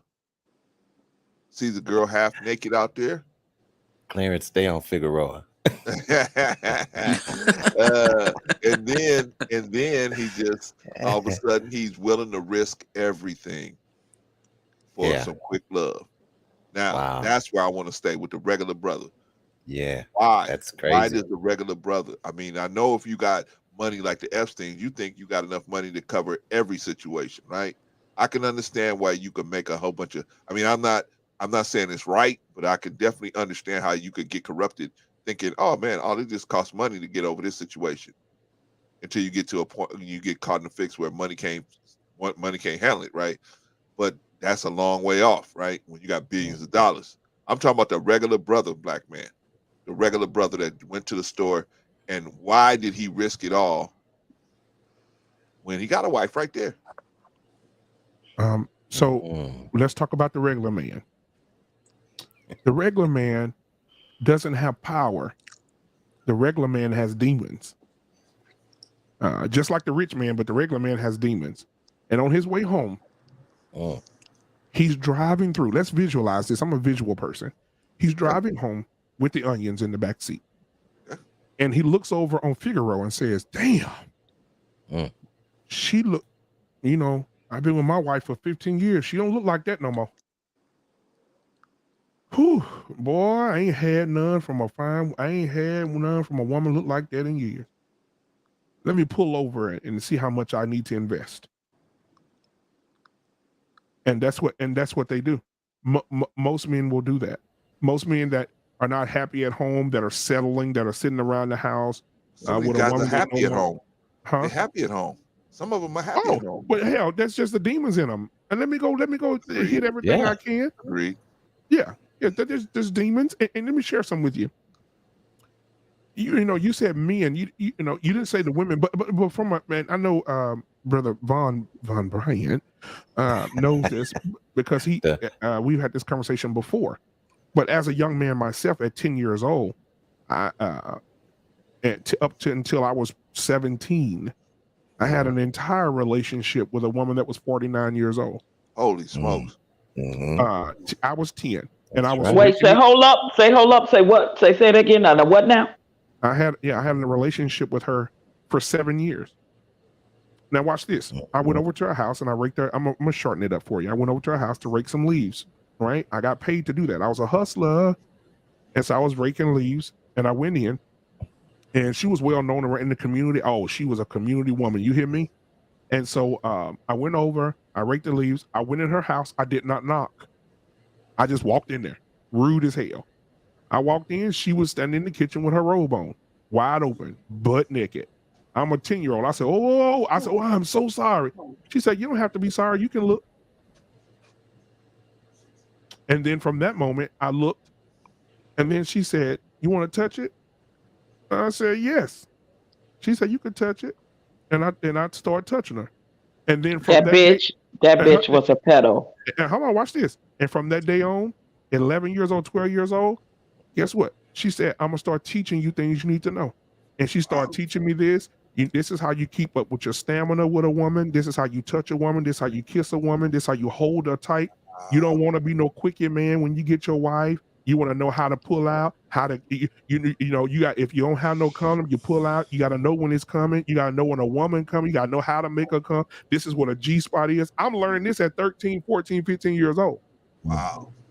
That's absolutely disgusting from that pedo B. Yeah, and guess what? But it happens. Oh yeah, it happens. And guess what? At the Definitely happens.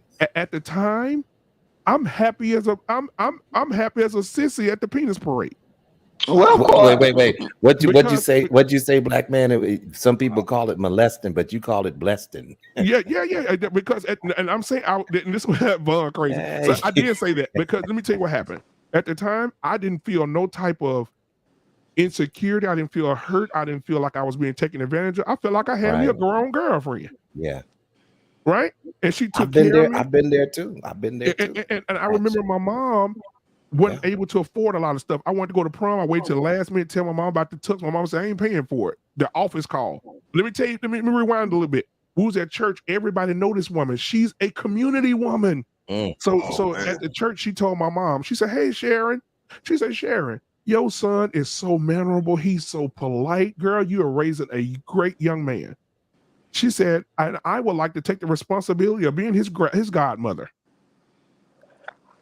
My mom said, yeah, sure, girl. I know it. She said, she said, I have him come over to the house, mow the yard. I'm going to pay him nice so he can buy his own school clothes. And my mom was like, okay. And I would go over to her house. And yes, she would buy me stuff. Yes, she would let me drive her car. I was driving her nice little Buick LeSabre. Oh, come on. You know, I was up. But fast forward to the prom. My mom couldn't afford the suit the last minute. I went over to her house. I was just all tore up about it. She said, "What's wrong with you?" I said, "Man, Mama couldn't get the suit. I wait. It's my fault, though. I wait till the last minute." Next thing I know, next day at school, hey, black man, could you come to the office, please?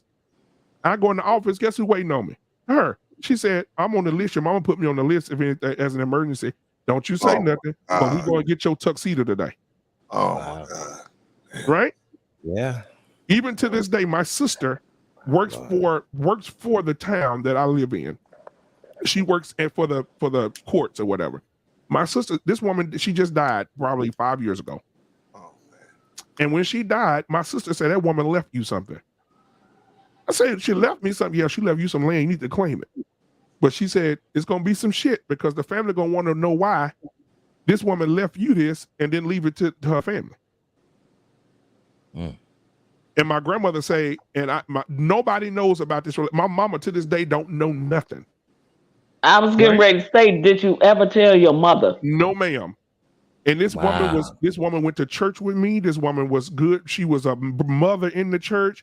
She cooked great. She was a pillar of the community. And baby, was a pedophile. And she was a goddamn pedophile. Ride me every day. Wow. And let me tell you something. She said, I'm gonna teach you how to have sex in a. When I tell y'all, it was like going to school. I'm gonna teach you how to have sex in the car. I'm gonna teach you how to have sex on the couch. I'm gonna teach you how to keep up with your stamina. I'm gonna teach you how to do this and do this. This is how you take care of a woman. And then most times she would be like, today, I'm gonna let you on top of me, but if you ain't doing that, I'm just gonna look at you like you stupid. I'm gonna need you to stroke this way, stroke that way. Right? And so when I got up 16, 17, I got sexually active in high school with the girls, and the girls couldn't do nothing with me. The girls my age couldn't do nothing with me. I mean, it was rumors about me. Boy, that nigga there will tell you. I bet. Right? Because she had taught me all these things. And even to this day, my wife, I told my wife, and my wife was like, boy, why you did? Yes, ma'am, I did. I said, I just wanted you to know that. And she said, boy, that woman was something else. I said, she was something else. But everything you enjoyed today and all them kids you gave me and all the stuff you enjoyed, she taught me every piece of it. Wow. So, look, Black man, let me ask you this. What are the negative aspects of it? Because this is really familiar in a lot of other countries. We don't really know about it. I do a lot of, especially like in Haiti. I have friends in Haiti. They say they would send the guys once they get to puberty age or, what is it called, rite of passage. They would send them up to the village, the widow women, and they would teach them like just what he's saying. So I see the positive side because that would teach them how to be better lovers for their wives. But what about the negative? Do you still have issues about that, like being so young? And again, that's why I said I'm gonna say this. That's why when I see stuff in the news now, like I saw that white teacher, and listen, guys, we got to be real here. These teachers today, 23, 24, they fine as hell. That's what I was trying to tell them. I went to the school for my son. My son, 15 years old. I say, son, I see why you ain't studying. I see why you can't get your work out in class. I'm saying it to myself. I didn't say it to him. But damn, I walk in the classroom, this boy teacher fine as hell. And I was like, damn. My wife said, what's wrong? I said, nothing, baby, my throat hurting. But the teachers in that school are they 23, 24, 25, thin waist, big breasts, big booty. Look like dancers in there. And I said, Lord, have mercy. And so when I see these teachers and they talk about all these 16-year-old boys having sex with these teachers, shit, I see the damn teachers 25, they 10 years older than their students. They're 10 years older than their students. Okay, but Black man, I don't know how we got on the teachers. Okay, go ahead. I want to because I want to help find some solutions for these brothers that's out here that get caught up out here, man, where they need to stop. Because most guys that get caught up in prostitution are married. Yep. Most guys that are caught up are married or in long-term relationships, right? Okay. That's the bulk of the guys that get caught up in that. Brother Clarence, didn't your state just pass a law for prostitution? They have. I don't know which one you're talking about. The one where the women don't go to jail no more. In California, I don't know if they don't go to jail, but I know they have a diversion program for them. I don't know if they don't go to jail anymore for prostitution. I don't know. They can solicit, but the men they can solicit prostitution, but it does not become a criminal act until the man pays. Maybe you're right. You might be right. Yeah. Look that up, man. Right. I think your state just passed it. But the men, the men are the one with the issue. Because in this particular case, just like gambling, everybody used to go to Las Vegas. If that's what they have to do, they'll go to Las Vegas to do it, or they'll go wherever they got to go to do it. The issue is not where they're doing it. The issue is that they have the compulsion. And so how do we control these compulsions that's driving us to do irrational things? Sex Self-control. is supposed to be an There it irrational is. There event. it is again. Self-control. Okay, Self-control. listen. okay. Listen to what I'm saying first. Hear me out. Sex is supposed to be an irrational event. You're not supposed to be in your right mind when you're having sex. Oh yes. That's what you're not supposed to be in your right mind, right? No. Because Now hold on. I don't know if I agree with where you're going with that. Wait, what? Your I don't know if mind I not supposed to be in the what? listen. Hold on. I don't know if I agree where you're going with that, and I'm sorry to cut your point off because I may be mishearing what you're saying. But at the same time, yeah, that there has to be some type of self-control. Okay. Now, if you're married, now listen, if you are in a relationship and you're married, then that's a different story. You can go buck wild up in there. You see what I'm saying? but my point is, you just can't be all willy-nilly, you see, and out of control. No, that's what's leading this is what's leading up to the problems that we're having. I want to hear what bro Clarence has to say in its entirety. I really want to hear this. And please forgive me for cutting you off, Brother Clarence. Oh no, man. But I was trying to figure out where you were going with that because See, the self-control I think what we have a lot of times is because a lot of us got itchy trigger fingers, and we gotta let the brothers and sisters finish so we can get the total point, because they might say something that turns the corner and you go, oh, I get it now. Well, I'm guilty. Go ahead. All right. So no, they've been doing it to me all night, Vaughn, not just you. So okay, so what I'm saying is sex is not a point where you're supposed to be in your right mind. Rick, I can't finish now. Let me finish. Let me just finish. Okay, sex not supposed to be something you're supposed to be in your right mind, right? It's supposed to be when you do that, you're supposed to be so ready to do that and so committed to that behavior that you're not being rational. You're just gonna take care of that business, and because that drive is so strong, right? That's the way most animals that procreate, while they're procreating, they are very focused, if I could use that word, very, very focused. But now here we have a social construct.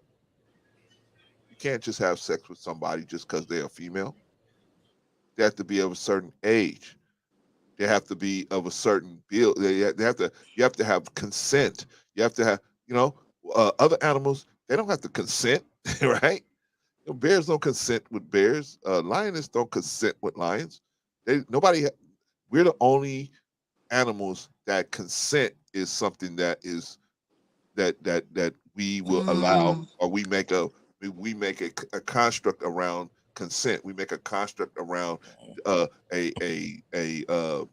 age where we do this, and that's good. That's a good thing, right? Or we make a construct around, hey, this is that man's wife. That's should be off the table for you, especially if you have your own wife, and the only thing should be on the table is the wife that you have, right? Which is a good thing. I mean, health wise, just everything else you could just throw, just health wise, that's a good thing, right? Okay, so my point is this: if we're going to look at it like that, then we have to understand that men have these urges, and so sometimes you're going to have a chemical imbalance in your head, because sex is going to bring a chemical imbalance to you in your thinking process. You're gonna, when you see that girl in that half dress or those clothes, that's going to create a chemical imbalance in your head. It's going to drive you to, it's going to start the process in your head thinking, man, I would like to procreate with this person, right? Or I would like to procreate, period. Maybe not with I'm her. almost itching right now. I'm itching. Me too. But I'm gonna just be quiet. I would like to procreate, right? I got my finger on the trigger, Vaughn. I'm literally, I need the back scratcher or something. But go ahead. So in that process, I'm talking about the base level. Now, when we get all the way up into the actual society, where we have to have rules of engagement, now you have marriages, and you have where we have to have respect for other people's. We have certain boundaries to respect about each other, then we have stuff like that. But I'm just talking about the base level. Sex is a appetite that has to be it can be built up just like any other appetite, just like Rico was talking about eating and other appetites that can be built up. You can get to the point where you get so hungry you'll eat some shoe leather, right? Hey, but you know what? Clarence, But Brother Clarence, my grandmother used to say. Clarence, if I can speak for 1 second, as human species, when you're talking consent, if we don't have that, then it will be called graping. Correct. So there's laws that help protect. It has to be consensual between the human beings. We're not animals. We are of the human it's species. consensual in animal kingdom too. Some animals is consensual. It's a choosing. It's a mating. So I just want to make that point because you know when you were saying it like that, we have to talk as adults and as human beings. That as adults there has to be consent, because when there's no consent, then now you have broken the law when you force yourself and take it without consent of that other person, male or female. All right. So first of all, let me address this. So can I? Okay, go ahead. Okay, no, and then I'll let you come in, black man. Humans are not animals. Check it. That's simple biology right there. Eyes cooked. So I don't even need to defend that. But okay. Black man, go ahead. I would say this. When it comes to human and animals in science, you know, that's one of my beloved subjects. When it comes to science, you go next, Rico. Let me say this. If you take everybody on this panel right now and you put us in the Amazon and you leave us there for 60 days, 90 days, the next time you see us, we will be in our animal state. We will go to what it is that we do. You'll eat things you've never eaten before. You'll go out and kill something. You'll go out and you go out and delete something. You'll go out and put your hands on something. Hell, if it get bad enough, you'll turn on each other, eat each other. You'll go to your human state. Brother Clarence, do you remember the plane that crashed with the kids on it back in the 80s? With the soccer team? Yeah. Yes, sir. After 10 days, they said, we ain't got no more chocolate. We ain't got no more wine. What we gonna eat? One of the men said, we're gonna eat the deleted. Yeah. Either I remember the Donner Party. Or we gonna look at the Donner Party. Right. So you go to your animal state. If you take a grown man and put him in the wild and leave him there for a year, when you go back, he ain't gonna be the man you remember. He's gonna be an animal. He may attack you. Right. So people do go back to an animal state. Why is that? When we get pushed into a corner, or we become hungry, or we become protective of our lives, we go to an animal state. I get that, but you and I both can be in the jungle and living that type of life. And if I don't consent and you take, that's still graping. Right. Okay, I agree. But let me say this: what's happening right now. The reason. Yeah, I think he was making a different point. Right, I was making a different point, but let me say this. Oh, okay, my bad then. My bad. No, you good, baby. So let me tell you this. My grandmother used to tell my sisters, never let your man leave the house full of something you could have pulled out of him before he left. That's good advice. What we're running into today is that we have a lot of sexless marriages where women have gotten complacent. Some men don't. I know a man right now that just don't want to have sex with his wife. His wife fine as hell. I don't know what his problem is. I think I'm gonna have to have a conversation with that brother. but he don't have sex with the wife. But I'm saying when you're in a sexless marriage, men are going to see that thing on the side of the road, and he's not gonna think twice. He would think twice if he was in a marriage where he was getting it regularly. But if he ain't getting none, he in a sexless marriage. He passed by that girl and said, "Hey, Big Daddy," I got you, Rico. He gonna hit them brakes. When you get done, I got you. He gonna hit them brakes. So you can't be in a sexless marriage. Women can't be saying no to their husbands every day, right? And I'm telling men, don't take nothing from your wife, because it is a certain thing as you can grape your own wife. Woo. Okay, but black men, and that's out of control. I got a question for you, black man, but I gotta let Rico get it off. Okay. Hey, I got you. Go ahead. Rico's been raising his hand and everything. I'm just like, wow. I'm trying. I'm done. I am amazed, my brother.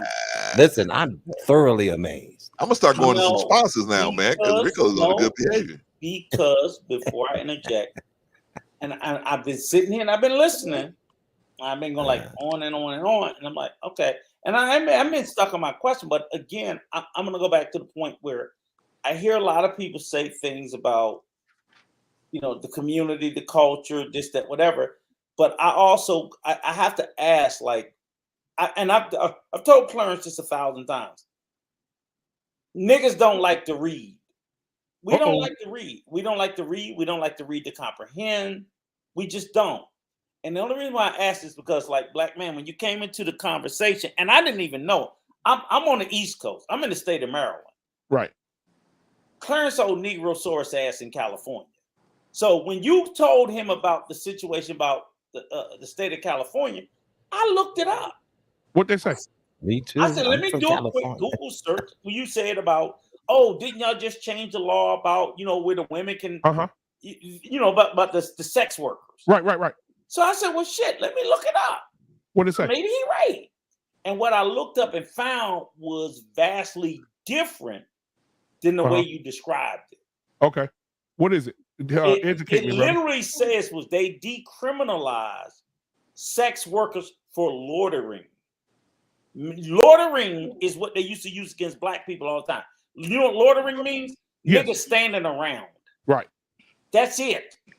They simply decriminalized in 2022 of July. Why gotta be niggas standing around? What about when white people stand around?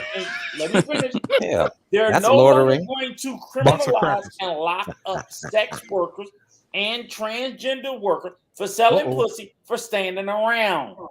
They didn't do anything extra to the guys that's buying the pussy. The law's still the same.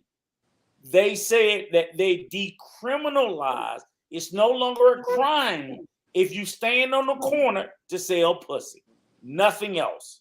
But Rico, do you agree that our society, especially a lot of hold on. No. But I'm just sitting there saying the only reason why I pointed that out was I didn't even finish the question. Okay. Let me finish. Because if in essence, okay, you go ahead finish your question, Negro. My thing is what you're saying is right. It was a discrepancy. Cool, you found the facts. We all gonna go with the facts. But my thing is, how haven't you seen a lot in our society, even on the panels and stuff? A lot of the females are saying to not shame sex workers, and they're trying to make it not illegal and this and that and this and that. Yes. So it's coming. It's coming. You know what I'm saying? If it's not where it's at now, it's coming. I'm glad you brought that up because I believe this. Okay. Do I believe sex work is work? Yes. Damn. Yes. Yeah. Okay. It's prostitution. It's immoral work. I'm not going to make a big argumentative argument about it. Well, it's legal in Las Vegas, though, right? Prostitution is legal in Las Vegas. Hold on. I believe all work is work. I want to be clear. I want to be clear about Las Vegas. It's only legal at the brothels, guys.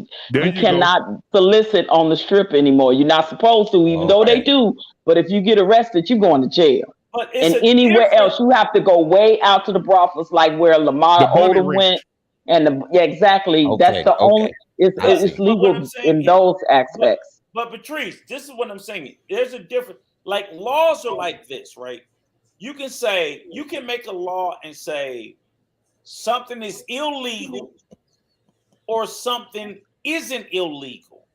So you can so basically what all California was saying was, in other words, the same loitering. Not only did it used to apply to sex workers, like here in Maryland and other states, you know who else that law applies to? New Grove, the drug dealers. No, the homeless. You're loitering if you stand in the middle of the street on a fucking medium and you panhandle and you beg for fucking money. They can lock you up as well. Right. It's called loitering. They used to do that to young black kids who stood. Let me finish, Clarence. They would do that to young black boys who stood on the fucking corner. You right. So all I'm sitting there saying is they decriminalized something. They didn't criminalize something. They said, look, it's no longer illegal because you know what they say? 3 niggas on the corner, that's a gang. We're gonna stop calling that a gang. Right. You're right. That's it. Okay. All right. And every time when they do something like that, we go, oh, like that shit. Go back to it, and they're gonna apply it to our black asses. Because you know that, Clarence. You know, in California, when they caught them gangbangers, You a felon in the presence of a felon, get your ass 25 to life. God dog it. Right or wrong, Clarence? Am I making that shit up? No, you're not. Just I wanted to express the black man that we would ruin the fund drive, but no. But thank you, Rico, for. I don't care about that. But the bottom line is, no. I pointed out was a misnomer, and the fact of the matter is, I sat here for 45 minutes and let that shit sit out there in the ether. Incorrect. Oh, he said 45 minutes. I sat there for 45 minutes, and that information was bad information, Clarence. Okay. And I told you how I feel about because you said you didn't know, and I didn't blame you, but I got it up on my screen right here. Okay. I said, let me look it up. Yeah. I know I live here, but I don't know every law. So no, I didn't expect you to. But I'm saying it's bad information that is sat there for 45 minutes, and I'm going to fucking correct it. Okay. Right. But next time, Rico, if we doing the fund drive, let me cut in to do the fund drive, Rico. Then you should have let me cut in to correct the bad information. We were going to, Rico, but everybody else has to talk too, Rico. I waited 45 minutes, sir. I know, okay, but you could wait a little more. He even raised his hand. Right? Yeah, he was sitting over there like thank you, Vaughn. Thank you, like Vaughn. an evil scientist. He knew he had something. It's okay. I know. But sometimes we gotta stretch. Sometimes we gotta stretch a little harder, y'all. It's okay. They're still love in the room. Come on. Right, we're good. We're good. Love, but I just don't want it to be that way because that's the. Let me. Because that's the same information they use to you in LA. They use that for the gangbangers. Yeah. The three strikes.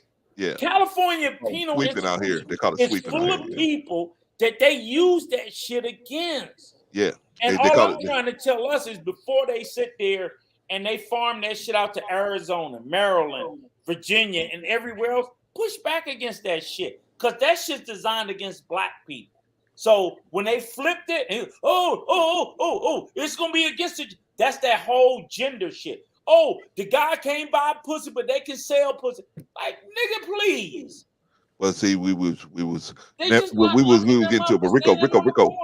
Real quick. I wanna talk about the fund drive we having because we got some new people here. We got Eyes Cooked here. We got we got some other people here. We got Marcus Garvin. I don't know if Marcus Garvin realized that we're doing the fund drive. So let's talk about what we're doing here. Tristan, you said you was gonna you was gonna help us out. If you can, brother, we appreciate you. Marcus Garvin. Christian, you gonna hit that $100 club tonight, Christian? Man, hopefully, man, we can get Tristan a $100 club. Come on, waiting on you, bro. So I want to know what we're doing. We're doing a drive, right? We're doing a drive to get some backpacks for these kids, right? That's what we're doing. This is the lady I'm working with, right? So shout out to her, Miss Shamika. Okay, we're gonna listen to her. Okay, y'all. I'm showing you. This is Miss Shamika. She is here. She's gonna help us bringing the kids, setting up doing the tables and all of doing everything outside, the logistics that I was talking about the other day. This is the lady. Clarence, we thought you was making this up. No, this is the person. This is her office. You see her office, and she's a good person, man. We're lucky to have her. Any final words? That's it. No. To all your supporters, if you're wanting to come out to volunteer to help during the event, you're more than welcome to. All hands on deck. It takes a village, so come be a part of that village. Come give back. So there it is. Thank you, Ms. Schmick. Appreciate you. All right, y'all. So there it is. That's the lady that's gonna help us. She is going to get the kids. She's going to set up the set the tables up, set everything up so we can hand the backpacks through the car windows and get everything up. She's gonna set up the tents. She's gonna set up the cones. Shout out to Brother Anderson. I see why you work with her. I'm married, brother. She is pretty. She's pretty. She's a pretty lady. She's a pretty sister. So, Brother Clarence, what date is the actual fundraiser where y'all gonna be out there? What date? We don't have a date, sis, because you know why, Patrice? Okay. I gotta get the rest of the money because I can't. I can't order the backpacks and then say, okay, I got the backpacks here, but I don't have money to pay you to set up everything. No, we're not gonna do that. We're gonna pay everybody. Okay. You know what I'm saying? So that's why we need to get the rest of the money. So because that way, when I got all of the money, then I can order the backpacks and I can have them sent here. I can have somebody take them in. If it's not me or whoever it might be, it might be somebody on her team because she's working with another guy that does a lot of fundraisers too. So she works with him. So it might be him. It might be somebody on the team.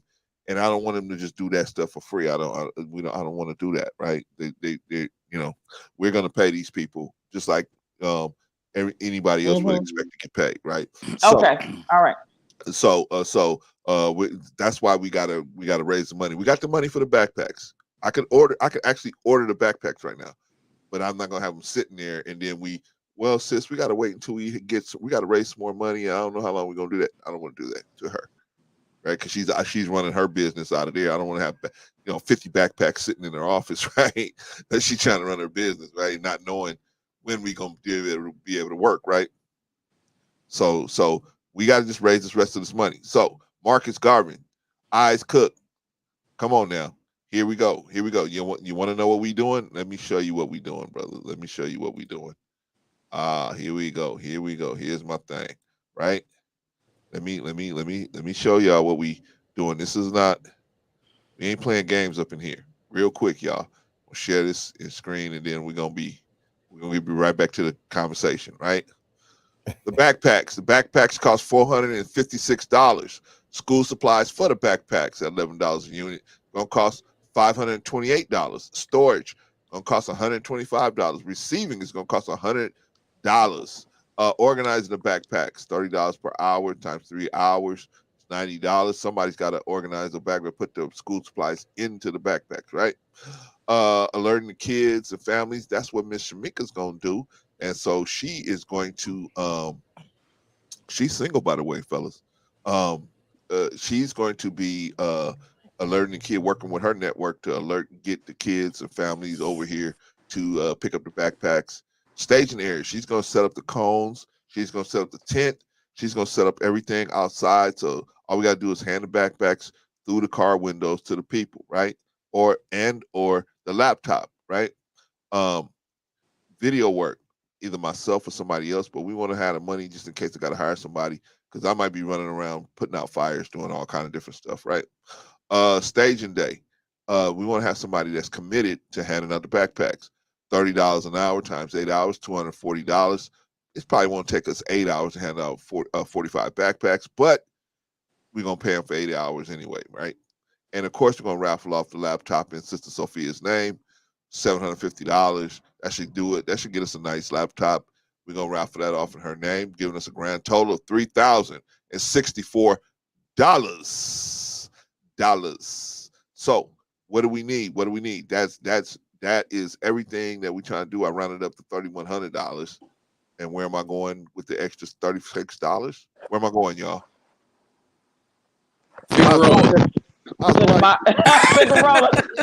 to say to the Maserati dealer. That's where I'm going, y'all. Maserati dealership. Yeah, that's where I'm going with that $36. I'm going to the Maserati dealership, right? Okay, y'all. Wow. We have raised. We had the fundraiser. Me and Vaughn started on Saturday, and everybody chipped in. Everybody chipped in, and we're thankful for so much. So many people chipped in, right? Out of a $3,100 cash goal, we have raised $1,367 so far. We're not done yet, y'all. We got to keep going. Got to keep going. Zoom in. Eyes Cock says she can't see the school list. What'd you say, So Rico? make it bigger. What'd you say, Rico?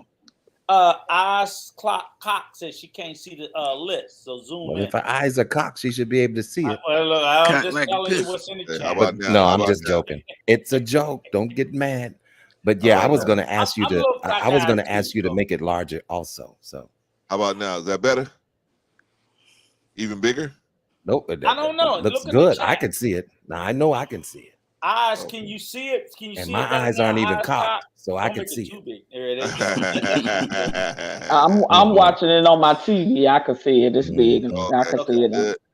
Okay, so Eyes Cock, if you can help us, my Cash App is at the bottom of the page. I'm trying to get you another donation. Or you could donate to us. We try to get you in the $100 club. But we'll take whatever you want to give. We take whatever you want to give. Shout out to everybody who gave. Shout out to New Growth and his family. They in the $100 club now. So everybody's in. I mean, we trying to get we got room. We got room, Ice Cock. We got room, Malcolm. We got, Marcus. We got room. We got room for y'all. So everybody's telling us they're gonna help us. We we waiting on the help. We Humpty Dumpty sitting on the wall. You know what I mean? So we waiting. You know what I mean? So y'all, we need y'all help. We need everybody's help, right? Because these kids need these backpacks, and we need to all work together, right? Ice Cock, aren't you tired of going to aren't you tired of going to YouTube pages where all they do is argue and fuss at each other, man? 11 hours, 10 hours, 8 hours. They just arguing. Are they talking about such stupid stuff? You didn't let I saw you on somebody else's panel, so they're you my ops. You know what I mean? Come on, man. Crazy, right? Right? Yeah, you my ops now, because what would 50 Cent do in this situation? 50 Cent would say you my ops. I'm like, come on, man.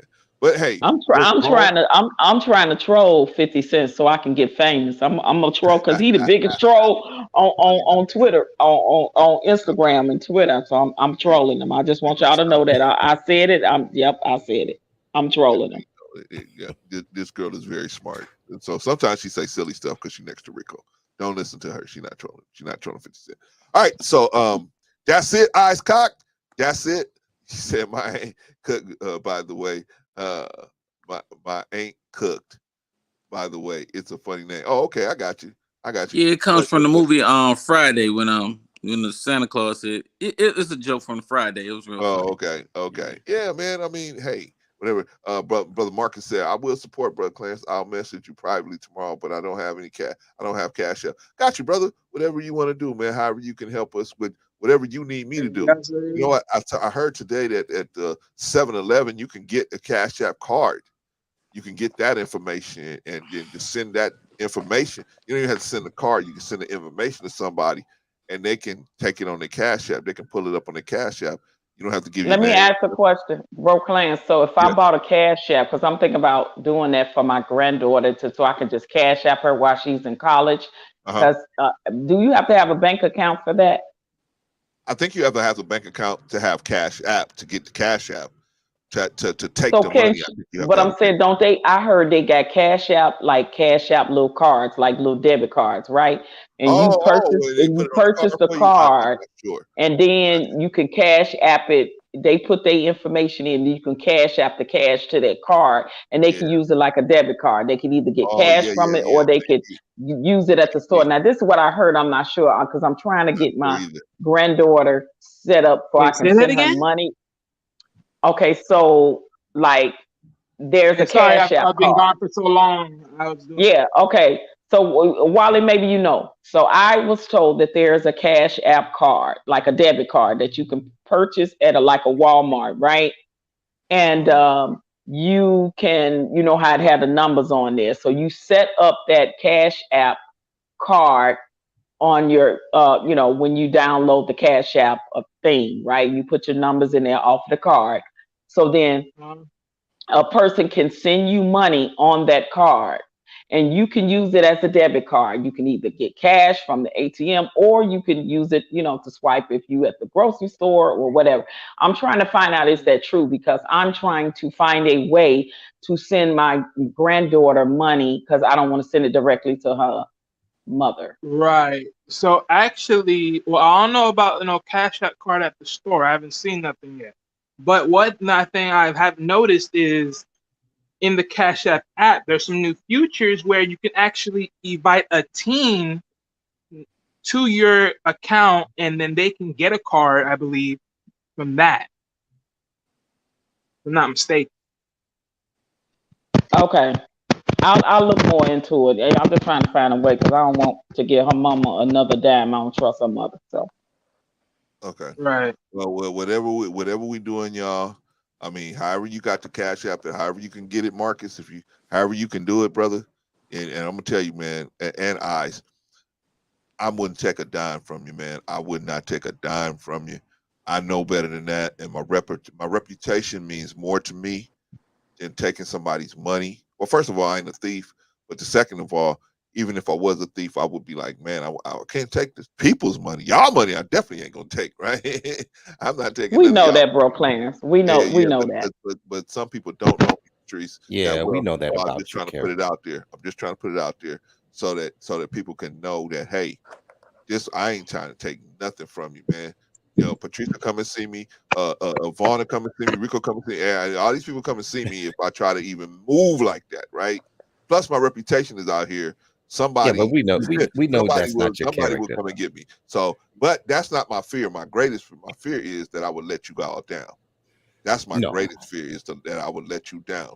That if I did anything under the board or anything like that, that you guys will be let down, and I don't want to do that is I'm willing to do whatever I got to do to make sure I don't let any of you guys down, because I feel like we can do it, and this is just a test, just to see how far we can do it. We came a long way.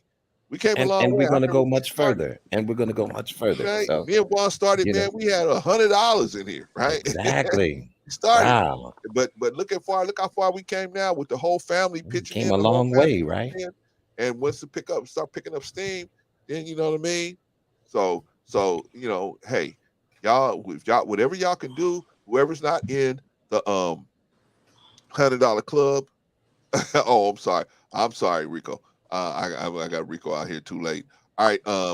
Why don't I do this? Why don't I let Rico? I'll let Rico get some last words in, because we got to get some last words in, y'all. But if you can help us, y'all, help us. Let me let Rico get some last words in, and then let Rico drop, because it's midnight down there, man. I didn't mean to keep him on this long. Rico. Yes, sir. All right, man. You got some last words, man. You get some final words for us, man. Because just great stream like always. Glad to be here with the fam. Wally, Vaughn, Patrice. Yes, sir. Old ass growth. Hold on, Rico. Hold on. Eyes. You can pledge it. You can pledge. You say you don't have the money today, you can pledge. As long as you can have it within 2 or 3 weeks. We good. Just like we take eyes cock, we take IOUs too. Exactly. We'll take it. You can pledge it. All right, Rico, go ahead. No, I mean, because you know, I got, and I don't know if Mama gonna be calling me from the airport in an hour or not. So I'm gonna try to get me a cat nap, because she coming back in town. Okay. But I gotta get me some damn sleep. I'm bloodshot and some more shit. I want to say great stream like always, and I will see you. I'm not gonna promise. No, I'm a 50-50 if I'm gonna see you guys on Sunday. But you know what? I probably will stream. I'll be at the Washington Commanders game. First game of the season, man. baby. Go ahead and have a good time, Rico. No, don't worry about it, man. No, I might stream for y'all. I'm shit, get my flicks on. Fuck that shit. And new growth. Did we not do Redskins no more? Did he just say get his flex on? Get his flex on? Yeah, you know, new growth. He know how we God. die hard. We Lord die help hard us. football fans up here. Yeah, y'all. And this is it starts tonight. Well, I missed the earlier game. I don't even know what football team y'all flexing with. Yeah, we flexing. The Washington Commanders. I got my new jersey and some more shit. My son got. Shit! Don't be no hater. Rico, you need to put on the Ravens jersey. You and Oh man, look, I'm gonna let you be where you Knock it off. Look, I will see you guys Sunday, either from the stadium or on the stream. Well, it won't be from the stream, but stadium, I may be drunk from my son's house. Either which way, I'll tap in Sunday. Okay? All right, bro. You guys have a blessed night. I will talk to you guys in a couple of days. Oh, all right, salute. Clarence. John gonna do something Saturday, so make sure you got his notification on. Okay. All right. Okay. All right, sir. Man. All right. Peace. All right, that was Brother Rico, man. Shout out to Rico. All right, y'all. Let's just go around the room, man. Everybody can take a couple minutes to, give their closing remarks, and then we're gonna shut it down, man. We're gonna shut it down.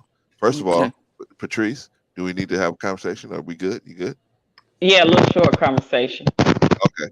All right. Okay. May I hit the floor first? Yes, sir. Go ahead, please. I wanted to just piggyback what you were saying about yourself with the fundraiser, right? How it meant to you and letting the people down and things like that.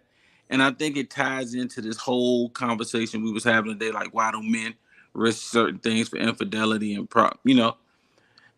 I was reading, I was doing some some research and reading this guy named Raphael Lemkin. He's the guy that coined the phrase genocide, right? And he started like the genocide convention with the UN and stuff like that. But his point,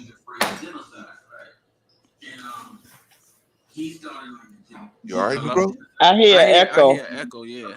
Yes, somebody got something on. Yeah, so I was just saying, hello? That was Vaughn. I just cut him down. Okay. Yeah, I was just saying, and he was talking about how like the genocide of the Native Americans was perpetuated by the alcoholism and things like that, and just how these things took away the spirit of the people and the culture, and it perpetuated a mindset of like selfishness. So when you have a selfish, when it's about yourself, it's hard to take on the communal aspects, right? Like to hold that same type of mindset that you have. So I think a lot of our men out here are, you might have a couple dollars, you might have certain things, but if we're not actually doing and complacent in certain things, we might love it, but hey, the family's taking care. I might be taking a little mess at work. I might really want to explore this, and if we're not doing that, a lot of times our inhibition that growth is being spit out in different ways: alcoholism, drug abuse, sex, things like that.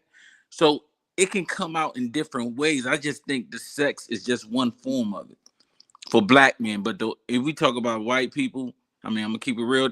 This has been going on for a long time with the underage thing since Europe. So that's kind of like something that they practice for a while. But yeah, the sexual thing, man, we have to control it, but I think we have to control it by, like you said, Clarence, get back to a purpose. And I don't want to, like what you said was so perfect, I don't want to let y'all down.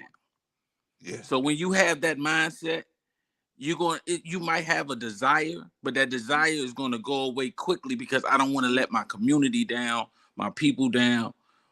A lot of us feel trapped, is basically what I'm saying.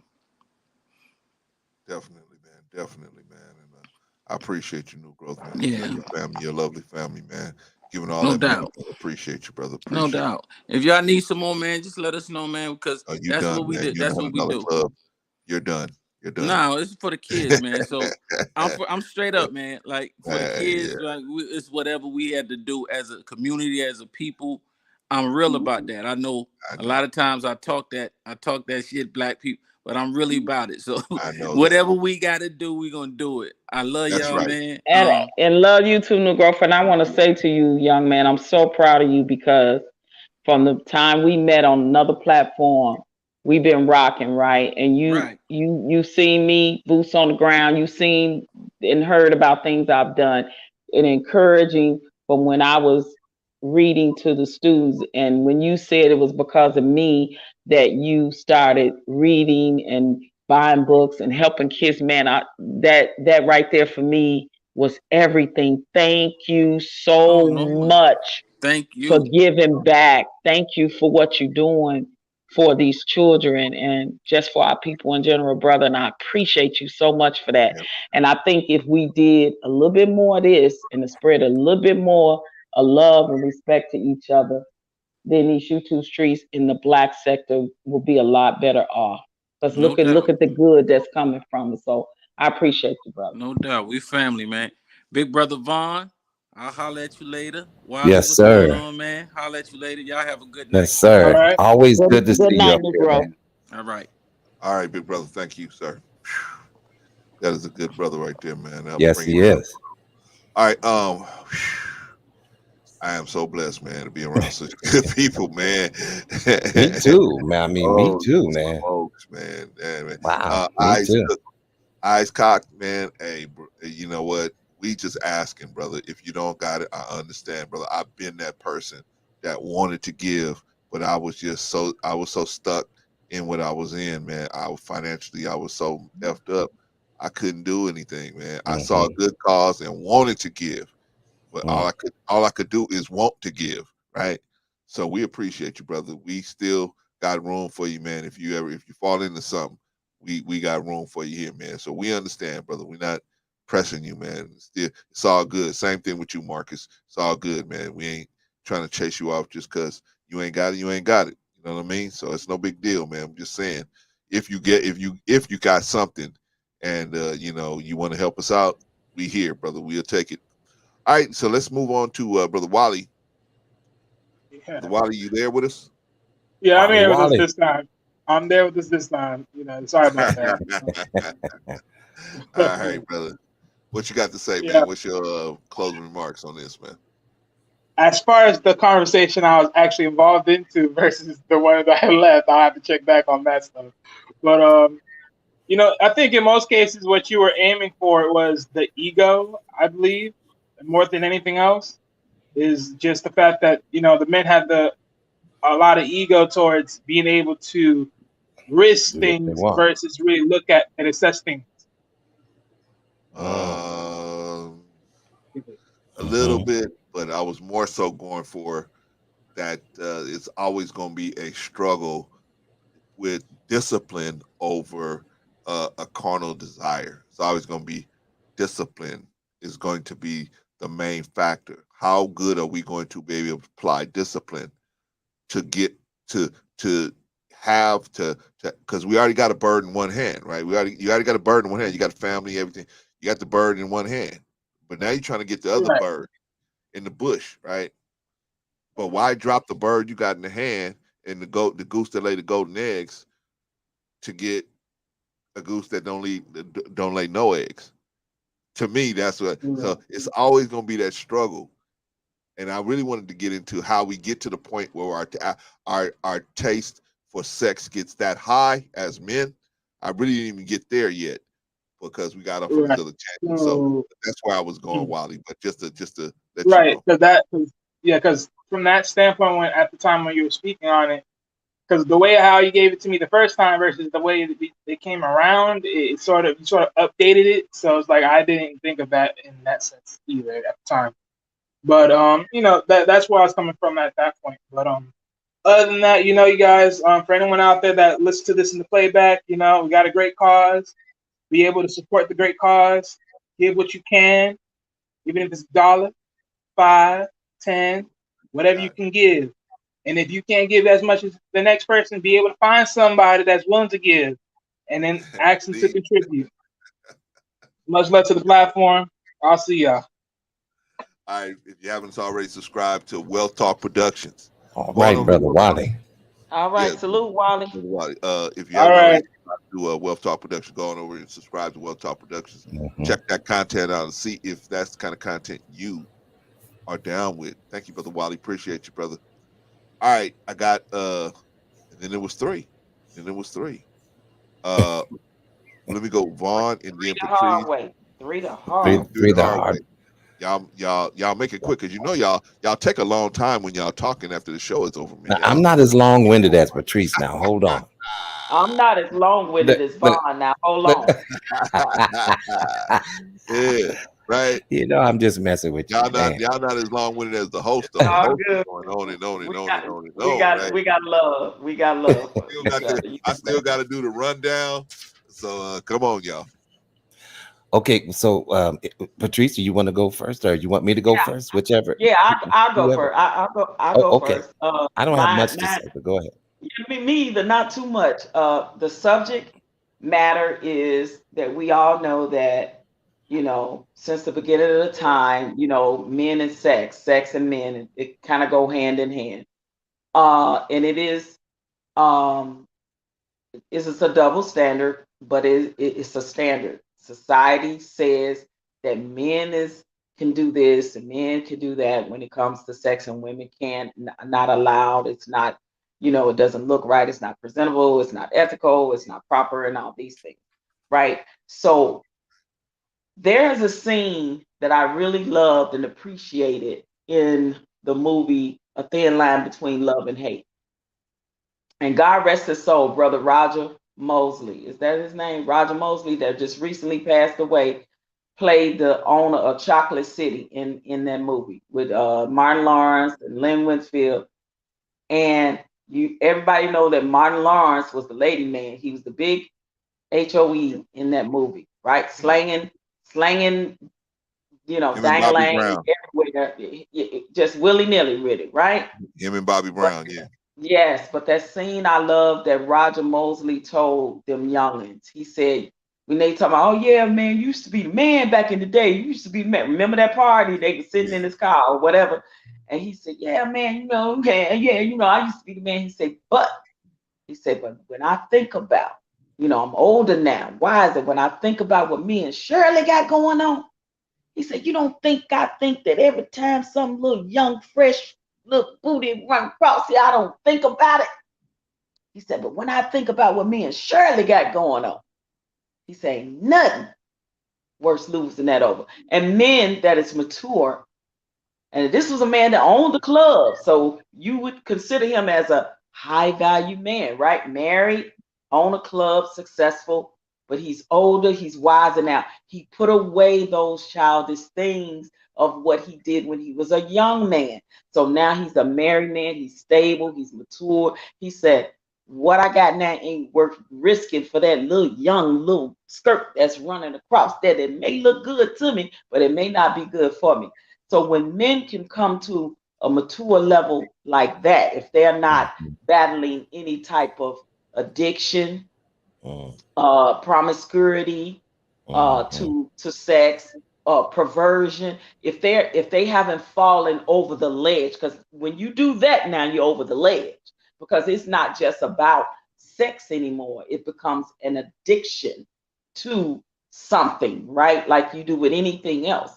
So for me, that scene in that movie was the scene of when a man matures and he realizes that nothing is worth him risking what he have good at home if he have something good at home, right? And I'm speaking if he have something good at home. Let's be clear about that, right?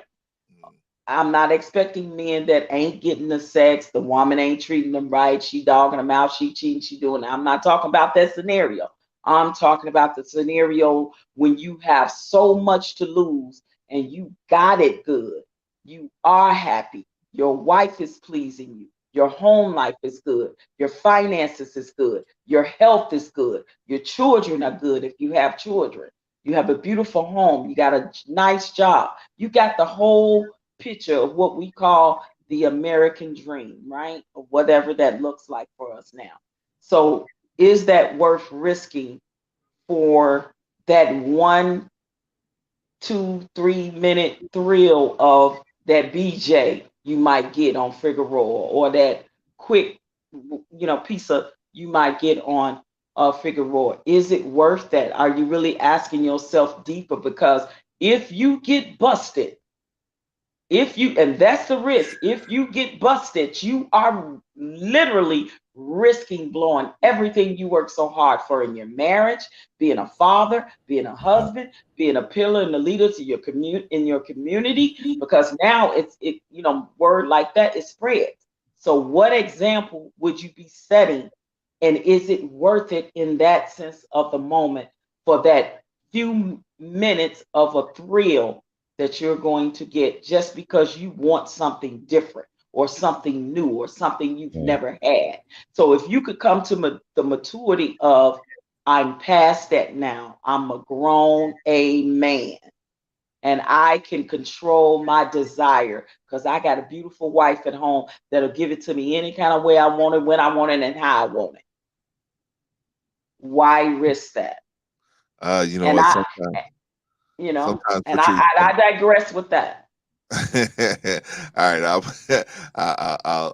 say that some of these guys, they got everything except for the wife is just not taking care. There's something that she's not doing that he wants, obviously, right? So I'll say that If the man and a woman and wife ain't communicating, if he's not getting something at home from his wife, he needs to have that conversation with his wife. And if that wife is not fulfilling her wifely duties, then Houston, we got a problem, right? Agreed. Just and it would be the other way around, right? Now the man has a choice to make. Right. You understand? Right. The man has a choice. Okay, you're not gonna give it. listen, women, you got to know if you're not going to give it to your husbands, they're going to go out there and get it. I mean, you're gonna put them in a situation where they pretty much You're going feel to like put them they in have a no other position, move. and They push come have to no other choice. shove. They listen, they may wait 30 days, they may wait 60, they may even wait 90. I don't know. Depends on the drive of the man, Yeah, the his younger sex they drive, are, the less you they're know. gonna wait. Exactly. So this is Uh, the thing, and women, you have to do the same thing, and it goes both ways, but I'm specifically speaking to women. The same things you did to get that man, you have to do to keep that man. yeah. Well, I always say this, Patrice, and I say this. I'm always talking about how in a marriage you have to keep flipping somebody over. You got to keep checking on their head. Where you at? You see where they are. With men, certain things you got to just keep checking. Every few days you got to clean the pipes, because if you don't, you send a guy out there with full pipes saying, well, he should understand. I don't feel good, or I don't have good self-esteem about myself, so therefore I'm not feeling sexy. Therefore, I'm not gonna, pursue this course of action. Well, something has to give somewhere. Something's gonna give somewhere. So, anyway, Patrice, anything else? Because I'm gonna drop you down. No, I just want to say good, good topic. And the fundraiser drive is going wonderful. We gonna reach our mark. I got all confidence in everybody that rocked with us. Salute to everybody that was on this panel tonight. Salute to the chat. You guys are where it's at. You are our biggest supporters, and you come over here and rock with us, and we appreciate that. And bro, Clarence, we proud of you, and we trust you. We know you good people. So don't even think that way. We know that what we are doing is for a good cause, and that's for those children. Thank you, Patrice. I know y'all feel that way, but because I was a secretary in the nation, so I was had hundreds and thousands of guys and some people, even though I was there, I had been appointed there because people felt that I was trustworthy and all that. I know some people still didn't, what I'm saying? You got hundreds of people dealing with them every week. They're not going to be, some people ain't going to rock with you, right? So I always try to make myself look, show people that, hey, look, man, you ain't got to worry about me taking none of your money. Because some people have, and they, got caught up, but not me. I'd rather have I would feel much worse letting the people down than it. So sometimes people don't know that. You guys can feel that energy from me because you guys know me a little better, but some people don't. That's all, Patrice. I know you guys don't feel that way.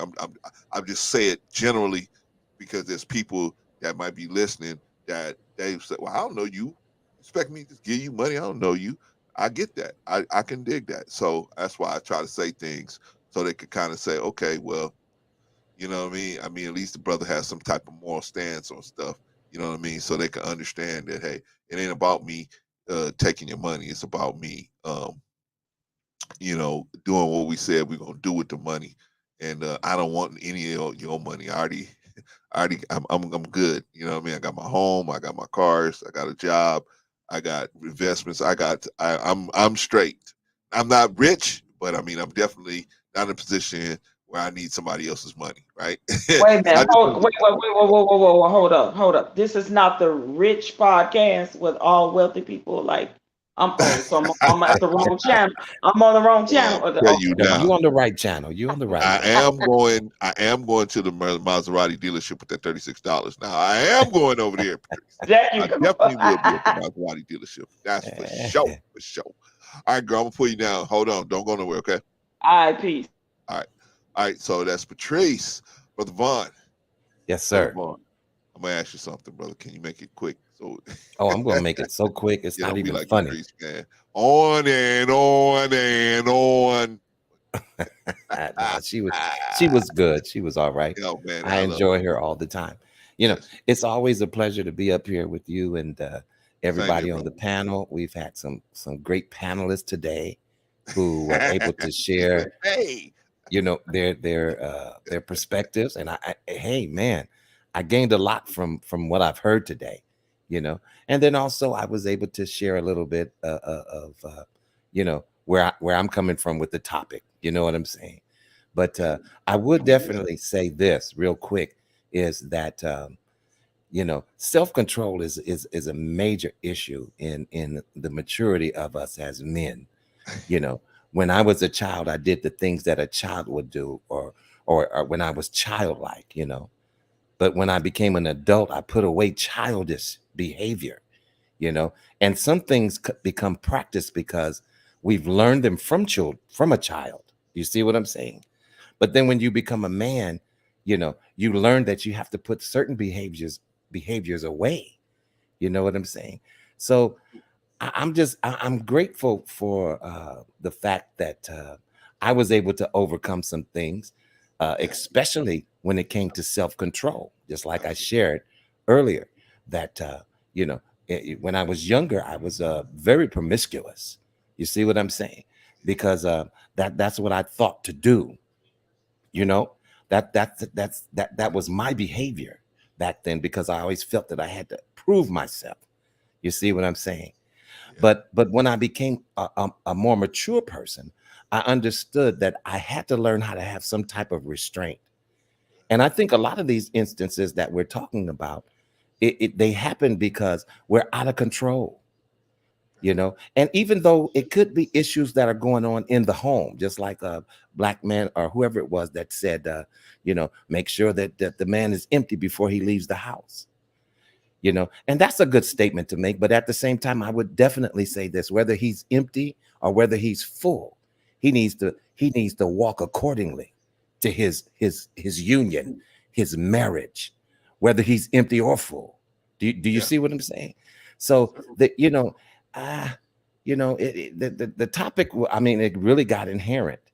And like I say, I apologize for cutting you off earlier, but you know how it goes in these conversations. Sometimes we get all caught up in it, No problem, bro. But yeah, man, great show, man, and I admire what you're doing, especially with the drive that we're doing and the fundraiser. I believe that we're going to reach that goal because there's a lot of people that are interested in helping others, and that's what we're trying to promote. What happened? Hold on, Vaughn. Let me just say this real quick. Hey, Eyes Cock.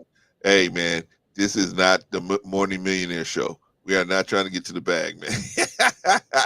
Oh, I missed that. We are not trying to get to the bag. I wasn't looking man. at the chat. I didn't hear it. We're trying to get to these backpacks. That's what we're trying to get to. All right. Yeah, we're trying to help the kids. We're trying to help the children. All right, Vaughn. I'm sorry. Yeah. No, but pretty much that's it. Yeah, I enjoy being on the panel today. Look forward to the next opportunity, and God bless everybody. And I don't always get it right. You know what I'm saying? Sometimes I'm very passionate about what I say, and I'm not perfect. You see what I'm saying? Some people may just absolutely disagree with what I'm saying entirely. You know what I'm saying? But this is where I'm coming from. So this is a platform where I feel comfortable to share, where I'm coming from, and so you can get to know things about me. Brother, I appreciate you, man. And you are always welcome here, man. We're always welcome here. Interruptions and all, man. We take you, brother. I'll do better next time. All right, bro. I'm put you down, man. I mean, I ain't listening to Vaughn. Vaughn gonna interrupt me just like he did tonight. He gonna interrupt me on the next show, but that's all right. I love the brother, man. All right, so we got to do it quick, y'all, because I got to get out of here. All right, so what do y'all think about this? What do y'all think about the show? Shout out to Sister Annie. I really, man, Sister Annie, I know you had to dig deep for that, and I appreciate that, your donation. I appreciate you for that. I do. I really do. You have no clue. I really appreciate that. I really do. I really do. I appreciate the people that they want to give, right? But they just don't have it. They just don't. They're just out of source right now. And they can't do it, but they want to give. I get it. I get it. I'm just asking for those who got it and they just sitting on the fence saying, well, I don't know, Brother Clarence, I don't really know him. What if he take this $3,000 and go straight to the Maserati place? I'm just trying to show y'all, man. I mean, that's just not where I'm at. My head is at, man. You know what I mean? I'm good. You know what I mean? Even if I wasn't good, I definitely wouldn't take y'all's money. Definitely wouldn't take y'all's money and go try to live and do for my living expenses, man. Shout out, to all of y'all, man, who gave money, man. All right, so this is what we gonna do, y'all. This is what we gonna do. Okay, so what we gonna do is we gonna end the show. I loved everybody that came on. If you can give. If you can't, you can't. And if you can't, we have a place for you, man. We ain't got no problem with people that ain't got the money to give it. You can still come on and panel and listen and do whatever. Come on, man. This is about us trying to help these kids. That's what it's about. It ain't about a bag for me or a bag for anybody. I mean, we ain't. I don't need a bag that bad where I'm gonna beg the people for their money. And I know you got children to feed, and I'm asking you for money that you got to feed your children. I would never do something like that to you. I would never ask you for that, and for my living expenses. You know what I mean? I would never ask you for nothing like that. Now I'm asking us all to sacrifice, all of us, right? We all gotta dig deep, man. We all gotta dig deep if we want these kids to get these bags, right? All right. So, you know what I'm saying? I don't want to have to go to people that gave already a bunch of money and then have to go to the same people over and over again. I don't want to do that. I want us all to struggle. We got 600 something subscribers. We can raise this money, y'all. We can raise this money. We just got to get it out there. So I just got to do a better job of putting it out there, and I'll figure that out this weekend. I'll figure that out. All right, y'all. So let's get into the rundown, man, because we got to go. All right. First of all, the chat. The chat is where it's at. The chat is where it's at, right? You guys did a wonderful job once again, man. Amen. No riffraff, no nothing coming through, man. You guys are the most valuable people. And today we had the most valuable people that gave. Who gave today? Um, Sister Annie gave, and Big Rick Slaps gave. Man, I mean, we just had we it was just it was a beautiful thing. It was a beautiful thing. It was a beautiful thing. We raised $40 today. Shout out to all of y'all that gave, everybody that gave, very generous donations. Everybody. Shout out to Sister Annie and Big Rick Slaps. They're the people of the day who gave. Shout out to y'all. Okay, so the chat is where it's at. The chat, once again, very strong performance from everybody in the chat. Everybody in the chat did a great job. We don't have no riffraff. We don't have no, we have disagreements, but we don't have nobody insulting anybody or talking crazy or, man, running people out of the chat or, all of that crazy nonsense. When you guys get tired of that stuff, you come over here. We got a place for you. You can come up here on stage and nobody gonna run you off of there either. All right, so the chat MVP, most valuable people. The chat is where it's at. Thank y'all once again. Very solid performance. Very solid. Very strong. Very strong. All right, Black Man Unfiltered. What about so let me see. Let me do this real quick. Let me do this, y'all. Let me do this.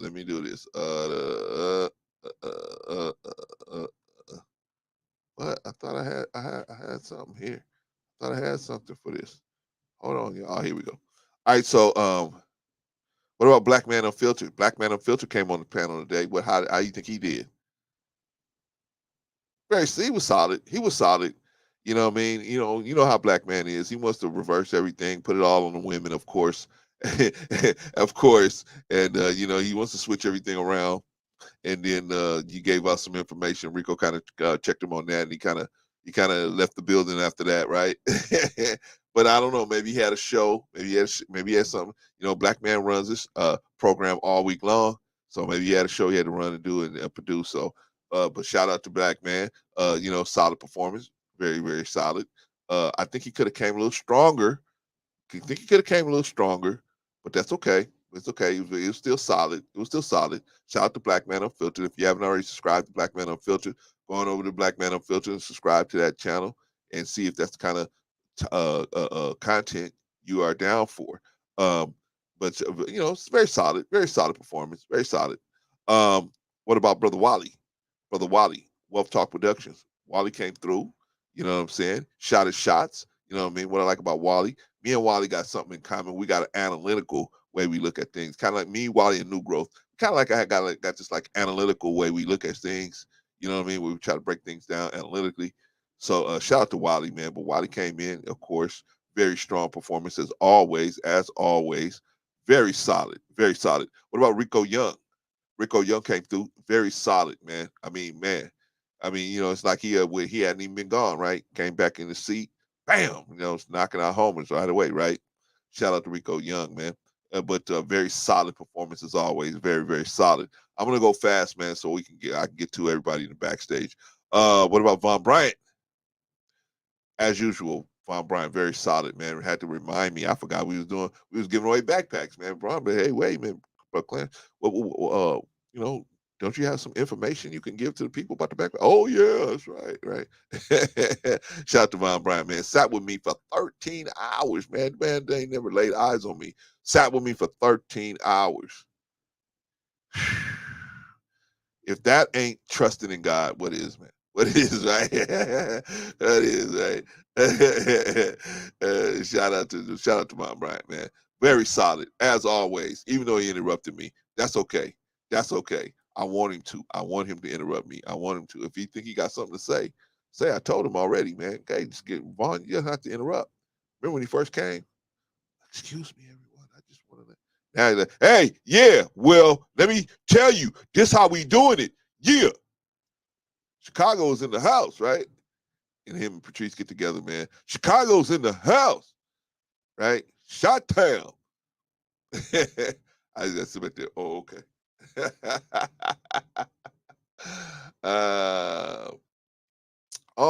Sister Annie, that's a great idea. Maybe we will try to do something like that. Sister Annie said, Brother Clarence, maybe you can put a personalized note, have a strong performance this year in each backpack. Maybe we can do that. Maybe we can do that, man. We'll see. Let's get the backpack first, Sister Annie, and then we'll see if we can do something like that. Yeah, might be able to. Might be able to. Because I have a son that's going to school, and I have a granddaughter that goes to school. And you know what I tell them every morning? Have a great day. Have a great day. If they head to the door, they don't hear that, they'll turn back around, looking for me to say, have a great day. Then they'll say, have a great day back, right? Just little stuff like that. Little stuff. You right, Sister Annie. Just little stuff like that. They feel like, okay, now I can start my day, right? Now I can start my day. All right. But that's a good idea. That's a great idea. All right, but Von Bryant, very strong performance, very, very solid. As always, as always. What about Brother Marcus? Brother Marcus came through, very solid performance. Marcus is another analytical thinker, but you know what I want Marcus to do is get a little deeper, go a little deeper. But Marcus is the type of dude, man, where if he thinks he's gonna offend a lot of people, man, he's gonna not like just hold his tongue, because he's not trying to offend anybody. But I don't care, man. If you are in opposition, as long as you're being respectful, that's cool with me. I don't have no problem with it, right?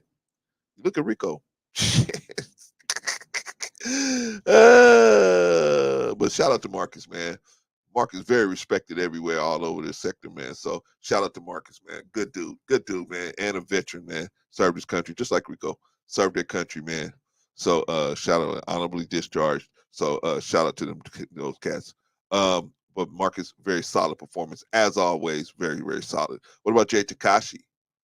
Jay Takashi opens up about the fact that he had to get some counseling at a certain point in his life, and it helped him. What can you do, man? I mean, that's very solid, man. Very solid, and he's a very solid dude at this point in the game.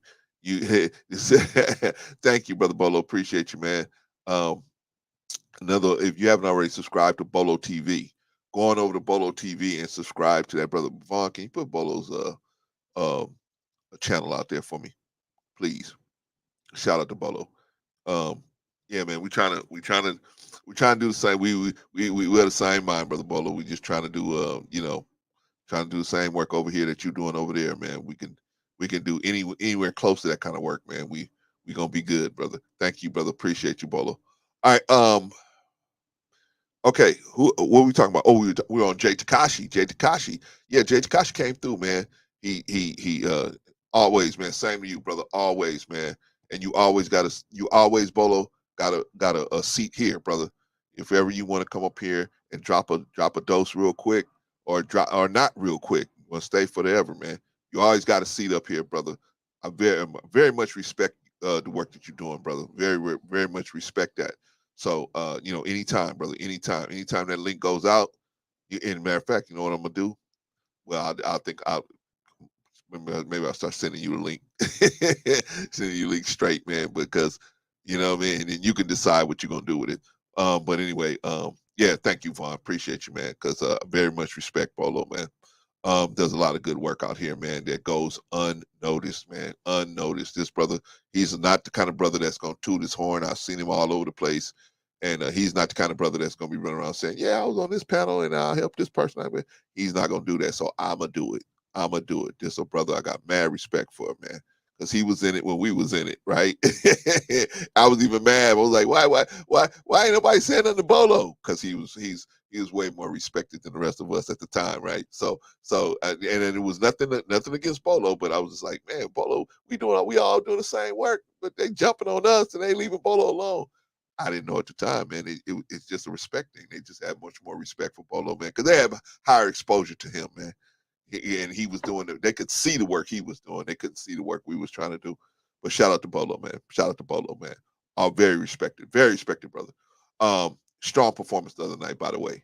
Strong performance. Oh, thank you, Bolo. Appreciate you, man. Strong performance by brother Bolo. Appreciate you, man. All right, Jay Takashi. Strong performance.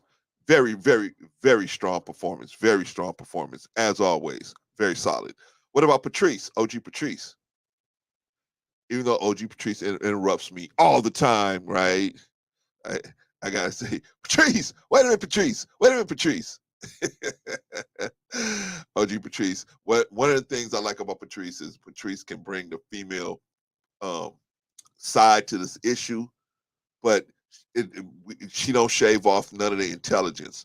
No intelligence is lost by Patrice coming into the topic, right?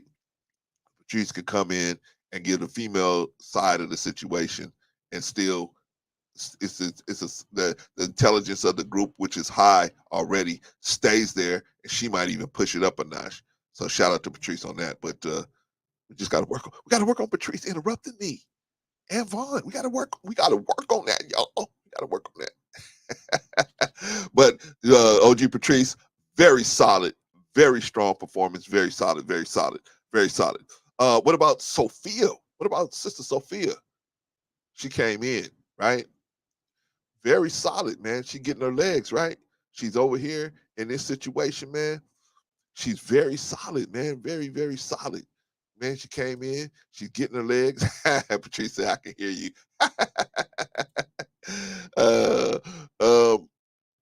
Yeah, man. Sophia is very solid, man. You know what I'm saying?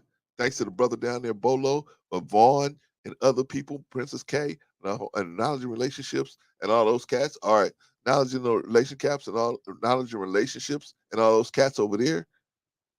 We got a sister. We got a whole human being walking around that was thinking about not being here. That to me is a miracle, folks. That to me is a miracle. Forget the bag. Forget the clicks. Forget the views. That is a miracle right there. That is a miracle. Just the fact that the sister said, "Hey, look, I'm here now. I'm here, and I want to be here now. I still got some challenges ahead of me, but I want to be here now." Come on, y'all. That ain't a miracle. Shout out to Sophia. What do y'all think about her performance? Right? She came out now. Sophia just go. Yeah. Well, this is what I'm saying, right? I'm glad, man. She at home. This is her family. She at home. She want to come out and say something. Come out and say something, right? Shout out to the sister, man. Love that sister, man. You know, let's all pray. We all pray. Those of us that pray, let's pray for the sister, man. You know what I'm saying? That she will get the strength to overcome the challenges that she's facing, man. I know cats like Bolo and Vaughn have already done that. I've done a little bit of it too. But let's just keep her in our prayers, man. Let's keep the sister in our prayers. But what y'all think about her tonight? Solid. Very solid. She's a solid sister, man. Been through a lot. Strong. Very strong. So she's solid. She's solid. She just was, going through some things, and she thought she was by herself. You ain't by yourself, Sister Sophia. No, you're not. No, you're not. She thought she was by herself. No. Everybody let her know. We all let her know Everybody acknowledge relationships over here. We let her know, no, you're not by yourself, sis. And you know, cats like Bolo, cats like people like Princess K, they just gave her their number. Here, call me. His brother Bolo said, call me anytime. Not call me, make sure you call me before this time. He said anytime. Mad respect for that. Mad respect for that. Okay, y'all. Sophia, very solid, very solid. Very, very solid performance tonight. Okay, last but not least, what about New Growth? New Growth came up here, the young buck. You know what things? One of the things I like about New Growth is he gives me hope for the younger generation, right? He don't always agree with me, but it, you know, man, where I'm going and stuff, he don't always agree with me. But you know, man, he has a good moral compass, man. He has a very solid moral compass. You know what I'm saying? He tries to do the right thing. He tries to say the right thing. He tries to be the right thing. He tries to do all of that, and he doesn't let the pressure of trying to do that get to him. He realized, hey, I'm a man. This is what I got to do as a man. What am I gonna do complaining about it and trying to, you know, just complain? No. What are we gonna do? His family gave money. Holy smokes, man. Holy smokes, man. Yeah, you're right, Vaughn. Man, this dude is awesome. That's an awesome young brother, man. And he gives us hope, man. And he is, you know, one of the reasons why we can be out here. Him, Jay, Marcus, those young guys, man, they listen, you know what I mean? At least they listen. They may not, you know what I'm saying, understand what we're talking about, but at least they listen, right? Shout out to New Growth, man. Beautiful family, man. Beautiful family. His whole family gave. They got him. His whole family got into the $100 club. They gave $100. Man, shout out to the New Growth family, man. Shout out to them. Yeah, shout out to them, man. There's just some awesome people over there, man. All right, y'all. That is it. That's the roundup. That's the rundown. That's everybody. Everybody did a great job. We did a great job, y'all. Appreciate y'all, man. Everybody did a great job on the fundraiser and on the show. We coming back Sunday. You know, Sunday's the regular show, right? Black History Minute. Gonna have Dr. Confuju. We're gonna have the hit parade, news, job of the week, and then we're gonna get right into the topic, y'all. So that's the big show on Sunday. That's the next time y'all probably see us. I might sneak a video in here or there, but you know, as far as the show live stream, probably be Sunday, be the regular show, and we live stream. All right, y'all.